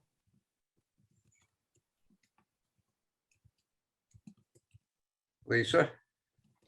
Okay, I have enough to produce something that will be not just circulated to board members, but posted on the website for all of the parties to see and be prepared to hear what the board will be, what will be the starting point of the board's discussion, and put the board in a position to take action. So clearly the straw poll indicates that that the board is inclined to support the decision of the environmental planner. But since this is something that likely could be challenged in court, I want to formalize that in writing before it is voted on. So do we adjourn this point at this point? Yeah, we can continue this to the next meeting. I think we can move on to the next matter and it will be picked up again next month. I make a motion to adjourn. Do I have to do that? No, Just adjourn? well, it's No. just going to continue. It will be continue next continued. month. Am I supposed to be back next month? Lisa, as a matter of Oh, sure. process, to the extent that this is deemed a hearing, I think it would be good to have the hearing closed and next month is just on for consideration of the resolution. Well, so it's not a hearing. I mean, has this been, how has this been noticed? Was there? I haven't noticed it. I was just saying procedurally, to the extent that there was going to be, there shouldn't be any further testimony or evidence presented, I guess is what I'm getting at. Is that right, Lisa? I don't think there's any need to put those limits on it. I mean, I think that's up to the board. But I certainly, have undertaken to prepare something in writing that the board can take action on, and they will have to, there will be some discussion on what I produce. So I think it's up to the board whether or not to entertain testimony at next month's meeting. So if you're presenting a motion, or at least a structure for a motion, why are we not closing the meeting then? You took a straw poll.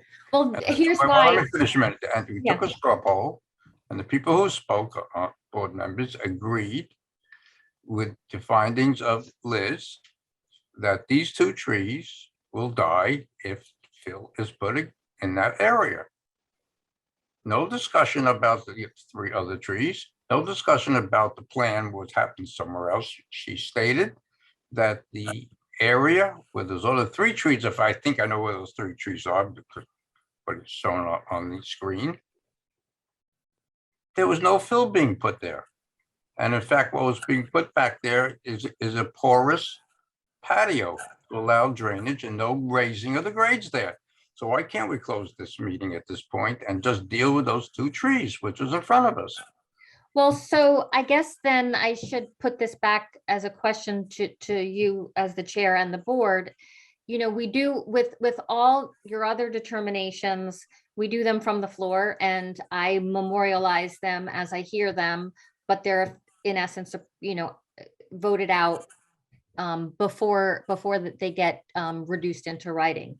And so if you're instructing me to do that instead, based on what we've heard and what you just summarized, I can do that. I was taking the approach that since whatever document gets, since it seems to be likely that this is going to be the basis of a legal challenge, did you want me to take the time to produce something that could be reviewed and discussed and perhaps modified or tweaked at the next month's meeting? But even by closing a public hearing, don't we have the right to what you present to us to vote on and discuss about? Is this the right motion? That's all I'm asking. Yeah, there's no motion because there's no hearing. This is just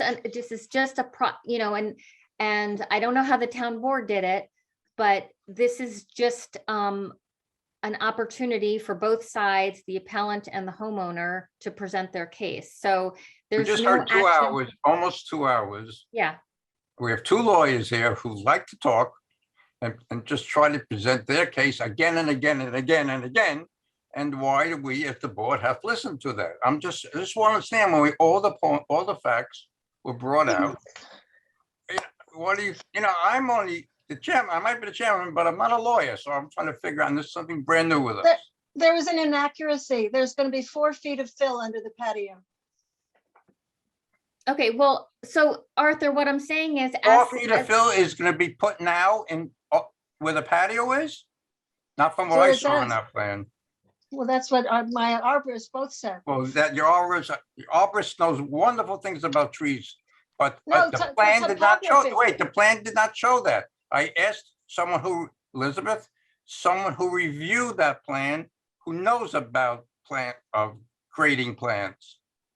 And she just told us that there'll be no fill put in that area. Are you 4 positive feet of of this? fill and no fill is a lot, big difference there. Mr. Chairman, my expert is here. The record is incomplete if you don't allow him to speak to that. The record has nothing to do with the Mr. patio. President? Going out of Nothing to bounds. do with the Again, just patio. extending this conversation. Well, it was mentioned. Wanted This my is why, expert to this is why I speak about think we that fill should issue. close the public Me. hearing I and agree. only limit comments to the I findings. agree.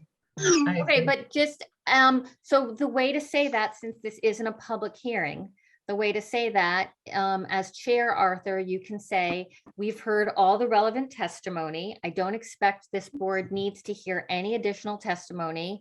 All we need to do is review whether council captured the motion that we want to make, the way we want to make it, and that you can just say that you don't anticipate that there will be any. Did I just say that before? Yeah, but I'm just saying, there's no public hearing to So close. what? We go on to the next case.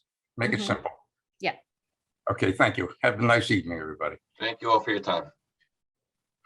Jonathan, you got to step away from this one. Yes? Well, I think he's also presenting it. I'm presenting. That's what I meant. Yes, to present. It's gonna, hold on a moment. Move me somewhere else on the screen. No, no, you're okay. We either are. Liz, you've got to, Next case. She's Let's, muted. Let me find the right, what, he muted me? No, No. No. Yeah, but Francine. Francine just needs Okay. to read the case. Okay, 1 second. Application number 8 now. Case number 3264, Jonathan Sachs, 27 Marlborough Drive, requesting a variance to legalize an existing AC compressors and generator on the premises located at 27 Marlborough Drive and known on the tax assessment map as block 334.26. I'd like to. Was this Jonathan, properly can you hear noticed? me? Jonathan, there are Yes. 4 members, there are only 4 members now, not the 5, because I don't see Seth. Seth Seth had had a- to leave. Excuse me? Seth had to leave. Yes, I'm saying there are 4 members. If, just like any other applicant, you want to do it when we have 5 members. No, I'd like to get this over with. Fine, I make a motion to open the public hearing. You're on. Second. Okay, esteemed members of the zoning board, here today to present to you for the legalization of 5 air conditioning compressors and a standby generator. As background to this situation, in 2005, we contracted with a developer to purchase a house that was partially under construction. Actually, 3 houses on Marlborough Drive were all under construction. We were the first to make the purchase. During the process of review, we made quite a few changes to the property. And while they were in process, with the understanding that we thought the builder would be submitting plans and getting all of his proper approvals from the building department. What we came to find out was that there were some significant deficiencies in the work that was done. We found out that somehow they managed to put 3 lots up, all which are substandard, that never seemed to come before the zoning board for approval. That the plans that were filed did not have the air conditioning units on them, but were placed within the setback. That the town of Mamaroneck issued a certificate of occupancy based on plans that were not the final as-built plans and also didn't reflect the air conditioning units. And subsequent to the installation of the air conditioning units, we contracted a year and a half later with a local electrician who had represented that he was permitting and installing the unit. In fact, we had an inspection that was done that we thought was being done by the town, but perhaps was done by the electrical inspector for the county from a licensing standpoint, who actually required changes that were to be made to the electrician. We were told in the end, everything was done properly. Several years later, I had gone in after having a better education and before being, and actually just starting on the zoning board to review my plans that were on file, only to find out that the air conditioning compressors were not even on the original plans when they were installed, and no permit was opened ever for the standby generator. So I'm submitting now to have them legalized to the board. Can everyone see my screen? You see the survey? Yes. Okay, so you'll see, this is the survey. Right now in this area, we have underground service. So electrical does not come in from overhead wires. So gas and electric come into that corner, looking at the, it should be the northeast Left side of your corner house. of the house, on the left side of the house. That's where the machine room is. That's where all the utilities enter into the house. So it was the most logical place to install everything. Like I said, I didn't install this. This was done when the property was built. The house is burdened also by an easement that's in the backyard and an easement that's in the front yard on the other side. So there is no place on this property that you could locate the units except in the front of the property. And if we were to relocate them now, it would be a substantial expense. It would probably be significantly more obtrusive and have more of an effect on the neighboring properties. All of the air conditioning units are of a low dB level. All of the property surrounding the units and are well screened. There are mature evergreens that are there. The adjacent property to us, which is 25 Marborn, that is the garage of their house. So it doesn't affect the habitable space. Each of these units have existed now since beginning of 2006. So going on 16 years without complaint from anybody. So I would submit that this is not only the most practical, but the best location that would be out there for these units. So they are the least obtrusive to anyone else that's out there. I'd add to the board that, like we do with all these type, I've never received a complaint. There's no complaints on file from noise or from anything with with any of the units or the generator. Any questions from the board on this case? I'd also add, just for the record, for the standby generator, it is programmed for 10 o'clock in the morning on Wednesdays. So it always exercises just during that period of time, never at night. And the standby generators and multiple AC units are commonplace within the neighborhood. Again, any other questions from the board? No. Anyone from the people watching? No public comment on email or no hands up. Actually, the only thing I would add is I stopped by there and saw it. They're also, I think you just touched on this at the end. They're totally screened from your property on the left. There's massive, trees, mature. These are the pictures of them there. And this, by the way, is in the end of January. Yeah. So Yeah, again, these are current pictures. no, but I was there today. I mean, I rode by, and you have to get really smack in front of them to see them. I did go by also, and I think when I met Jonathan at the site one day, they definitely were put in when the house was built. I don't see any. Yeah, they're old. I didn't see any. I didn't see, but even inside, I didn't see anything that showed that the house was cut up to put ductwork in or anything after the fact. Back when that code was made, we've run into this a few times where you find that I think building inspector was just used to the fact that at one point all our mechanicals were just part of the building permit. And so that few years after that code was made, I think when a new house was built, some of these slipped through the crack.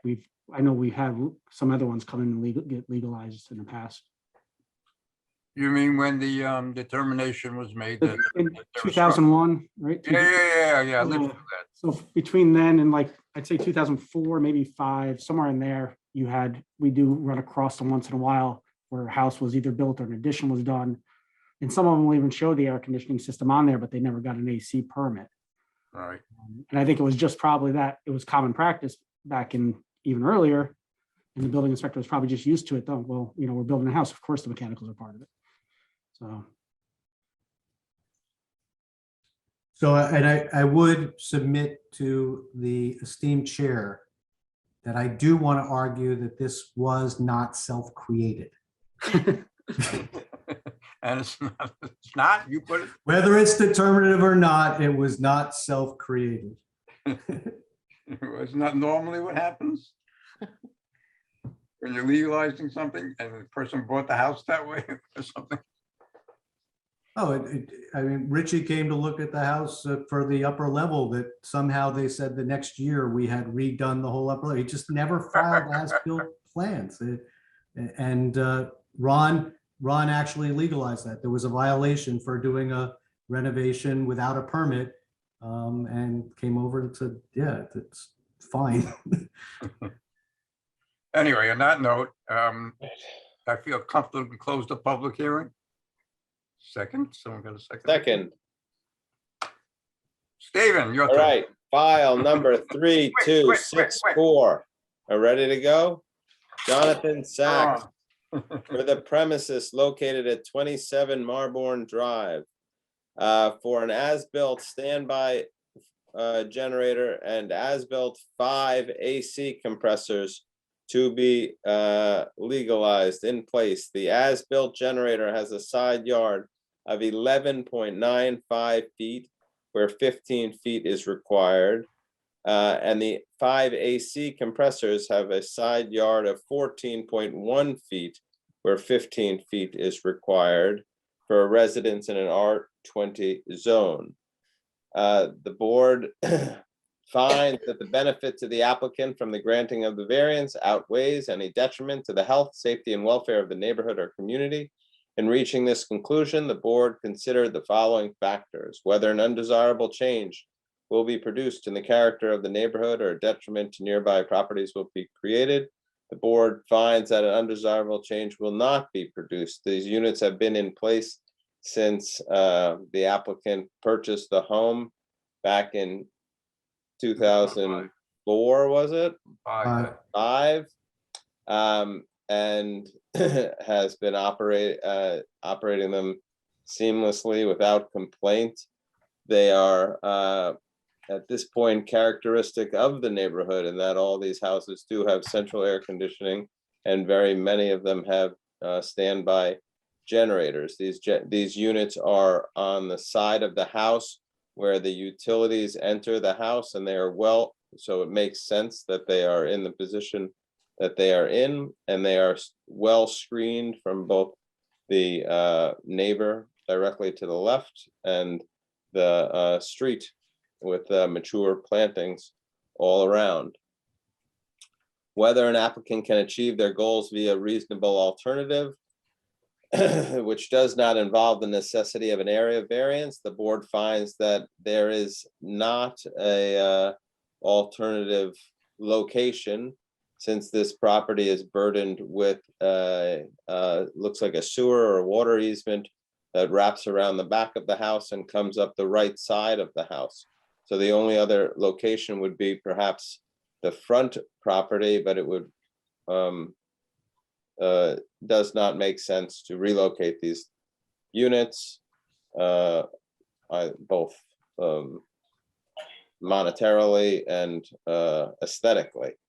So it does, whether the variance is substantial, the board finds that this variance is not substantial.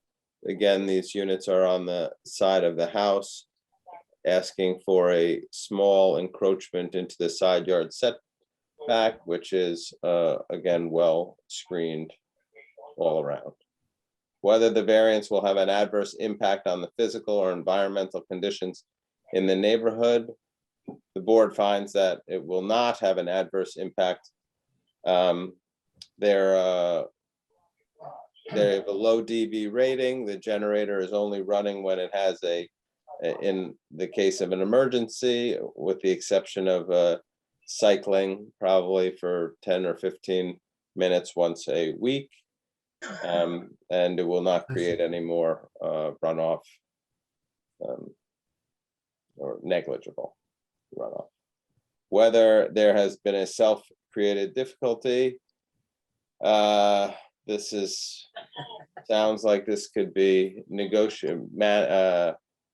argued, but we're going to say it is a self-created difficulty, and that the applicant would like to have all his ducks in a row and legalize everything, but it is non-determinative for what we have in front of us. Like the second? I'm hearing an Article 78 here on the Richard, you have to do the roll call. Why do I have to do it? Who, me? I'm Francine coming didn't leave. Oh, where is she? Oh, there she is. I thought she went home. over. Arthur, Yes. Irene, Yes. Stephen, Yes. Carol. Yes. Thank Well, you. who's going to second it? It was Irene. Oh, Irene. Okay, thank you. So Sabrina, how was your first meeting? Late. I know you guys did this just for my benefit, so I could really get the flavor of what you do. I'm really appreciative. Thank you. The board I feel did this really to immersed us. now. What do they say? It 5 rolls hours. downhill. That's right. It's karma. You guys did this. Trees. God. Trees. Yeah.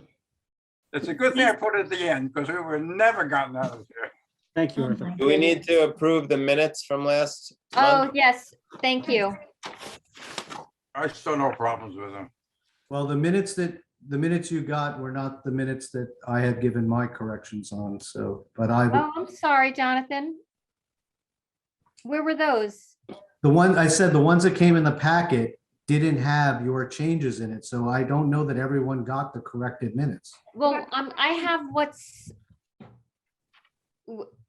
were can you tell me where the corrected changes were so I can see? Yeah, you made changes based on your email. Maybe I sent the wrong version to Francine. Just remind me what, because I'm looking, I have them. On 7 Madison, we wanted to mention that it went before the ABR. Right, well, can you just tell me what page that's on? I don't, That was in the meeting. Page That 8. was in the minutes. Jonathan?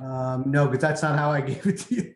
8 Bonnie Way, you changed the reading. It said, to the satisfaction of the building inspector, the plan shall be modified so the slender columns that support. Yes, that I'm was in sorry, the. I can't find, like, I just need to know what page it's on, because it's, I'm looking at the version that was revised 11/21/21. I'm sorry, that doesn't make sense. No, doesn't make sense. What, no, January, well, hang on. How do I know? Let me look and see what's on the website, actually. The draft that you gave me back reflected the changes. I'm just saying the one that I got in the packet did not. Well, let me see what was posted, and then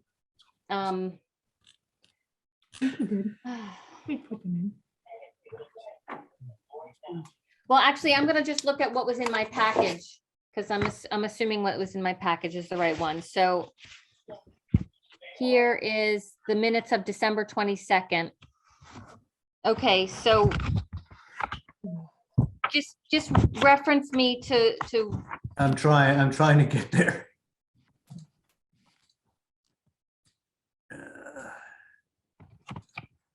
So just as an Hey. example. 7 Madison's page 8 and 9, I believe. okay, yeah, I see the resolution for 7 Madison. 20, for instance, 25 Cornell, page 18, item 2. I had made the suggestion that you moved up the the proposed location was reasonable because it is next to the existing air handlers, then go into unsightly, because it said that,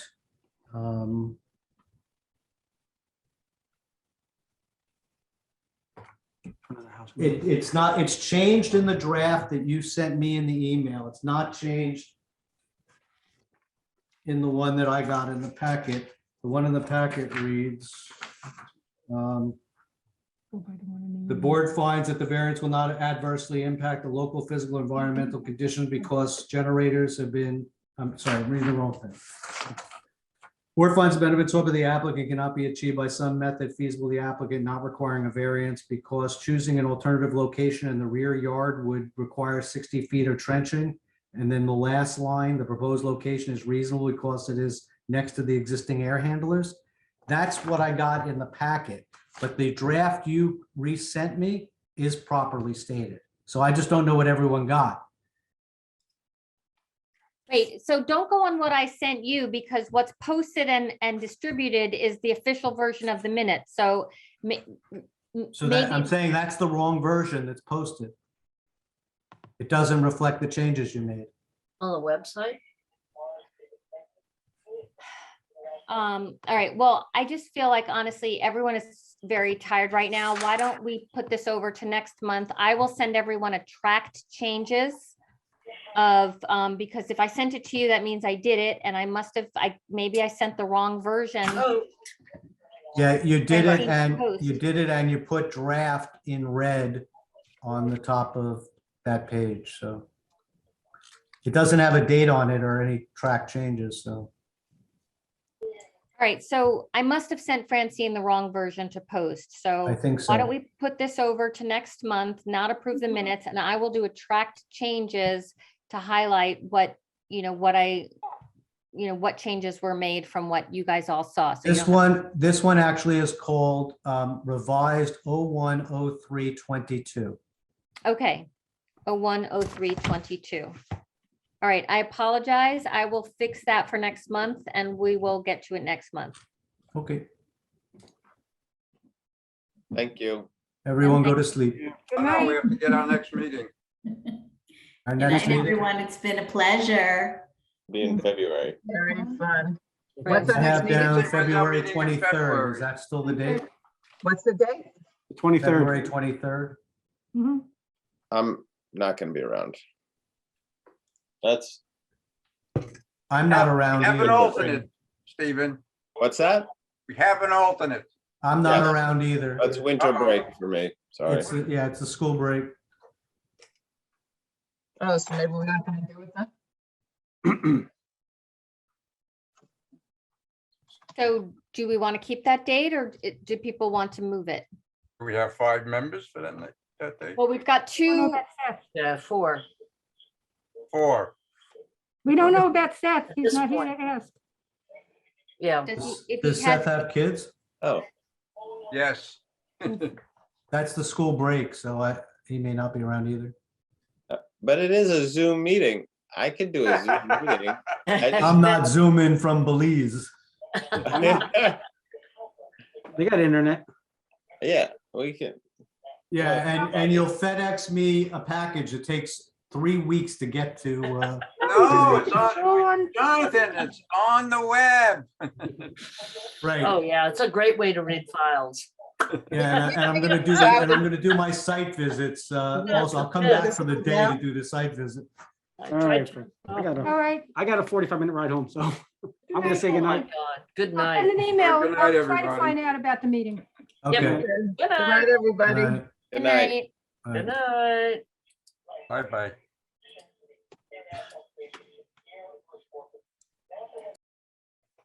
Oh, my God. 5 hours.